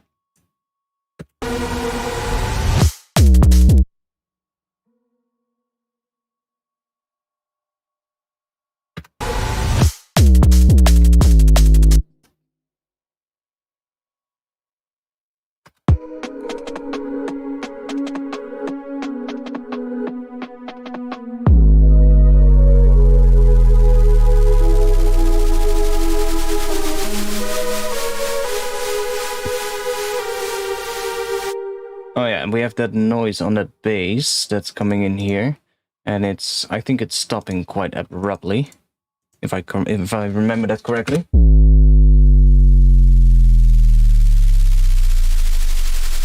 I need a new drink.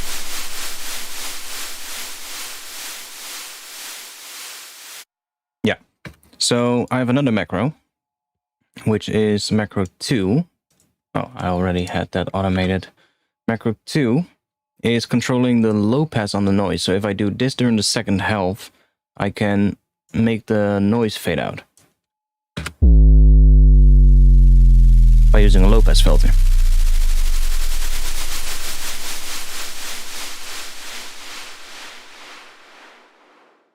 So that's going to be nice. Maybe do it a little bit more gradual, a little bit more like this.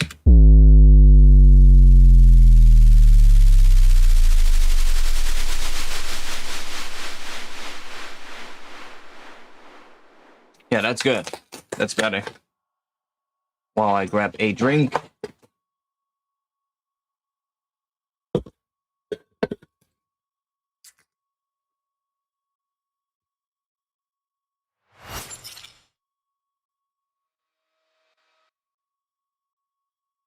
Okay. We can make the first part of the drop stand out a bit better now, so it hits a bit better. Let's see what it needs. Okay, let's copy this one as well, and do one for the snare drum. I do like that Duck Buddy thing though. It works nice, and so far I haven't had issues with Max for Life crashing, so fingers crossed, but if it stays that way, then I'm fine with this. Not sure why we get a little bit of stuff happening here on the meter every now and then though.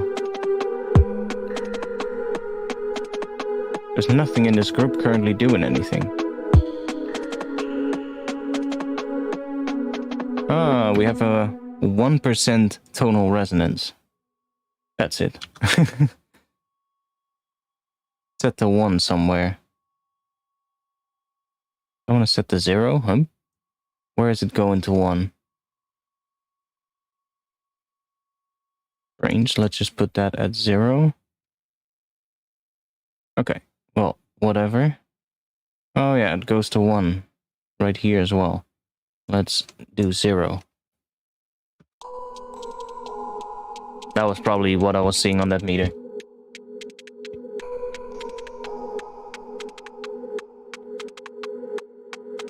Yeah, this definitely needs a lot more, but see if we can open up the drums a bit more in the second half. Already does that, but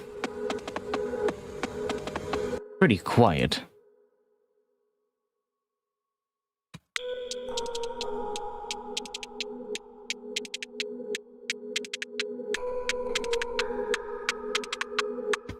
I mean, I can automate some gain on it.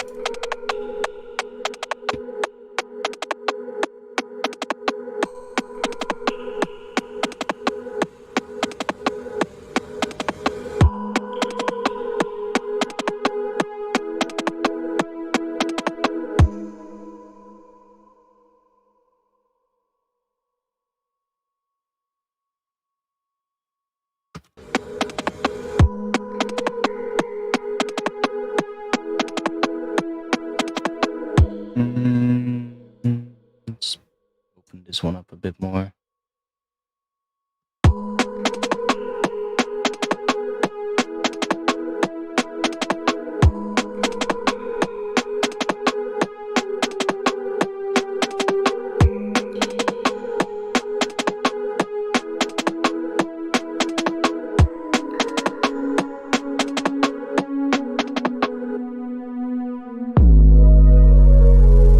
Now we obviously need some kind of a rise in this section as well, or a sweep or something.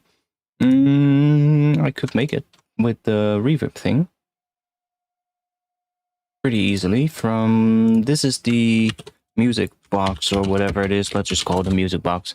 I can take... I'm just going to use the third-party one. I'm going to put that on here. See, that's also why I don't put that one in my pack. So you get all of that. There's a shortcut to close all of these as well, but I always keep forgetting that one. This one actually has less things. Yeah, I think the other one actually is kind of nice. But we can use this to maybe do automation. Which one are we going to use? Let's try the void. Sounds interesting. We can do this.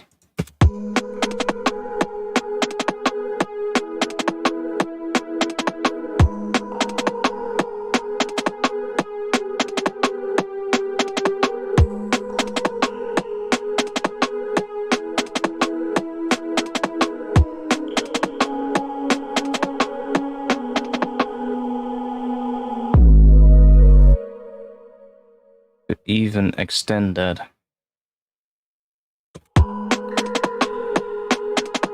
Make that sort of like continue into the next section with that bass.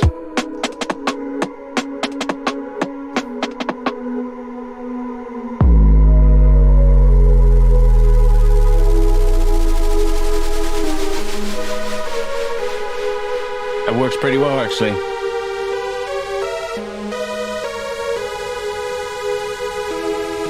Might even do a little bit of the shimmer one as well. A little bit of this one as well.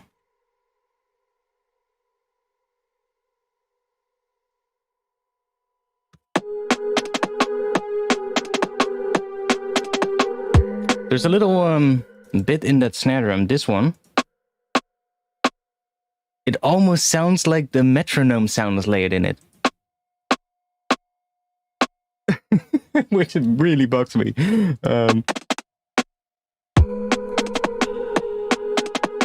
I guess we'll do that. Like it's just a little... Has a little bit more of the rim. But it sounds exactly like the metronome. We'll do that one. That one sounds different from the other one.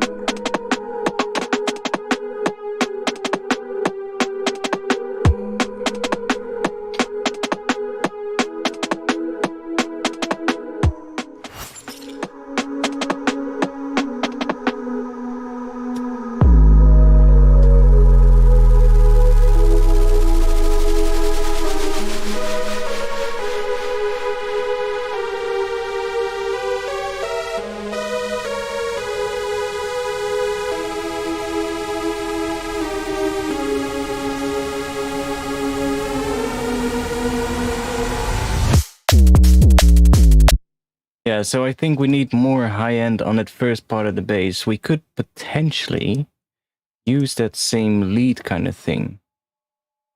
Bam, bam, bam. And then these come in. Brum, brum.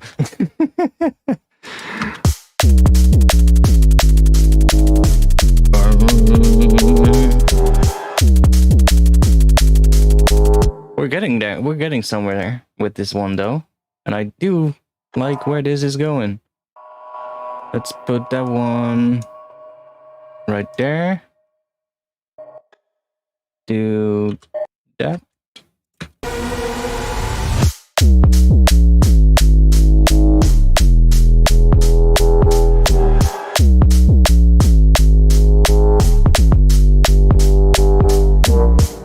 I'm not sure about the kick yet. Let's try a different kick. I do think I want to go for like a nice, yeah, like I'm doing here as well. It's like a boom bap, old school kind of hip hop kick drum. I already had another one as well, but that one sounded, I think, even worse.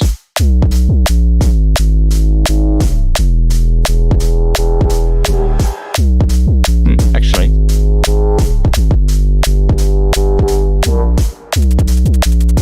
I don't mind that one. Let's move the sidechain in the group.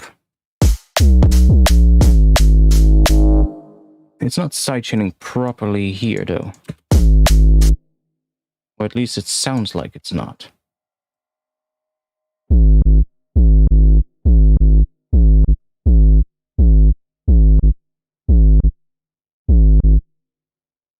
I think it is, because I'm not hearing the...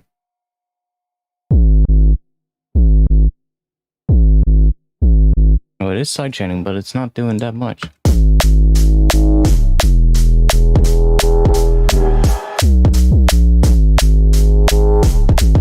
Like, that's the thing. There might still be some slight issues with this thing. Slink already did a whole bunch of updates to this thing in the last couple of days, I think it is. He already did a bunch of extra updates, that things that he found that were a little bit still not worked properly. I was just thinking removing some of the drums at the beginning of the drop. Let's think.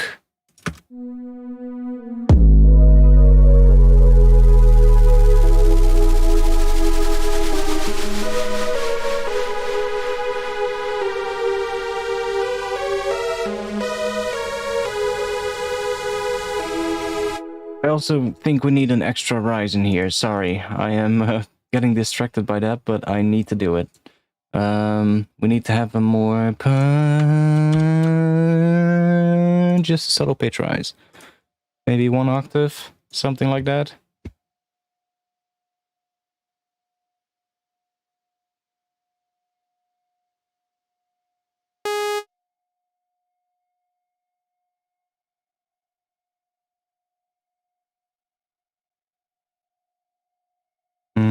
Let's just do MPE in case I want to do something fancy at some point and I don't have to completely change the patch again.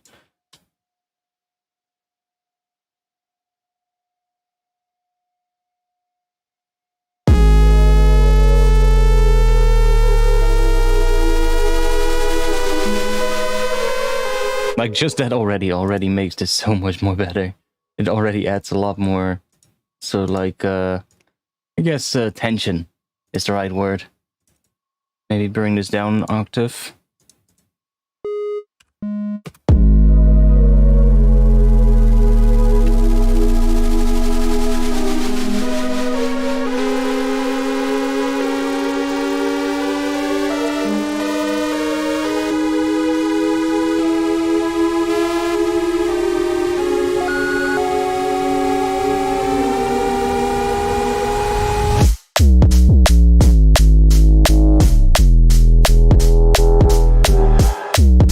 Like, it's not completely hitting right yet, but it's already hitting way better than what it was. This could be a tune. This could definitely be a tune. Okay, this needs to fade in more. So either I guess volume and just volume automation. We're gonna make a nice macro that is gonna allow us to do a nice sort of like movement. So this is gonna do, we're gonna call this fade. Let's just automate this. We're gonna automate it in just a straight line, like this.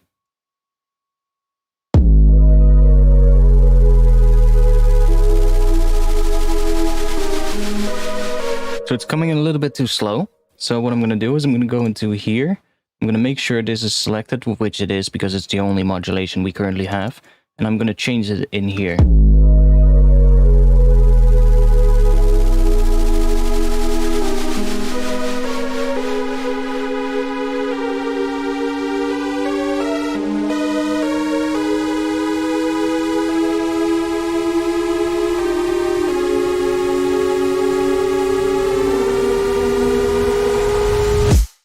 So it's coming in a little bit quicker. And I can do that for multiple things that I'm going to do in here, so we can make a really nice riser. I also want to have this fade control this level, but not in the same curve. So what I'm going to do is I don't, first of all, don't want to make it come up as much. So maybe that. Then go into here. Now we have this one. See, if we can click here. We want this one now. And first of all, I want this one to come in later. So we're going to do this, so it stays down for the first section of the macro. So the first section of this, it's not doing anything, because that line is just all the way down. And then it's going to come in later, maybe with a bit more like that. And do this. And you can see it here. Now it's coming up.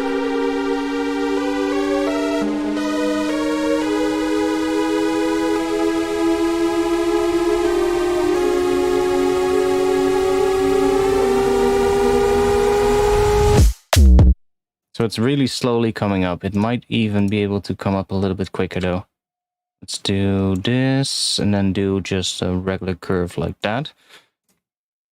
And then let's set up another one. I'm gonna use something weird. Something with a bit more. Oh, that's a bit much maybe. Maybe that one. And bring the volume all the way down. Let's do some FM or RM. One of the two. Let's try FM first. On... I don't think we can do it on both layers, or can we? Ooh, we can, nice. As long as we use the same modulator. So, now, we can do this as well. So we can add this fade. So we're just using one macro to this FM. Let's see what we can do with that. Let's just keep it at 100%. Go into here. See what we get.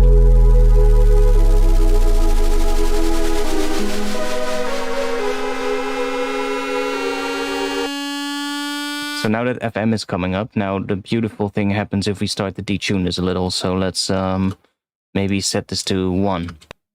So it's really doing that. Or even just detune it a little bit like that.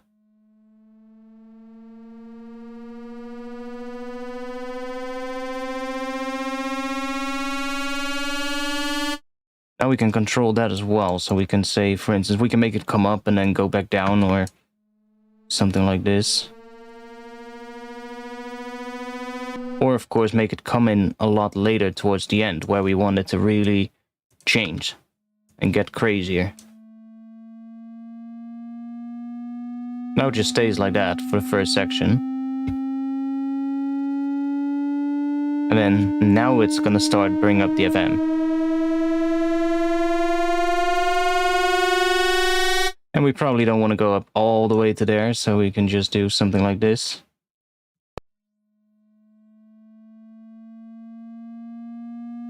And then let's do the same thing on this one.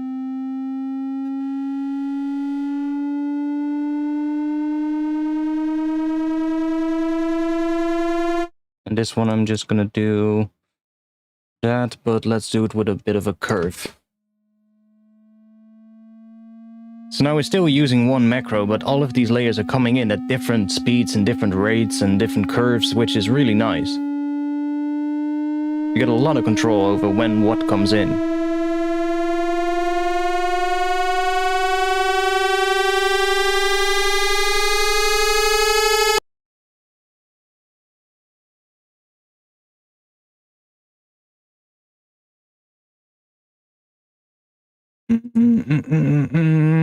We can try out something strange. Do comb?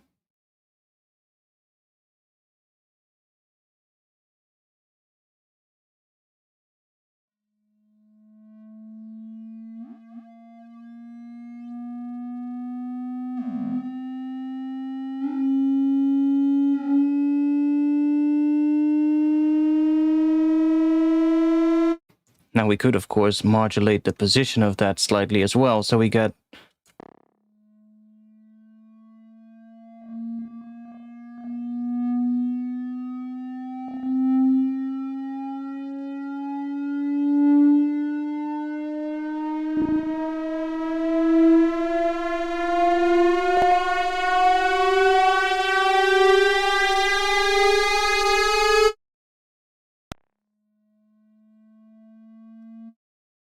So let's put you on here.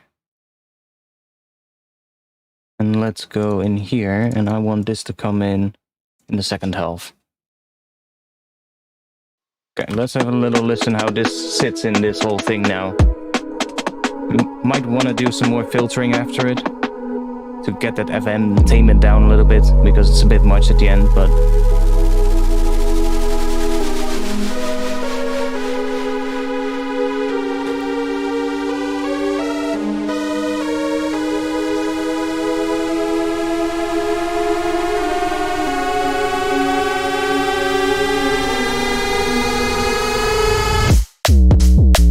that's definitely already quite nice. What happens if we pitch this down an octave?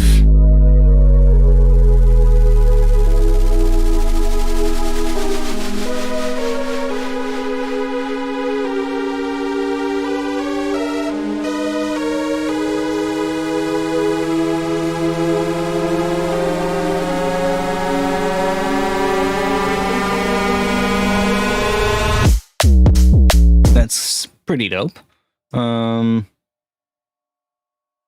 feeling of putting this on here, with just 100% or maybe even more. Let's just do something crazy and go in here, and let's do that during maybe this section. So really during the final section, the detuning is increasing, which should make it more and more atonal.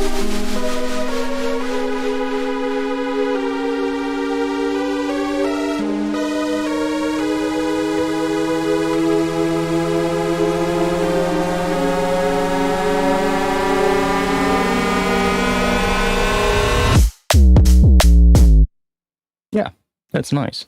We could do more to this though. Let's do noise and take a high pass filter. And let's take a ladder, 24 dB. A nice sort of like thing like this.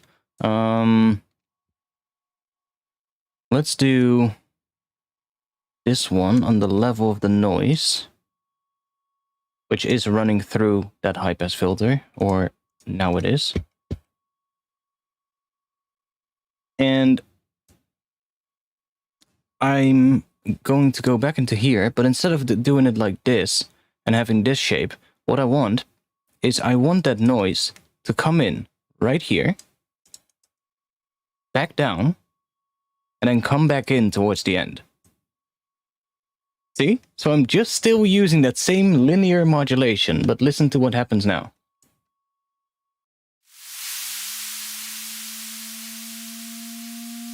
And the noise backs down again.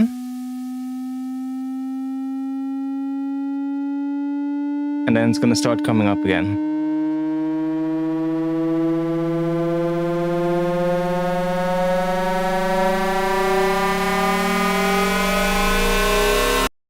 See how that mod remapping is so goddamn powerful.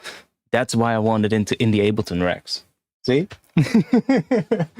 That was a very long way of explaining why I want the mod remapping in Ableton Rex, but hey, we did it. No, I wasn't actually doing that all this time, but I just remembered that. But yeah, that is exactly why I want that. You can really...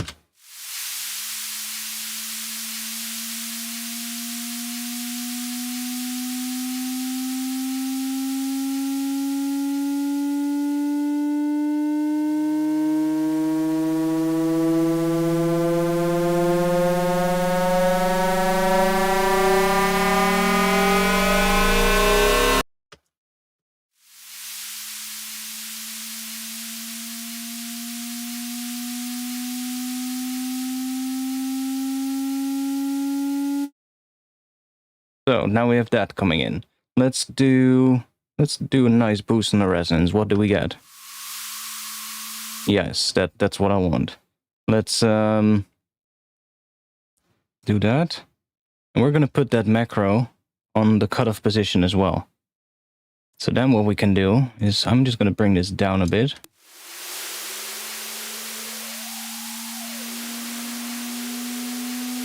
Let's try a different one, maybe a dirty one. Or digital. Yeah, digital. That's going to allow us to get that lower sort of like harmonic out of the noise as well. Make sure this is assigned to this. And now we can do the same thing again, but here. So we can control the resonance. That's a bit much, but...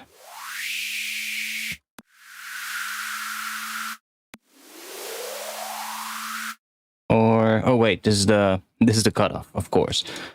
The cutoff is gonna do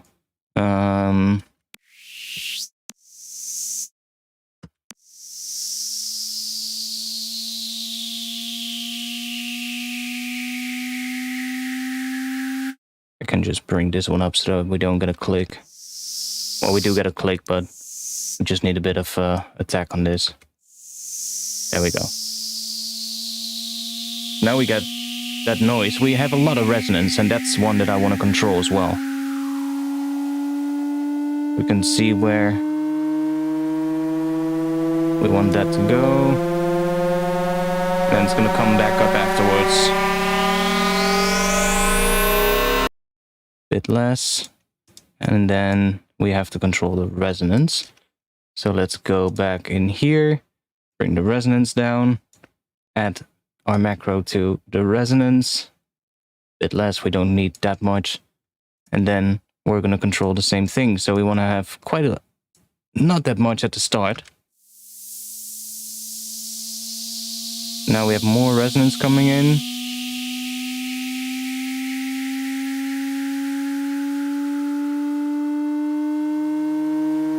And then here it's going to go back down again.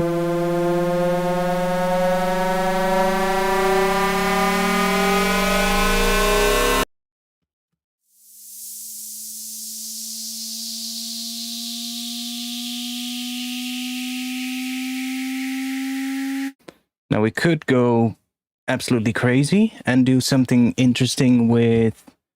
I'm going to try it out. What happens if we do shepherd tone on this one and use our macro to do this during the second half?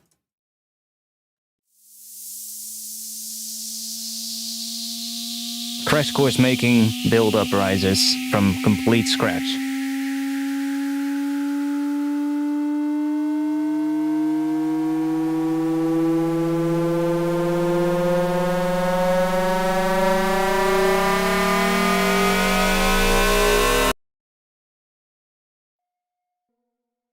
Actually try doing that during the entire section.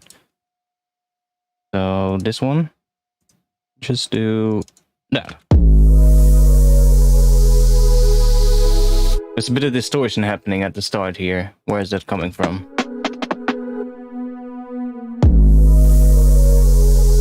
It's probably just everything being driven into the limiter.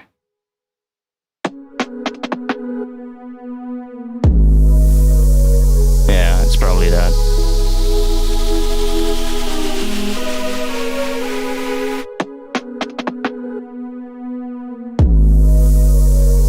I'll fix that. I'll fix that later.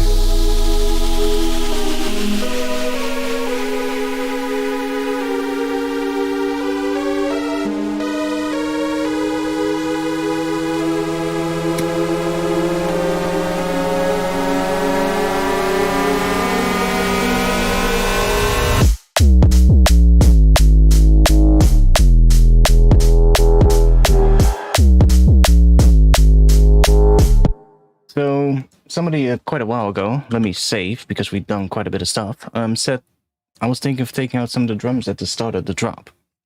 I mean, I can definitely try that. Bum, bum, bum. I guess up until here, maybe? Try this.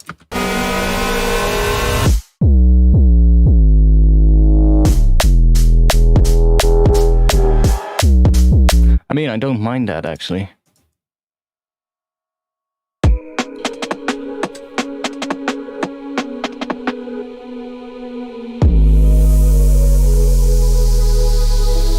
Yeah, that noise is a bit much at the start of the riser.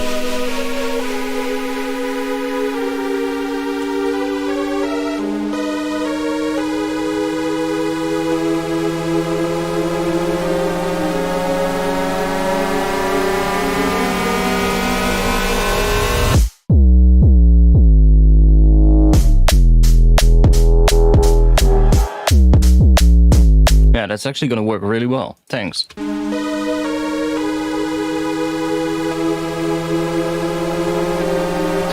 Gatorade man. Hangs up.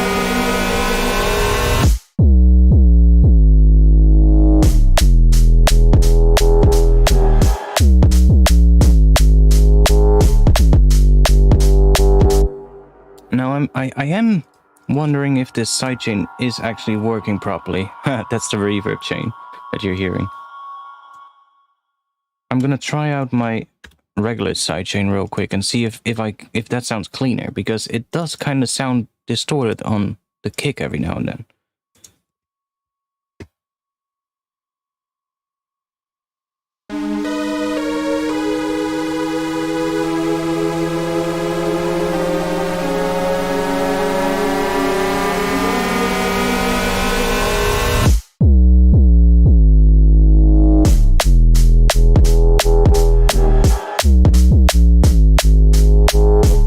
Yeah, that does sound cleaner.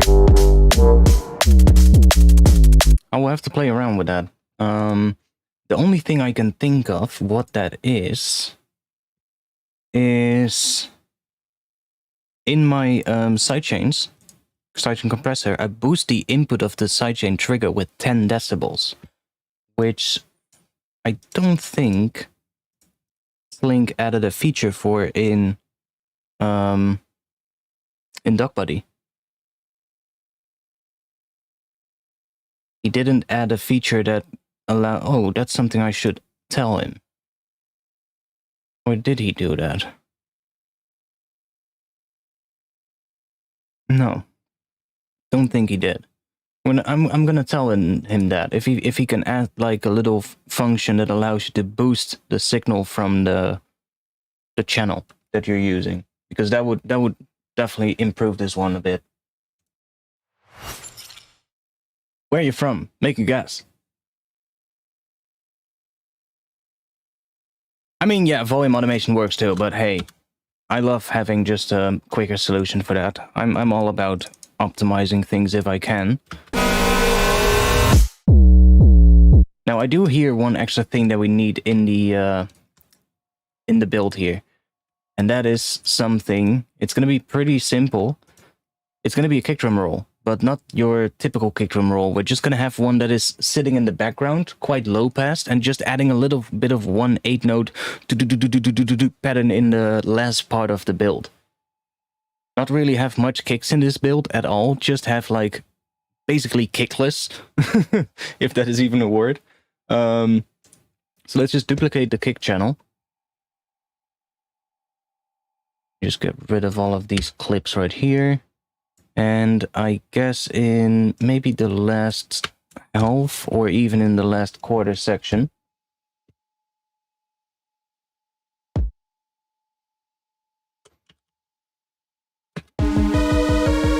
I guess we're even gonna have to do 16s.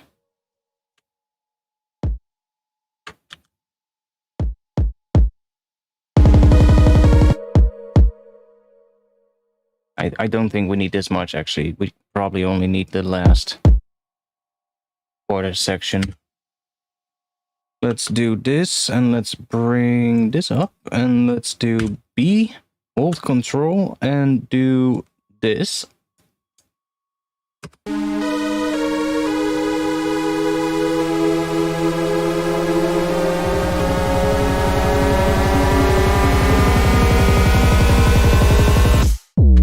Now that's a bit much towards the end, of course, I know, I'm well aware of that. But don't worry, we're fixing that. It also starts way too abruptly there, so first things first, we're gonna take utility, and we're gonna add some automation on this.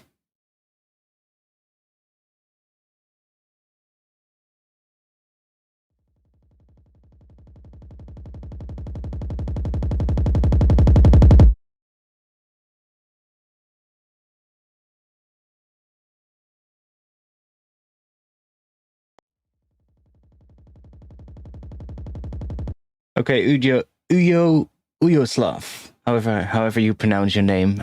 Sorry if I butchered it, by the way. You're not making a guess? I'm from the Netherlands.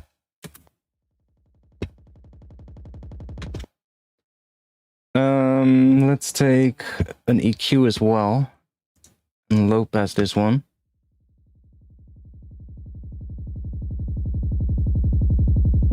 Because we really only need that.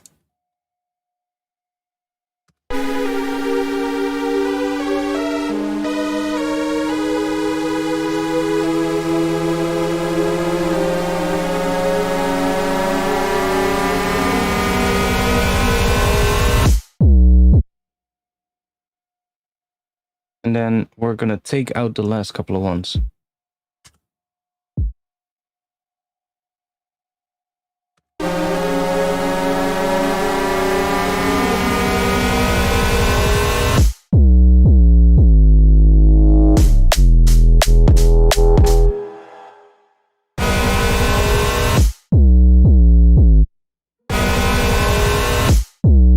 Yeah, that's good.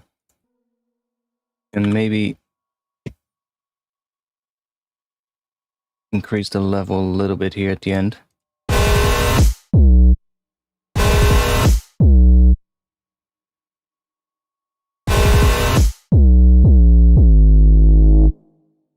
Just do 0 on the last kick. That's a bit much. Do this a bit bigger.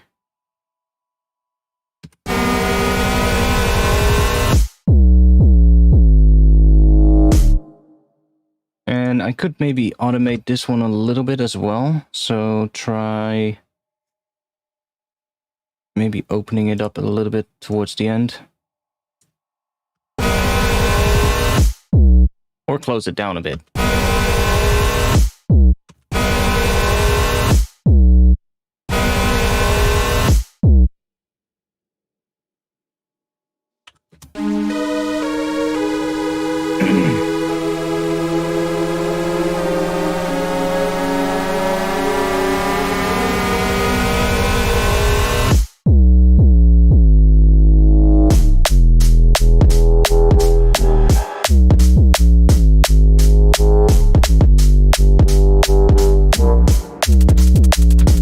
Now the bass needs a lot more distortion coming in, so I guess it's time that we start automating some riff stuff. We have the top layer. I can see where we have the modulation happening. I guess here in this one we definitely need some extra distortion. Really accentuate. I'm gonna try just a regular white noise.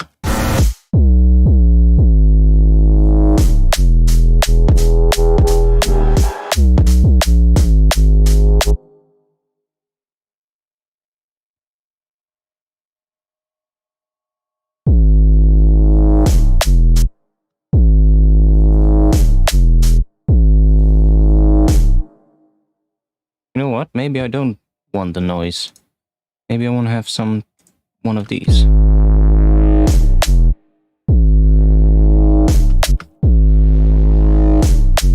Yeah, definitely one of those. Ooh.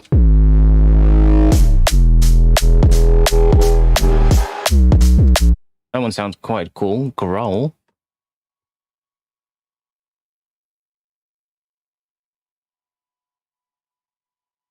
Well, I thought that you were American because it's 1:23. Yeah, it is, actually. It's getting a little late, but hey, I don't care. See, we can really...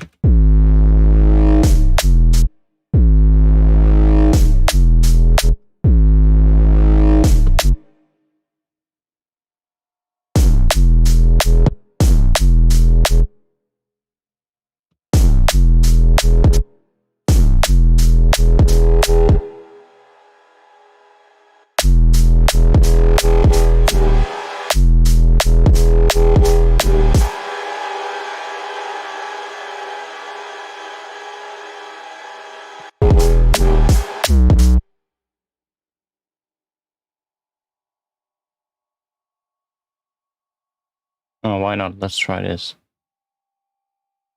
Then repeating it.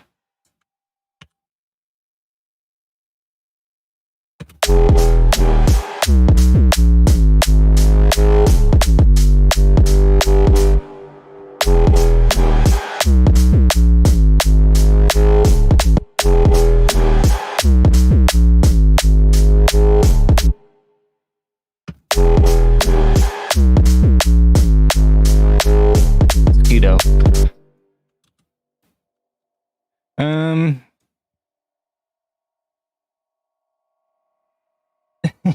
I just stream till the time that I think my ears need some rest. which we're getting to.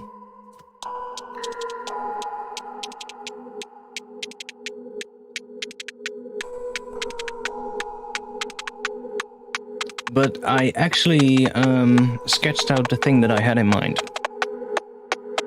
It's definitely not done, but I sketched it out, and that's a good sign. We didn't get stuck at all today.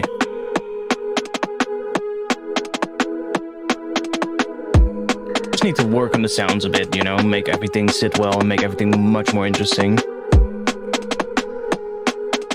Like there needs to be a lot of automation happening during this section to change things over time, automate more of that reverb stuff in.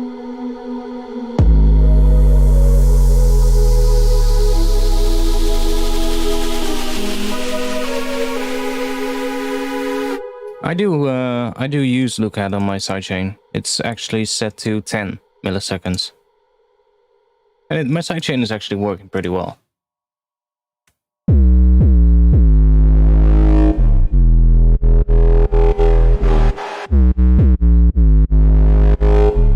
See?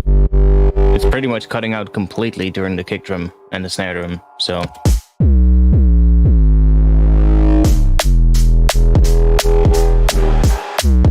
Yes, he got me. The mosquito.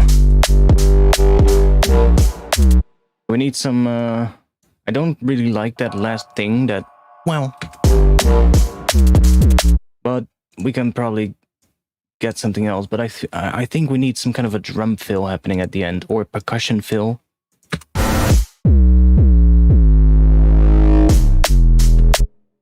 Milliseconds is perfect for 177 beats per minute. Well, I'm at 172. So, whatever. I mean, 10 milliseconds works.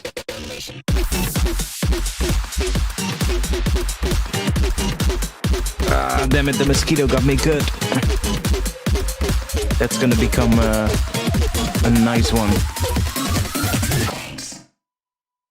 Greetings from the USA. I am learning. A lot from you. Keep it up.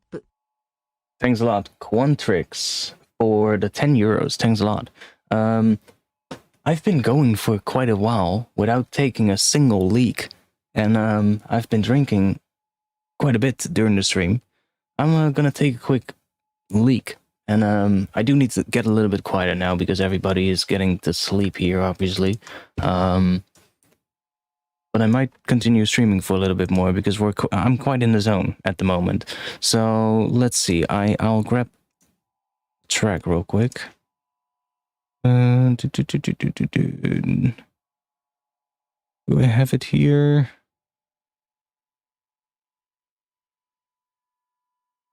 Probably in here.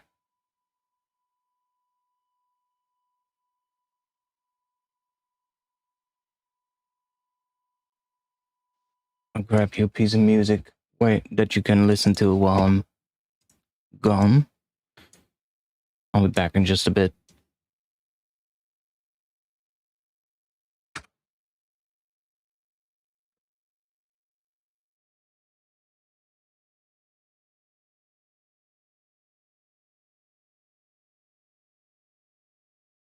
I'll be back in just a little bit.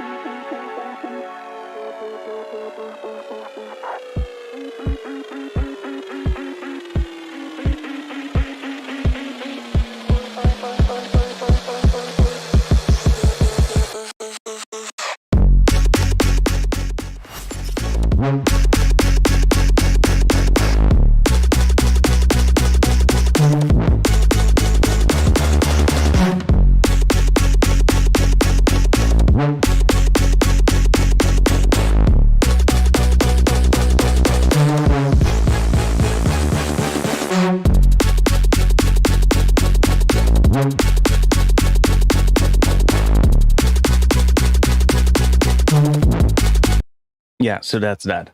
By the way, any of you American peeps who are watching right now, if you want to join my Discord server, which is about music production, obviously, you can join using the link in the chat right now. It's actually a place where you can just come and ask all your questions about music production, and you can even just you can even post your tracks for feedback and stuff like that as well. It's pretty nice, actually. If you want, you can join using that link. So if you're new here, for instance, or if you've just found my channel, that's how you do that. Yeah, so what do we have?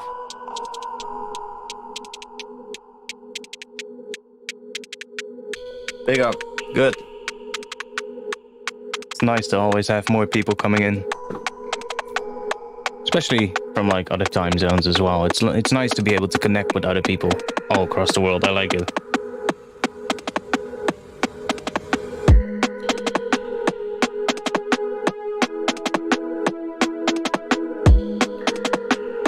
I do need more stuff happening here, I feel.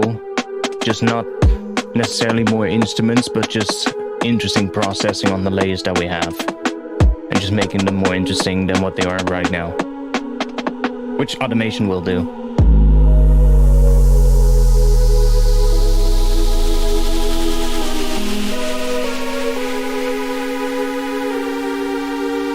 I mean, the US is coming up though with drum and bass slowly.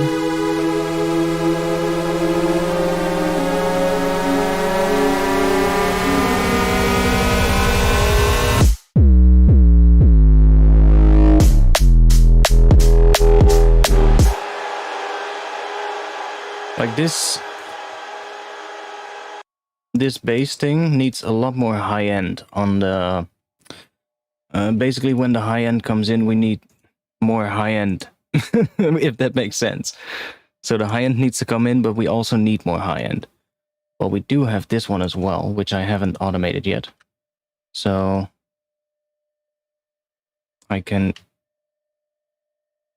add. Let's see what happens if we automate this one as well.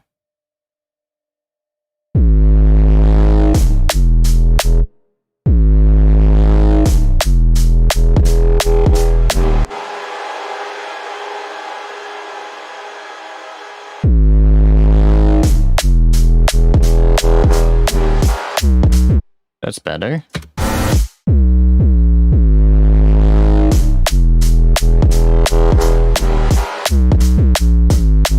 I do like where this is going. The subtle automation with the distortion is really helping a lot in getting this to sit well and do interesting things.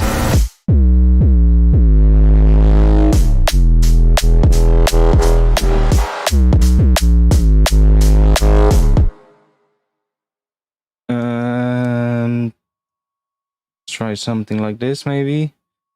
When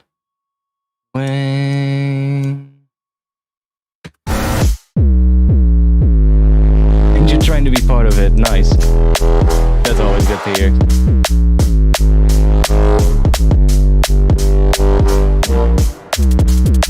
Yeah, it's not exactly right yet, but it's starting to slowly morph into where it needs to be. It needs more distortion and things that are coming in over time that are going to make this even more interesting. Like there's sections where it needs a little extra thing, but that's the beauty. Like it's just this 808 with that extra layer,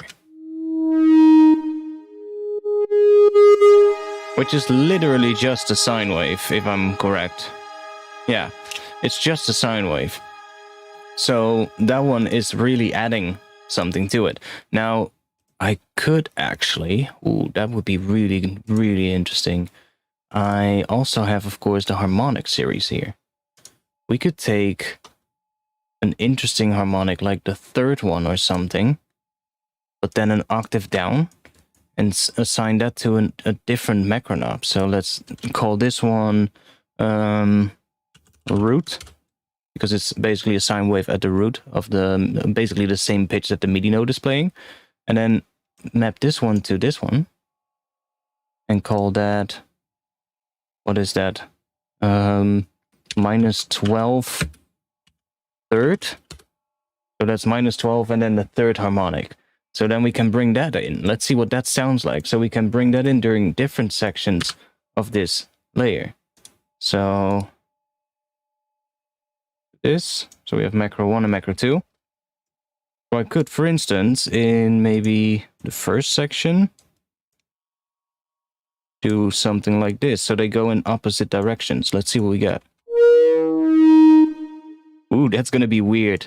Even having this in certain sections is coming up to add like an extra harmonic.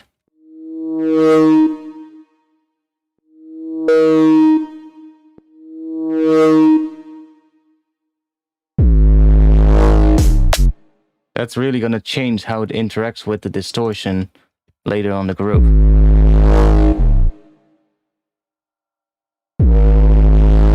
See?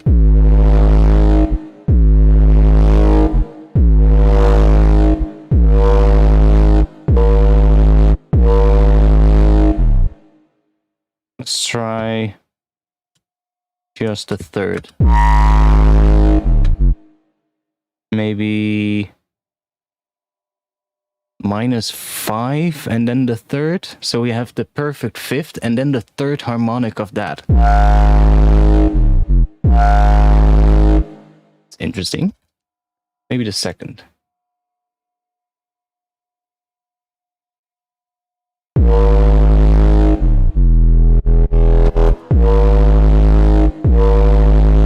I do quite like that. So that's just, what is that? Minus 12 and then a perfect fifth.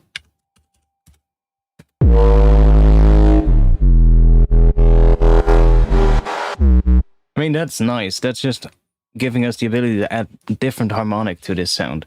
So in sections where the other one goes down, we could, for instance, add this one. That sounds a little weird, but maybe like that. See, that's kind of cool.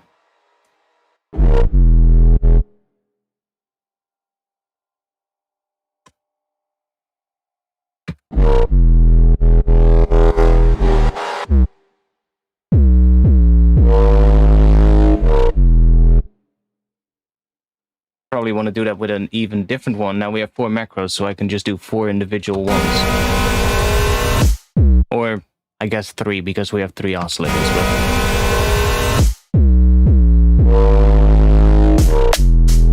that's maybe a bit much on the first part, so let's just not do that here.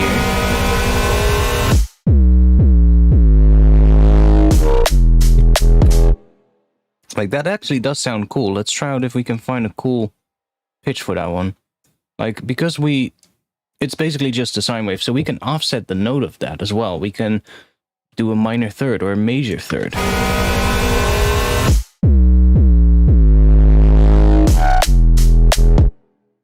And we can really add sort of like interesting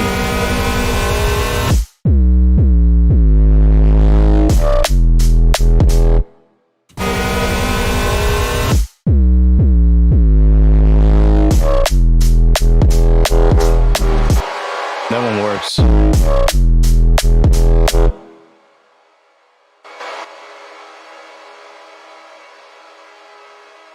Let's try it here as well. Let's see what we get.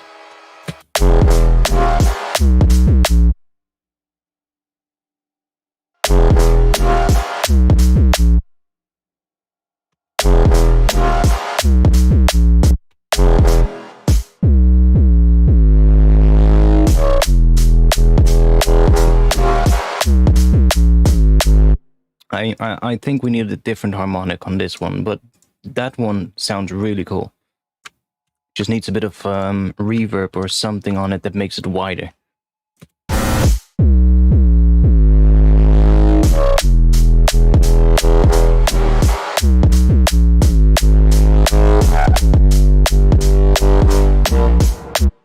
Not sure why that one there sounded completely different. Oh, because it's a different pitch. Okay. I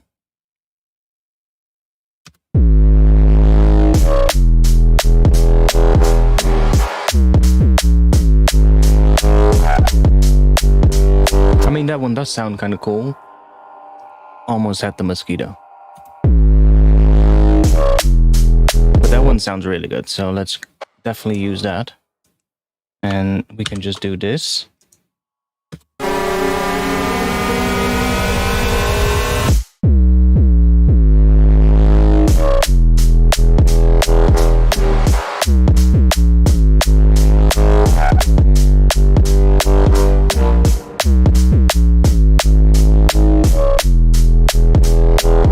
We're missing some automation.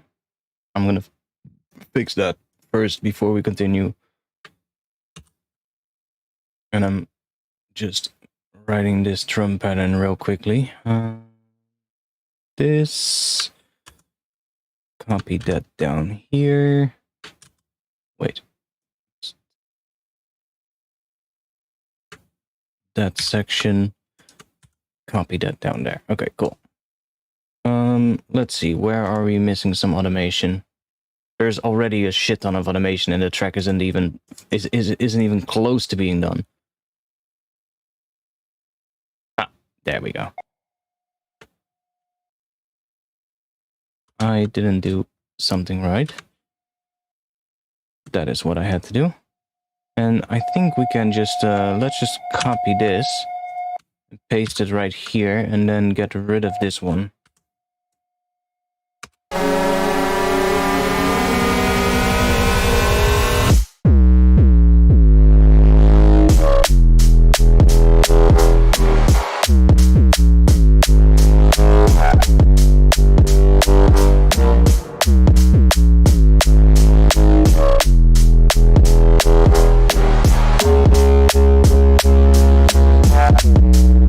Okay, we definitely don't need that beep in that last section. Sounds a little bit odd there.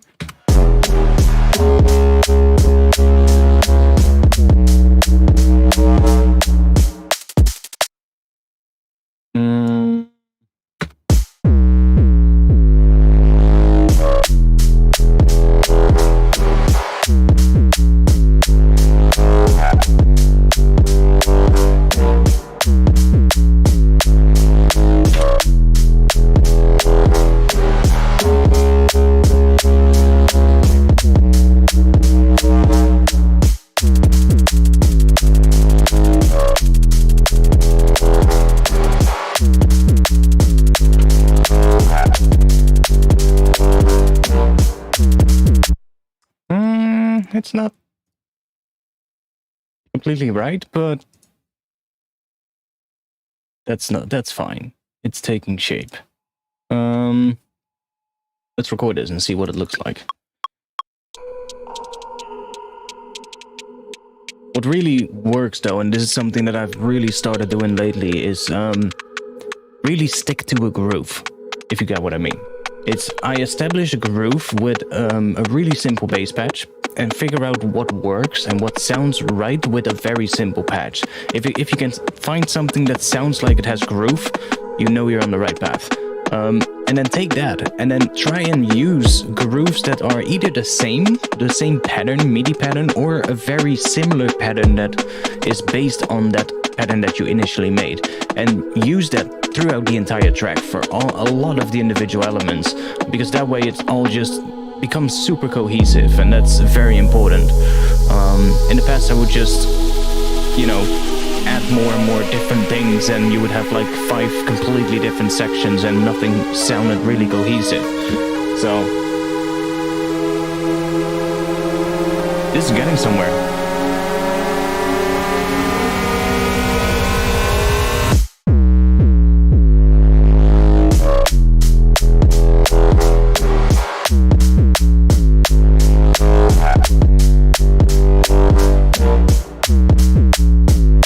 We're gonna have some extra distortion on this bass, or some limiting, because see, we have quite a bit of gain there left on the bass. Now, when we bring in the distortion in these sections, you can see that it's definitely getting louder, so a bit of limiting would be nice. We already have a limiter. It's the Ableton limiter though. Let's get rid of that. Let's just take We could do... what should we do? Should we do a bit of isotope trash? Just add a little bit of distortion, extra distortion to the bass. Make it a bit louder. If we can make it hit a little bit harder. It's basically on the entire bass group, so... Let's do it on that 808 group itself. So just the 808 group. The matte 808. I guess after the reverb, so that the reverb kind of gets brought up even more as well. I think that would be nice. So just maybe some tape saturation.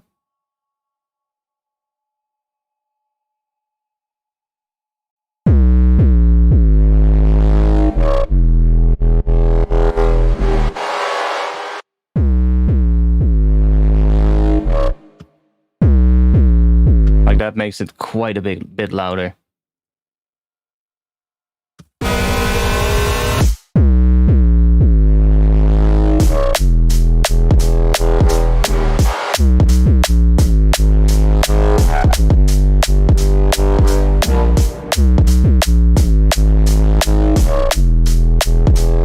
We still need more mid-range in certain sections, and I don't think the tape saturation is helping with that. Let's try electric trash, which I know is quite overused, but I like using this one maybe at like 0.25, so you get more of like this kind of a shape, which tends to sound pretty nice on bass lines. It adds like a nice harmonic.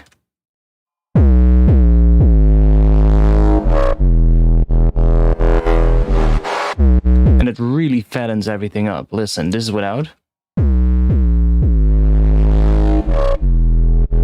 And then this is with.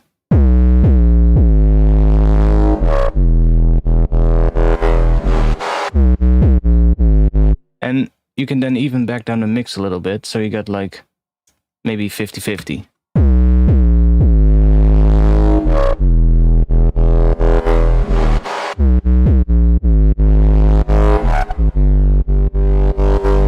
Like that adds a lot of that mid-range that we need. So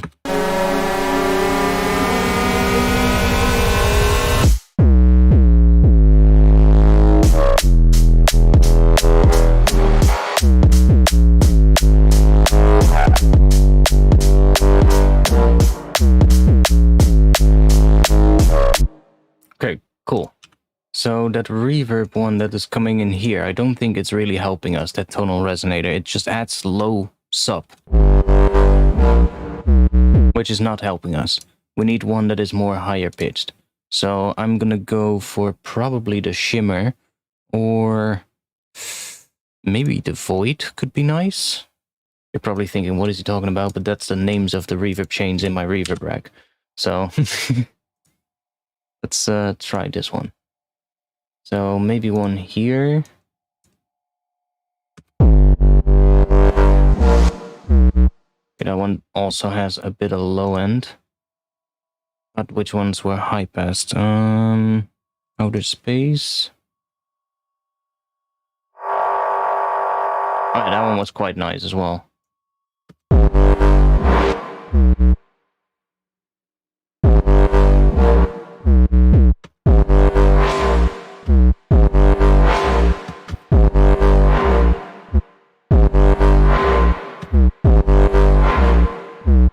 That's also how you can use them, just bring them in every now and then.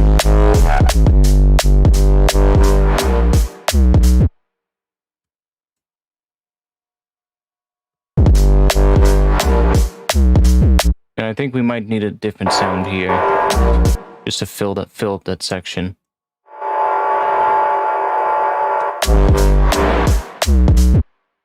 These are a little bit much.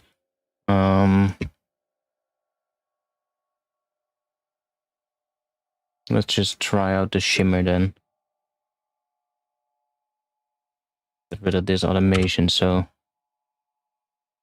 not cluttering up all of our automation lanes with unneeded stuff that we're not using.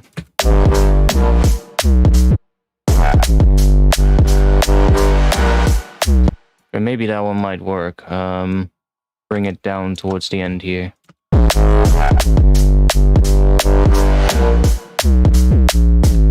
I mean, that did kind of work.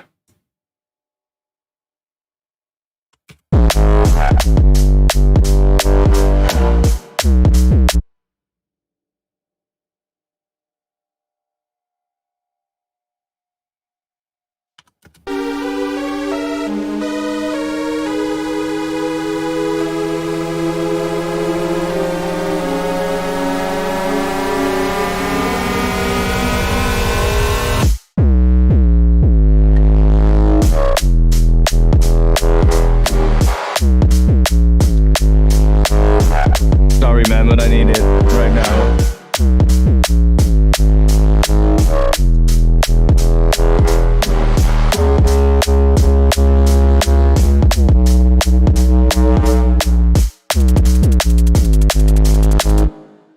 That's going pretty well.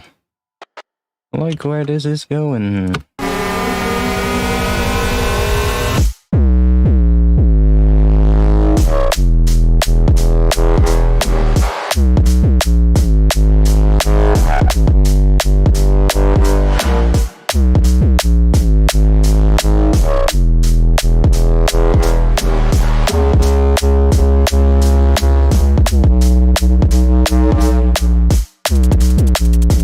Now, obviously, we need some extra stuff coming in towards the end of the phrases, I think. That's where it needs some more mid-range. It loses a bit of mid-range there, and it kind of just... I guess because it's going lower in pitch, it's also kind of... it feels like it has a bit less mid-range than what it really needs. Or it actually goes up in pitch.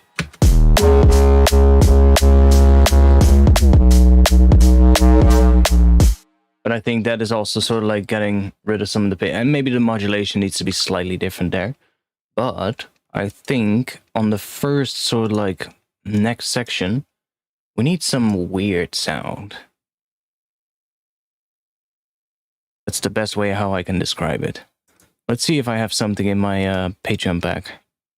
Because I have some really weird sounds there that I made for the first Patreon pack. And then the second one is going to come out on the 1st of the next month, by the way. I already made a lot of samples here. You can see it. Let's do that. I already made a whole lot of samples. Atmosphere, basses. Can I show you the rest of it? I should be able to if I open up a couple of more folders here. Let's just do that. Yeah. You can almost see everything now. So yeah, you can see like right here, from this right here, everything above that is all going to be in that next pack. So the packs, I think the next pack is twice as big as the first one. All kinds of bass resamples and atmosphere stuff, and there's a lot of interesting stuff coming up in this pack. I still need to bounce like a lot of sounds, because I did a couple of sound and sessions on stream, and a lot of those sounds will be in the upcoming pack. But I think we need something on the first sort of like hit here to kind of add. I guess that's going to come in from that section on, just on the downbeat. So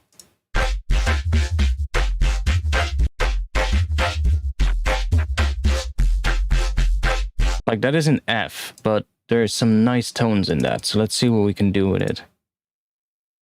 So if that's F, then if I take that first one,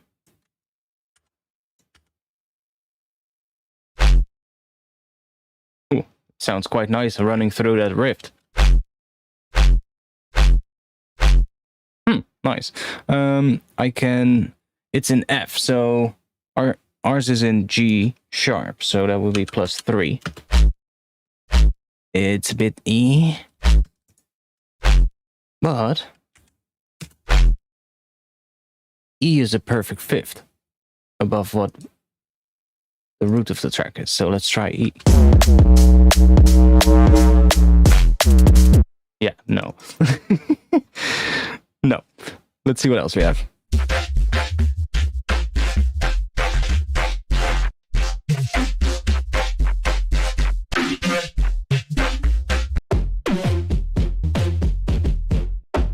might have to go for a more weirder resample.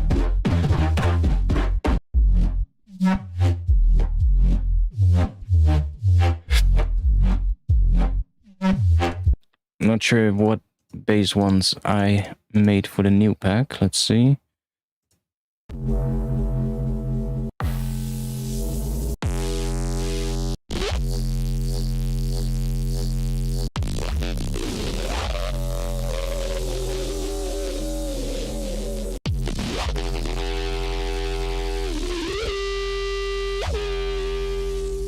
That one is sick. I like it.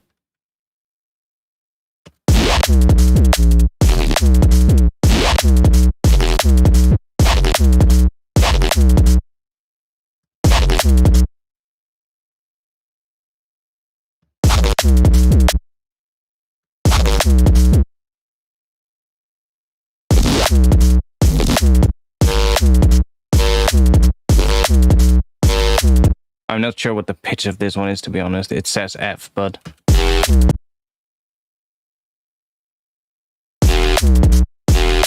that sounds way more in tune. So it's not F, but that's the resonance coming from some of the processing, so I don't think it's actually F. I just made it in the key of F, but... yo, pretty. No, that's actually weirdly weird. I need something else. Let's go for one of my MudPie resample things, which is gonna contain a lot more weird stuff.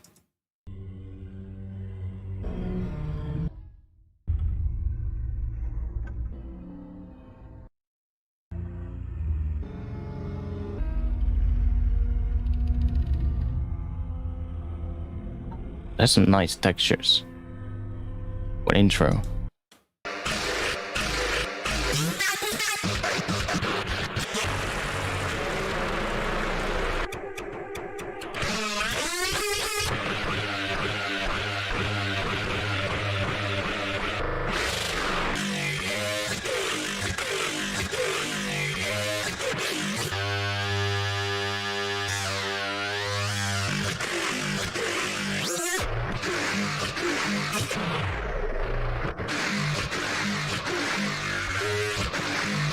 Some nice sounds in this. It's just a sick, long resampled file. Well, most of these are. A lot of form and other granular type resampling things. These things are really nice for like just filling up little sections like this. Like just take a section like this and just set it to the pitch that it needs to be. Now this is made in G. At least the sample says so, so let's pitch it up one semitone, so it's G sharp, which is the root of the track. So yeah, we can just use something like... could work. Let's see what else we have in this one, because this is a long file with a lot of stuff.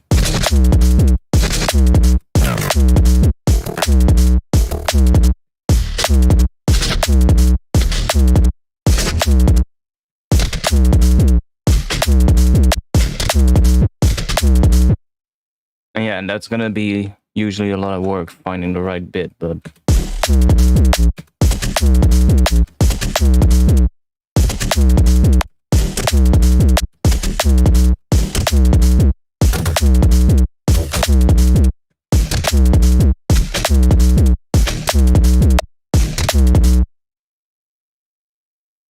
that can be boring, but hey, it has to be done.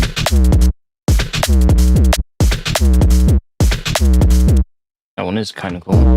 Like, I might actually be able to use these as percussion as well. But then I have to move them into the drums group so that they don't run through the same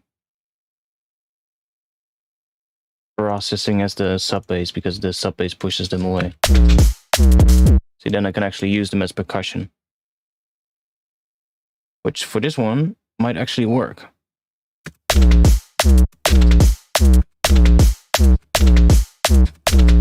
So we can do stuff like that, which is really nice. I'm still going, yeah, exactly. You've seen that right, my sir. Welcome back. I don't think I'm gonna be going for that much longer, but maybe 30 minutes or something like that. Let's give it a bit of...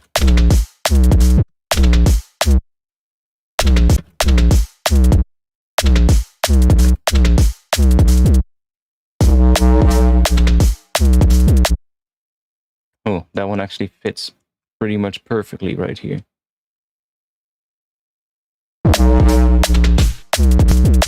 But it sounds like shit.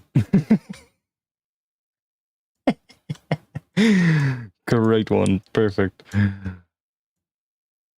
But I love using like a weird percussion like this. I'm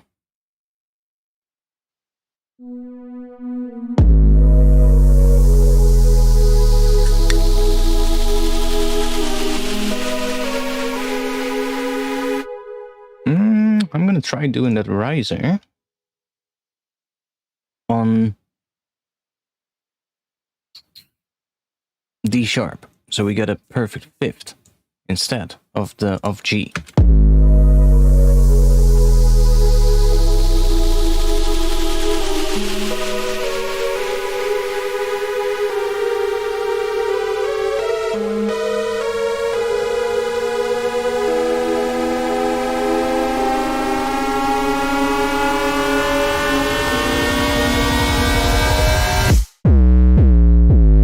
I think the riser is loud as fuck towards the end.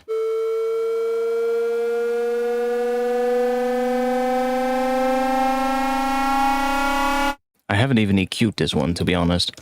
Let's do a little EQ on the riser. Let's see what we have here. Because yeah, see, we get a ton of that really low stuff, which we don't need. We have the kick drum filling that up.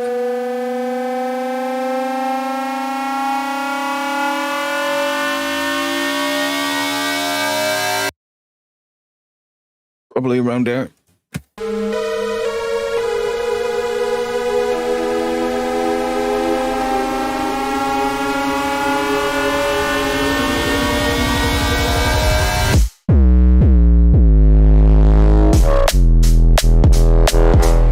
Okay, I'm gonna add...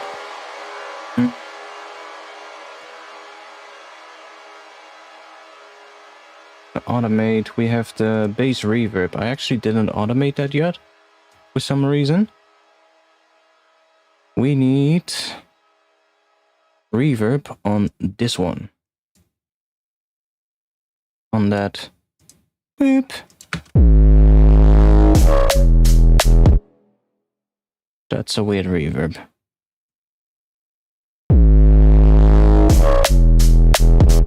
We need a long reverb on that one.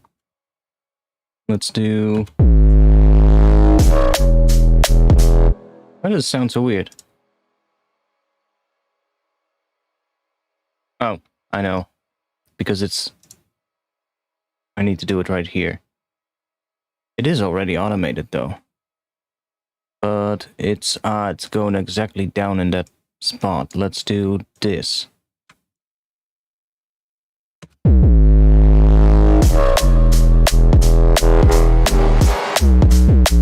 Now the reverb is a bit long. I might want to do a second send, because I want to have a longer reverb on that hit, I think, than on the rest.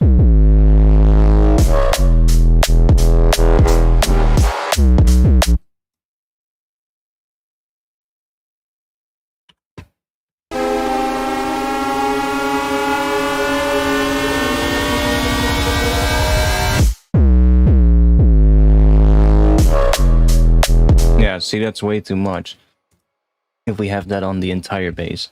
So let's keep this one quite short. About a second, maybe just below a second or just above it. And I'm just gonna make another one.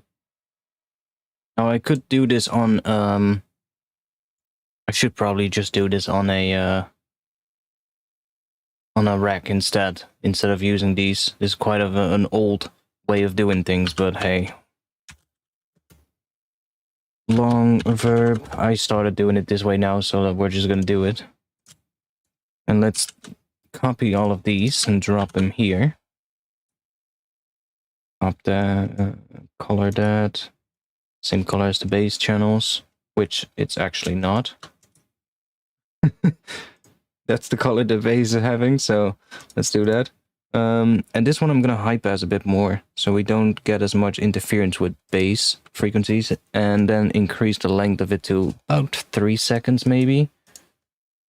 So we can go back to here and find that automation. I'm gonna back this one down.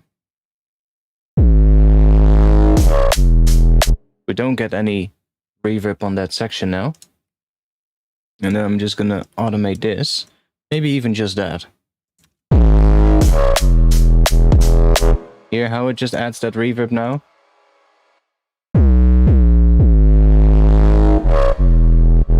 That's nice. That's perfect.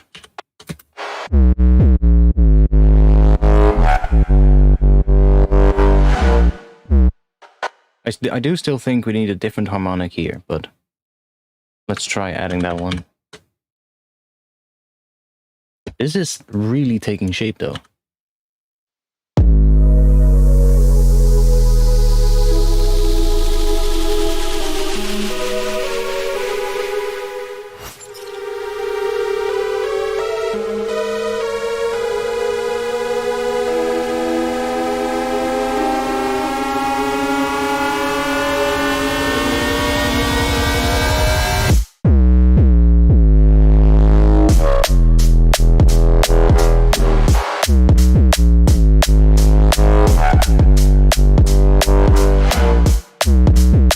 Yeah, we need a different harmonic, and we need some stuff happening here on that first beat, because it's a little empty now. The first one is good. That pause at the first kick is good, but here we need something extra to fill it up. What was I gonna do? I said I was gonna do something, but now I forgot. Oh yeah, that different harmonic. That's it. So right here, I want to have a different harmonic come in. So let's go back here, and we have this one and macro 2. Are we using macro 2? Yes, that is actually the one that I'm gonna have to change. So we need another one, and let's just take the harmonic series, because then we get a sine wave and we get the other ones. And I'm also gonna make sure that these start from the same position every time, so that we don't get different varieties on the modulation that happens with the interaction with the distortion, and they're always the same. And then I can play around with the phase to find the best position later if I really get into the nitty-gritty final details of the track, I guess. Let's modulate the level of this one. Let's find a nice harmonic for that section. So I'm just gonna cut this, and I'm gonna paste that right here. And we're gonna loop this section and see what we get. Or loop this section.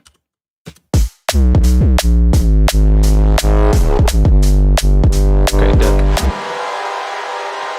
that's what we get now.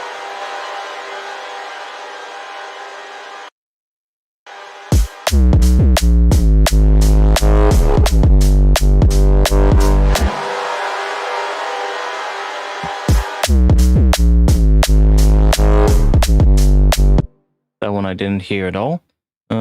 Let's go up an octave. I'm not hearing it at all. What is happening? Did I remove the modulation? No, I didn't. Ah, that's what it's doing. Now with the distortion.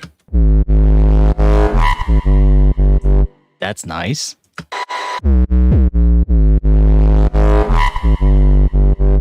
Maybe do... Oh, that's the wrong channel. Maybe do, instead of 15, doing 14.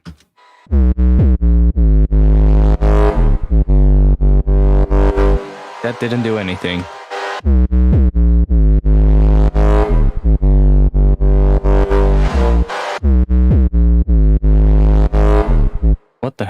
is it not moving?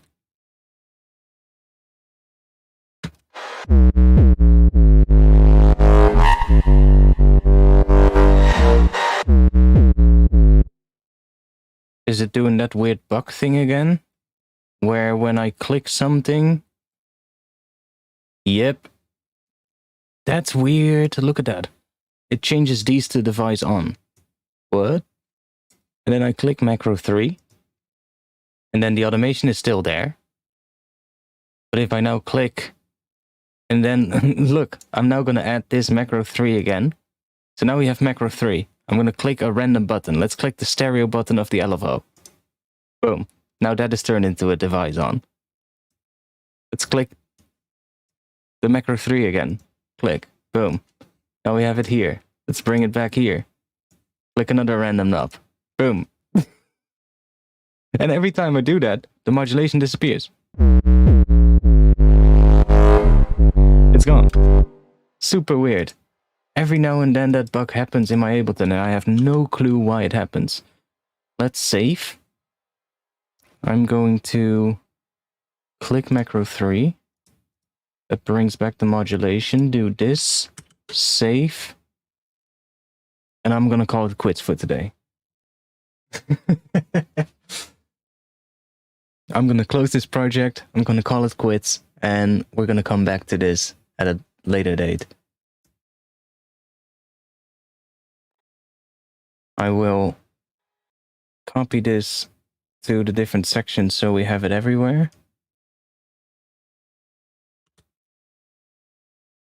Do that, and then remove this one so that we can play this. Thanks for being here. This was quite fun. We actually improved this quite a bit, even though we still only have, like, I would say maybe a third of a track, something like that.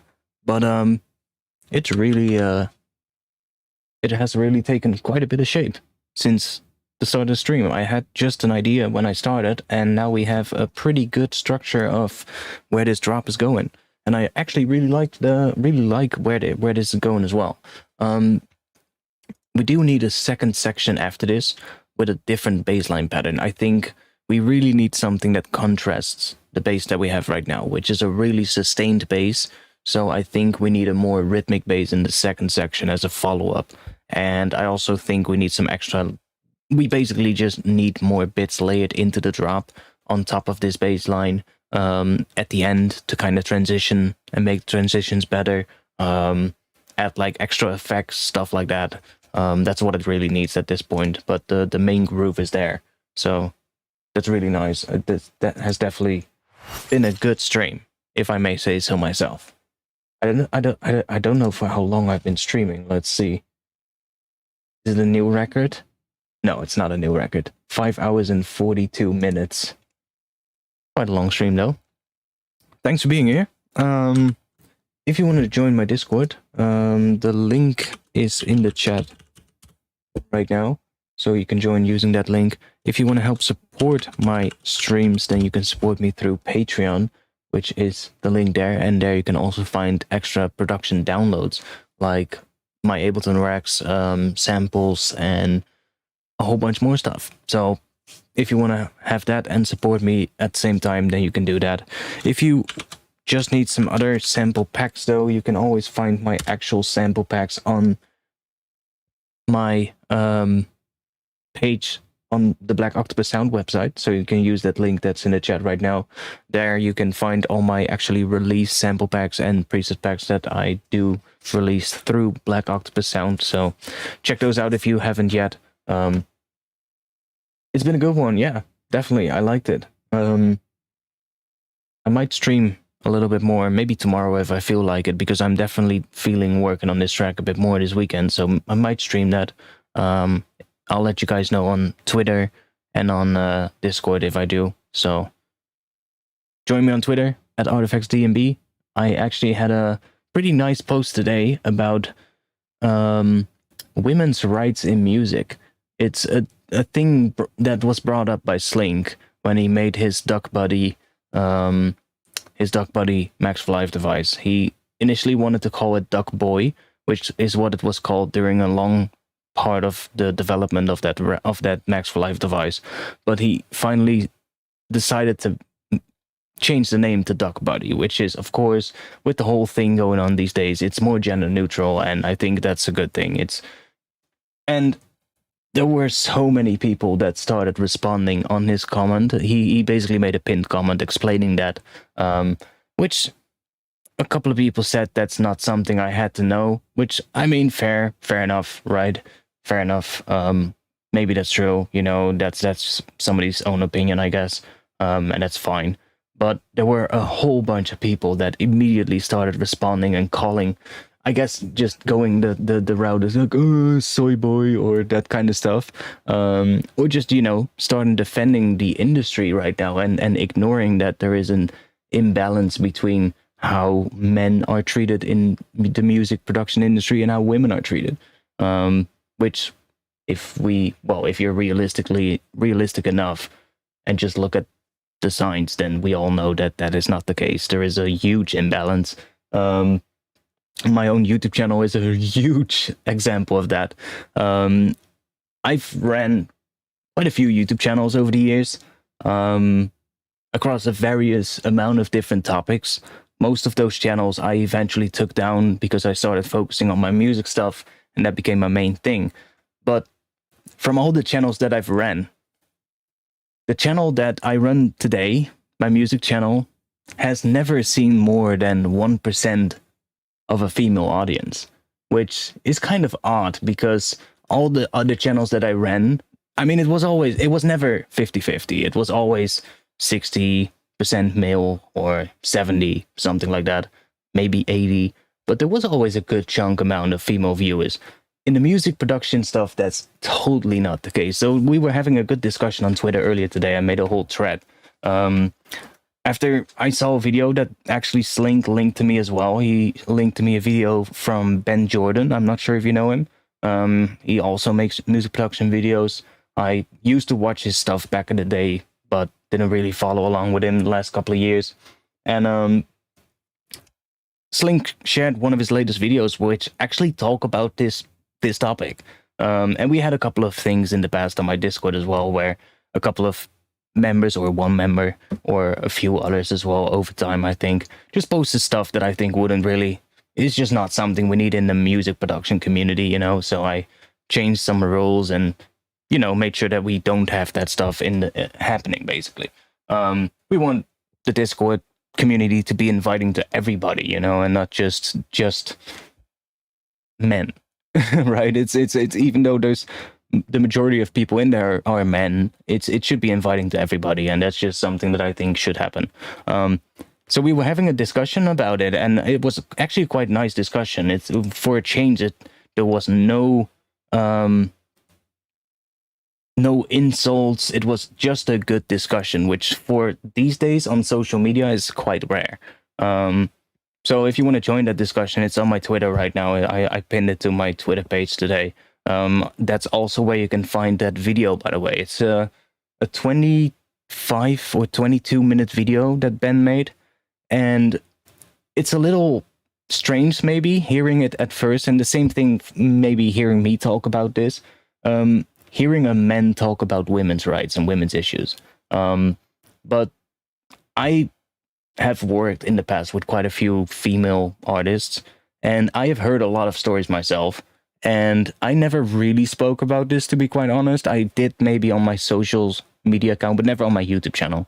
But I have heard quite a few stories over the years, and I saw that video that Slink linked from Ben, and I watched the video, and initially I also thought, him doing a video about women's rights seems a little bit weird.